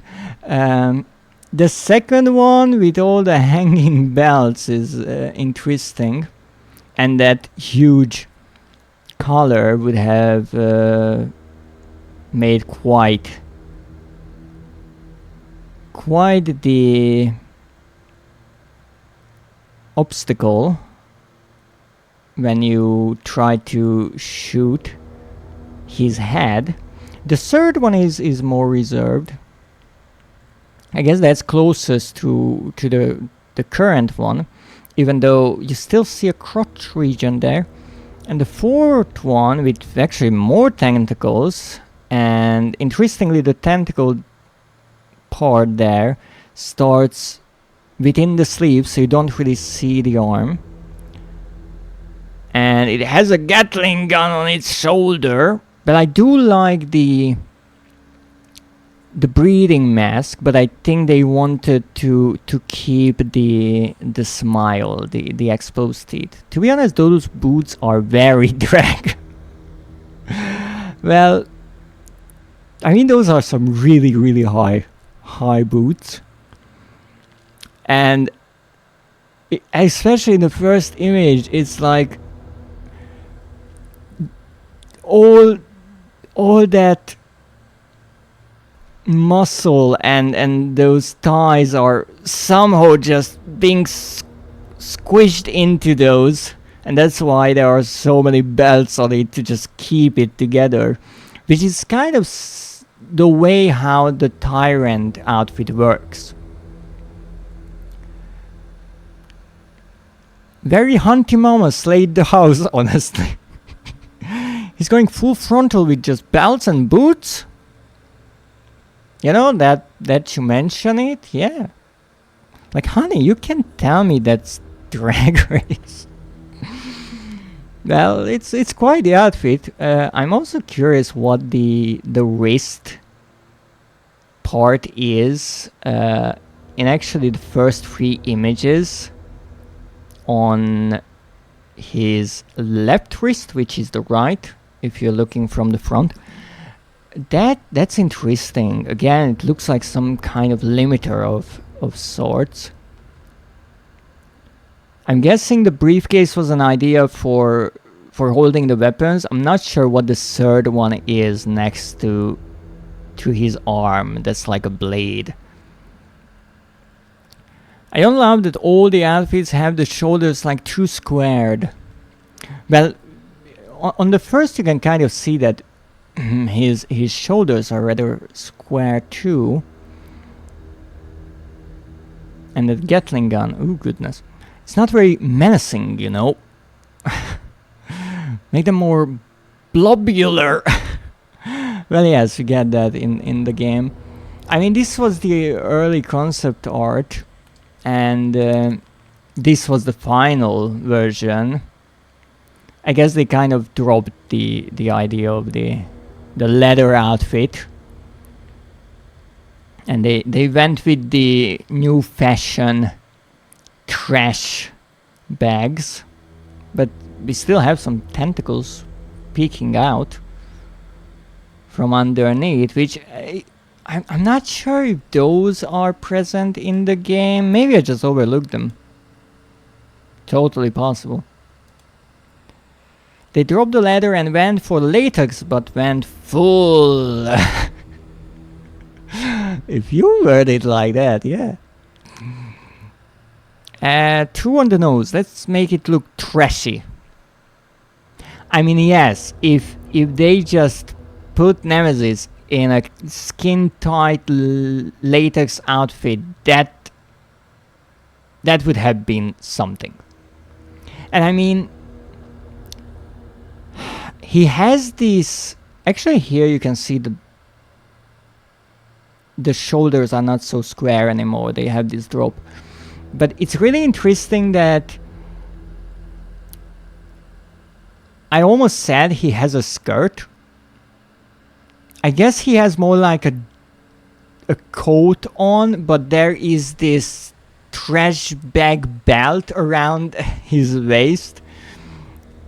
So you don't really see his outline. And I think that was an idea that he's just this towering brute. And in the beginning, you don't even see his face.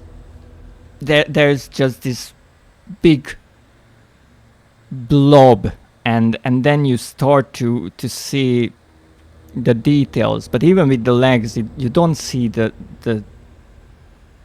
legs separately. And someone in the art team went, "Got you covered, bestie." Yes, covered from head to toe.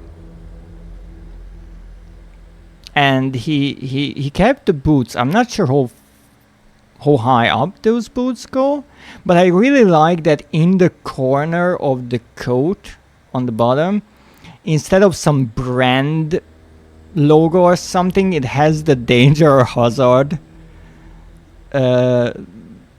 sign there, and all the biohazard stickers and caution.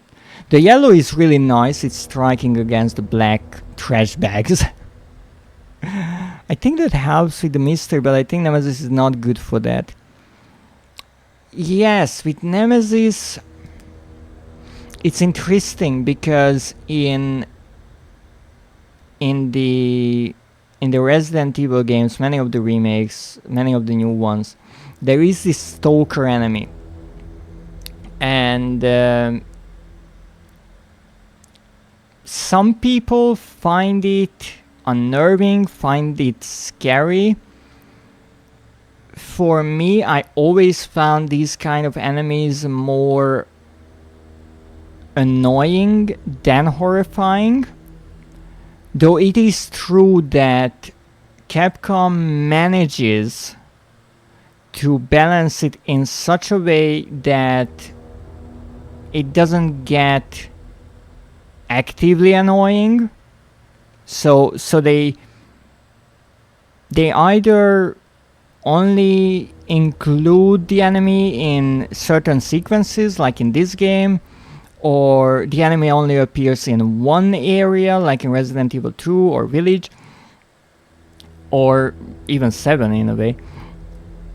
And I think that's a good choice, because if you have an enemy constantly going after you throughout the entire game, and an enemy whom you cannot defeat at all, you can't even defeat them for the time being, so they disappear. Most of the time they go down on one knee, you have 3 seconds. You might get an item for it, like in this game, and then they are up again. And you will just run out of ammo or grenades or whatever you are using. And there's not many things in the environment you can use from the game that can stop them. For example, the electric generators, you can use them to stop Nemesis, but it only stuns them. It doesn't even hurt them enough to make them go down. You can use the barrels for that, but the barrels are one-time use and they are not always in the area that you need. But yes, Nemi is scary because he looks almost human but not.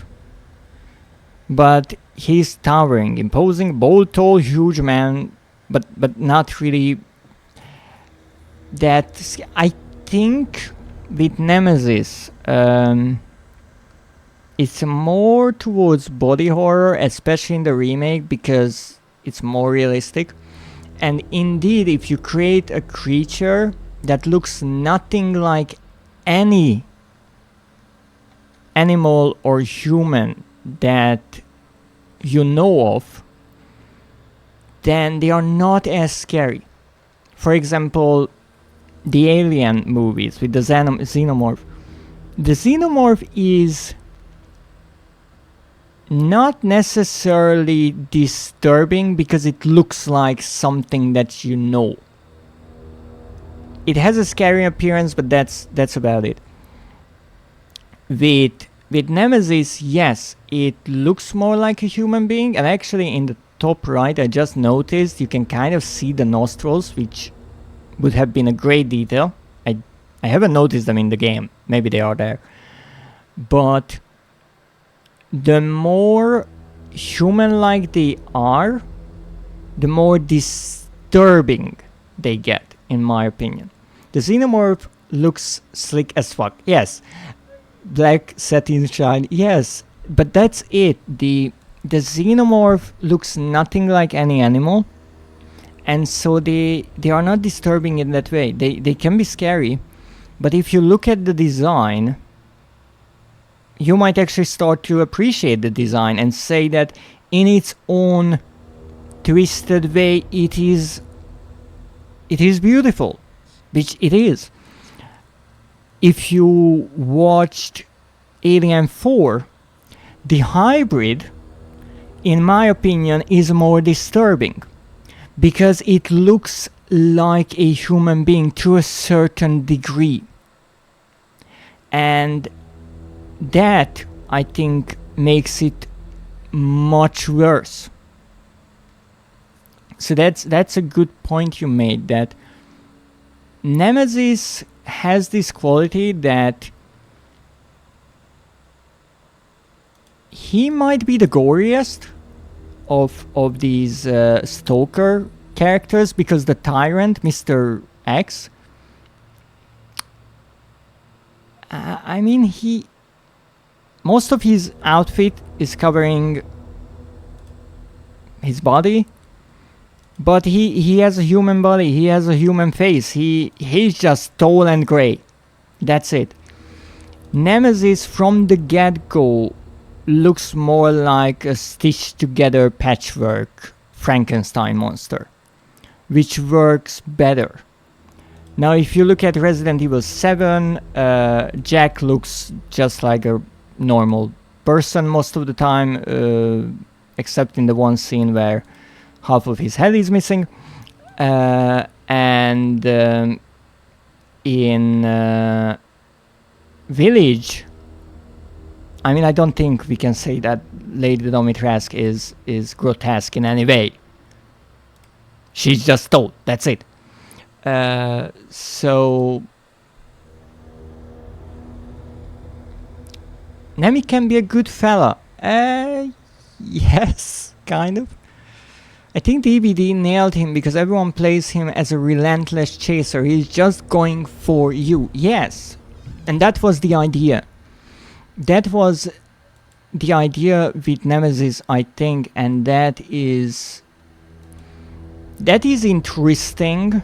Now, in Resident Evil 2, especially when I was doing the higher difficulty challenges and time challenges, S rank, all that, I had to mess around with Mr. X enough that he was a bit annoying, but I mostly knew where I should be going.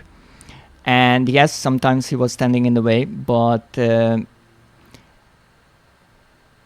he is after people as well, but not as specifically as Nemesis, because Nemesis has pretty much only one target throughout most of the game, and that is Jill. And he is this relentless force that cannot be stopped, and in this game it is nicely shown. I kind of feel like that the horror factor of the game was slightly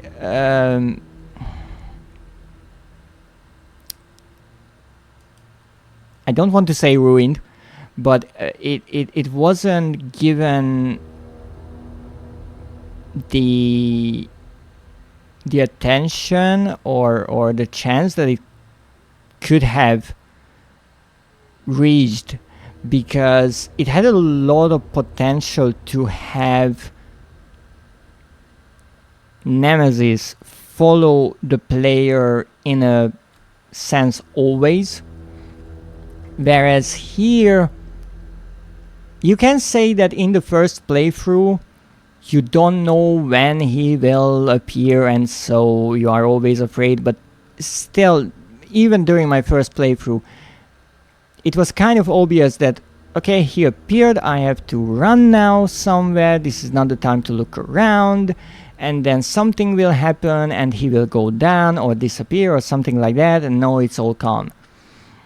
So it was more predictable in a way, and I think that was a mistake. He could have been much more terrifying. It's also interesting that the game is more action based, and so you fight him more often than not. He still has those chase sequences where he is like the tyrant, Mr. X, and he cannot be defeated fully. But you fight him 4 different times and you can defeat him. And that, I think, gives the wrong message. Because with Leon, when you are fighting Mr. X or Birkin keeps reappearing and fighting and fighting and fighting, but you are playing as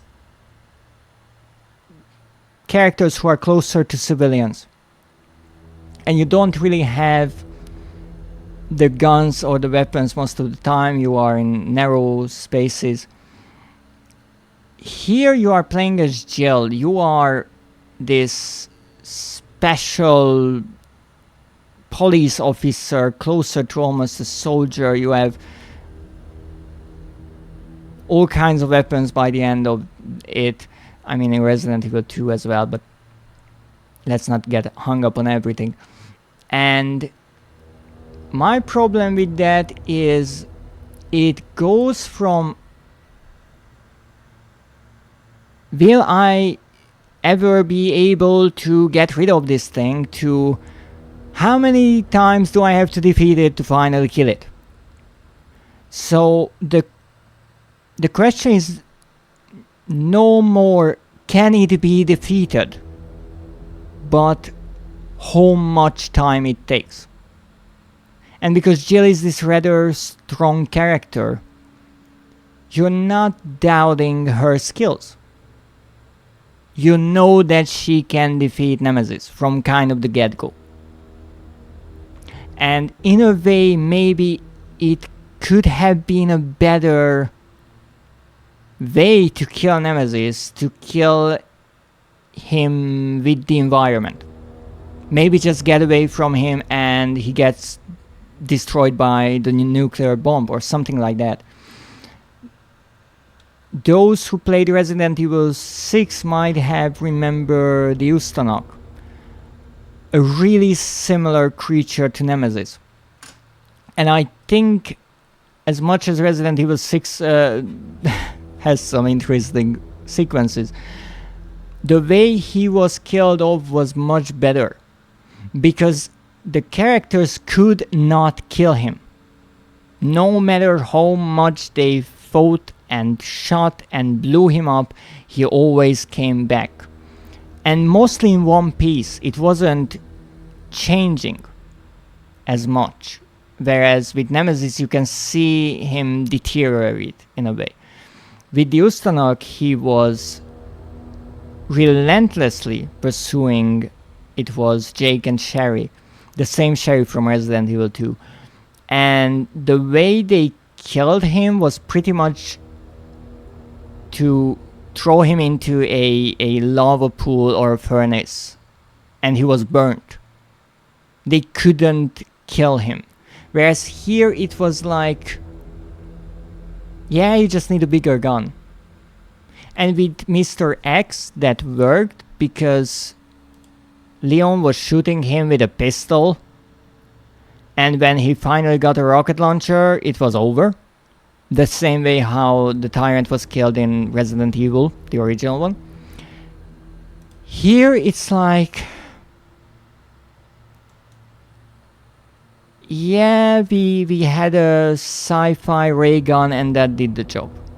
I mean, almost that wasn't enough. All the acid wasn't enough and all that. But I feel like it kind of ruins the strength of Nemesis, that he is constantly defeated throughout the game, and he's actually killed by Jill. It's true that he is still relentless, that's true, but I think he didn't turn into this unstoppable force that he could have been. And his stomps are powerful, his grunts are imposing, yada yada, no thoughts, just chase. Yes, in Dead by Daylight it's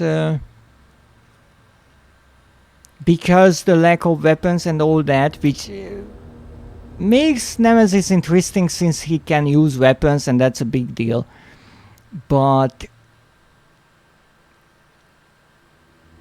I think the beginning of this game really nicely summarizes how Nemesis could have been when he is running through the apartment building, he's breaking through walls, he's tearing off the ceiling, he's throwing ceiling parts and concrete blocks at Jill and all that, and Jill cannot fight at all. The only thing she can do is run. And that slowly turns into this kind of fair fight, which is already odd. And at the end, it's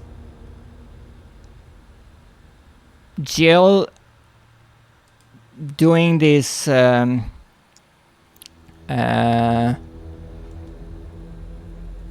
this cool one-liner, right? Take a hint and all that, and killing him. And I know that's really cool because Jill is like this action hero. But Nemesis is not the regular bad guy. If they did the cool action hero shooting bit with Nikolai, that could have worked. But they decided to make Jill nicer, and so she doesn't kill Nikolai, which is, in my opinion, just honestly stupid. But it's this we are better than Umbrella thing, and we are better than you, but you will still die in the bombing. But yeah, he likes stars, and he's going star seeing. The big exposed teeth mouth is very effective design. It is. It is. The pulled away skin is also nice. Even though they didn't include any hooks or anything like that holding it back. The staples are nice. And the staples also continue on the outfit. Which to me suggests that all the trash bags are actually just stapled into him. Which is again interesting, and it's clever visual storytelling, because later on we learn that Nemesis is this one-off kind of special experiment. And so there wasn't a production method to create him. It's what they had, and so this is a prototype in a way. Which is interesting because it shows it's not as slick as Mr. X or the Tyrants, because there are multiple Tyrants. They don't have a custom outfit. It was like, what do we have? Trash bags. And I like that idea, that there was only one Nemesis. It stops being a horror game to become a stealth game. Yes, in a way, even though it's tricky to balance them. And again, I say that some of the potential was lost here in this game. But one thing not to forget is that this is a remake. And so they wanted it to be like the original game, which I respect. The other thing is, as I mentioned, the beginning of the game is really strong. But how do you turn that into gameplay? Because if every time Nemesis appears all you can do is run, that's kind of boring. You kind of have to fight Nemesis later or sooner, because if you go through the entire game and you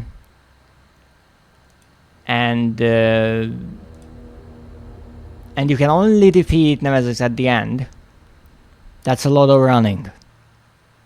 Now maybe it could have helped if those cut parts weren't cut, because then you have more of the Resident Evil 2 kind of exploring the areas, fighting the zombies parts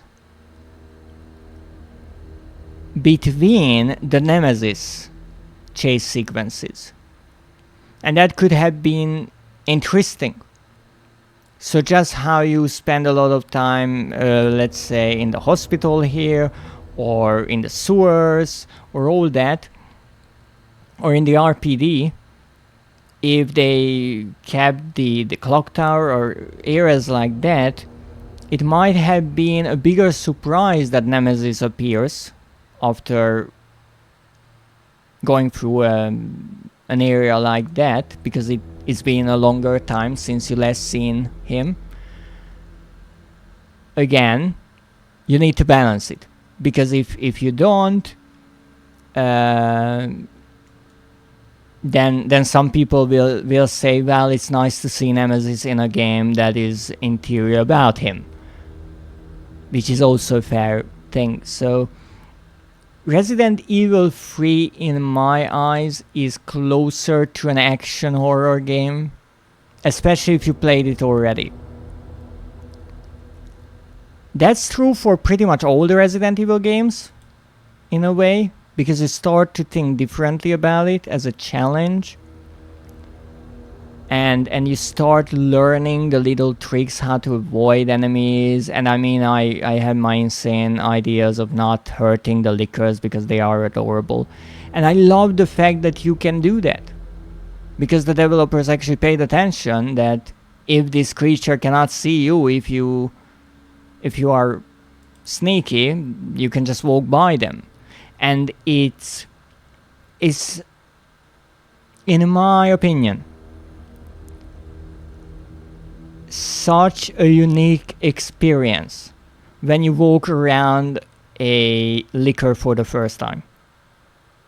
Not watching it, that's different, but when you are playing and you dare to try it and it works, and they really nicely animated the liquors, so they look towards you, they reach up with their claws, they open their mouth and all that, and they slowly start coming towards you.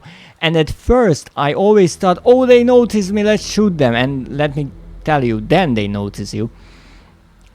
But after a while I just kind of realized, oh no, they do that.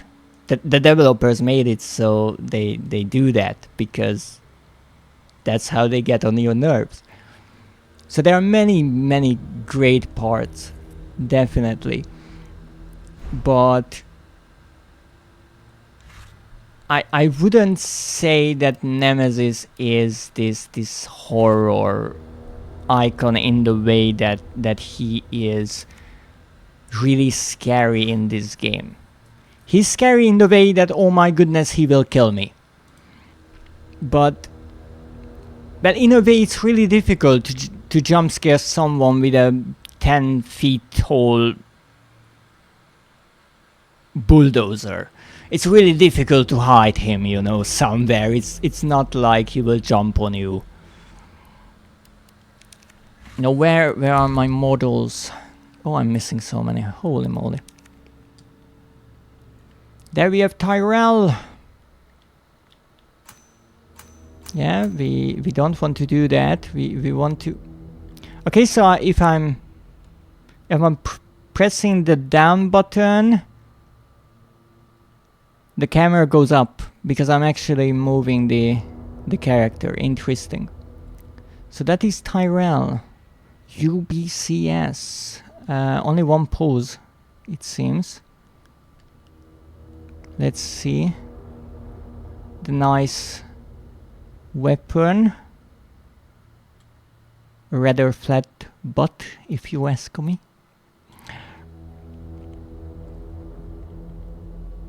I always like when games have model viewer features.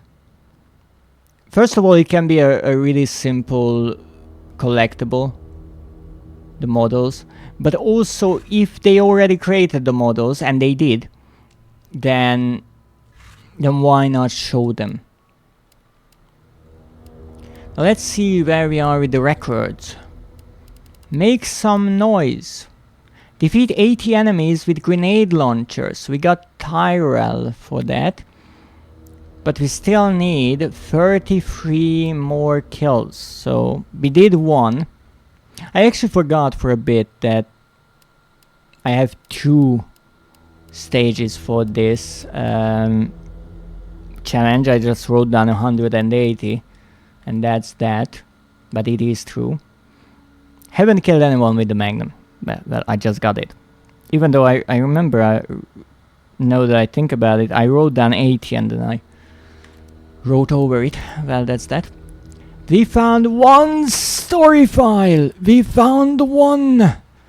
And we found the last Charlie doll. We have all 20. Do I remember where they were? Definitely not.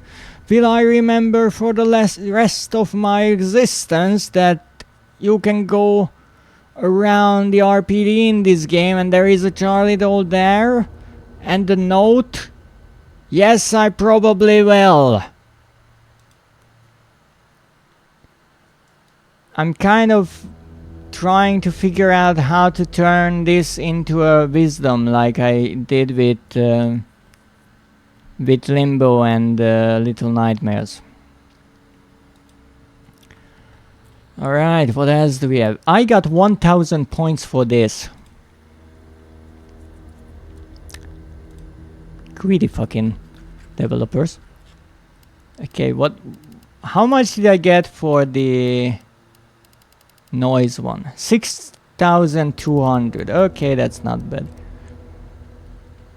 So these are the two we got.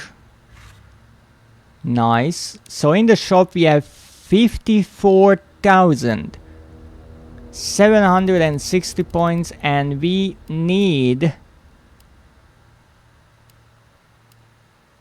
62,400. I don't know how they came up with that number for the infinite rocket launcher, which is funny because I don't think we have this rocket launcher in the game at all. I also don't have this weapon, but I'm not spending money on that. I do have the hot dogger, and that's the best thing you can have. I will also need to buy these after a while, and maybe the crafting companion just to put it in my back pocket, because you know that's how this game does things. But hey, we did it. We got a trophy. Let's see. Maybe I got 1% for it. Come on. You don't want to update? Okay, so it's not rarer than the Conqueror, the Nightmare one. It's right next to it. So more people unlocked all the safes, lockers, strongboxes and pickable locks. Finished the game on hardcore. Then found all the story files or destroyed all the Charlie dolls. I also like that actually more people found the story files than the Charlie dolls, but hey, it's a small difference there. And there you see the silver framed silver trophy. 3 Charlie dolls there. And the last one that I destroyed right here in front of the RPD. But I got it. One more trophy in the bag. Now let's see if I can see my percentage with that. Yes, 53%.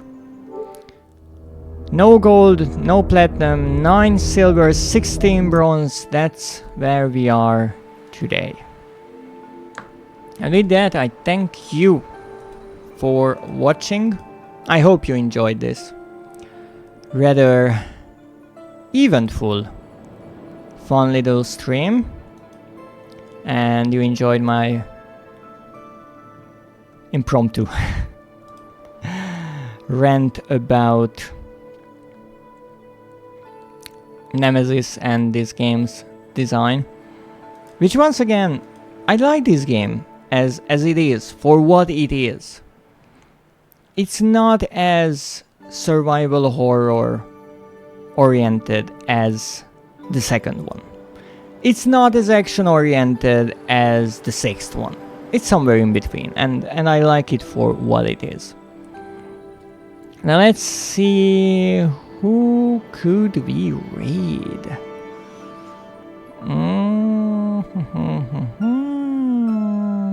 I think I'm going to be raiding Winter Ghost because he is playing Still Wakes the Deep. It's a horror game, so somewhat recent horror game. A rather disturbing one when it comes to body horror. So it's a perfect next watch after looking at Nemesis's brilliant smile for 4 hours straight. Well, we barely saw him, but that's what you get. He can be in the game throughout the entire game, right? He has a rather high paycheck, so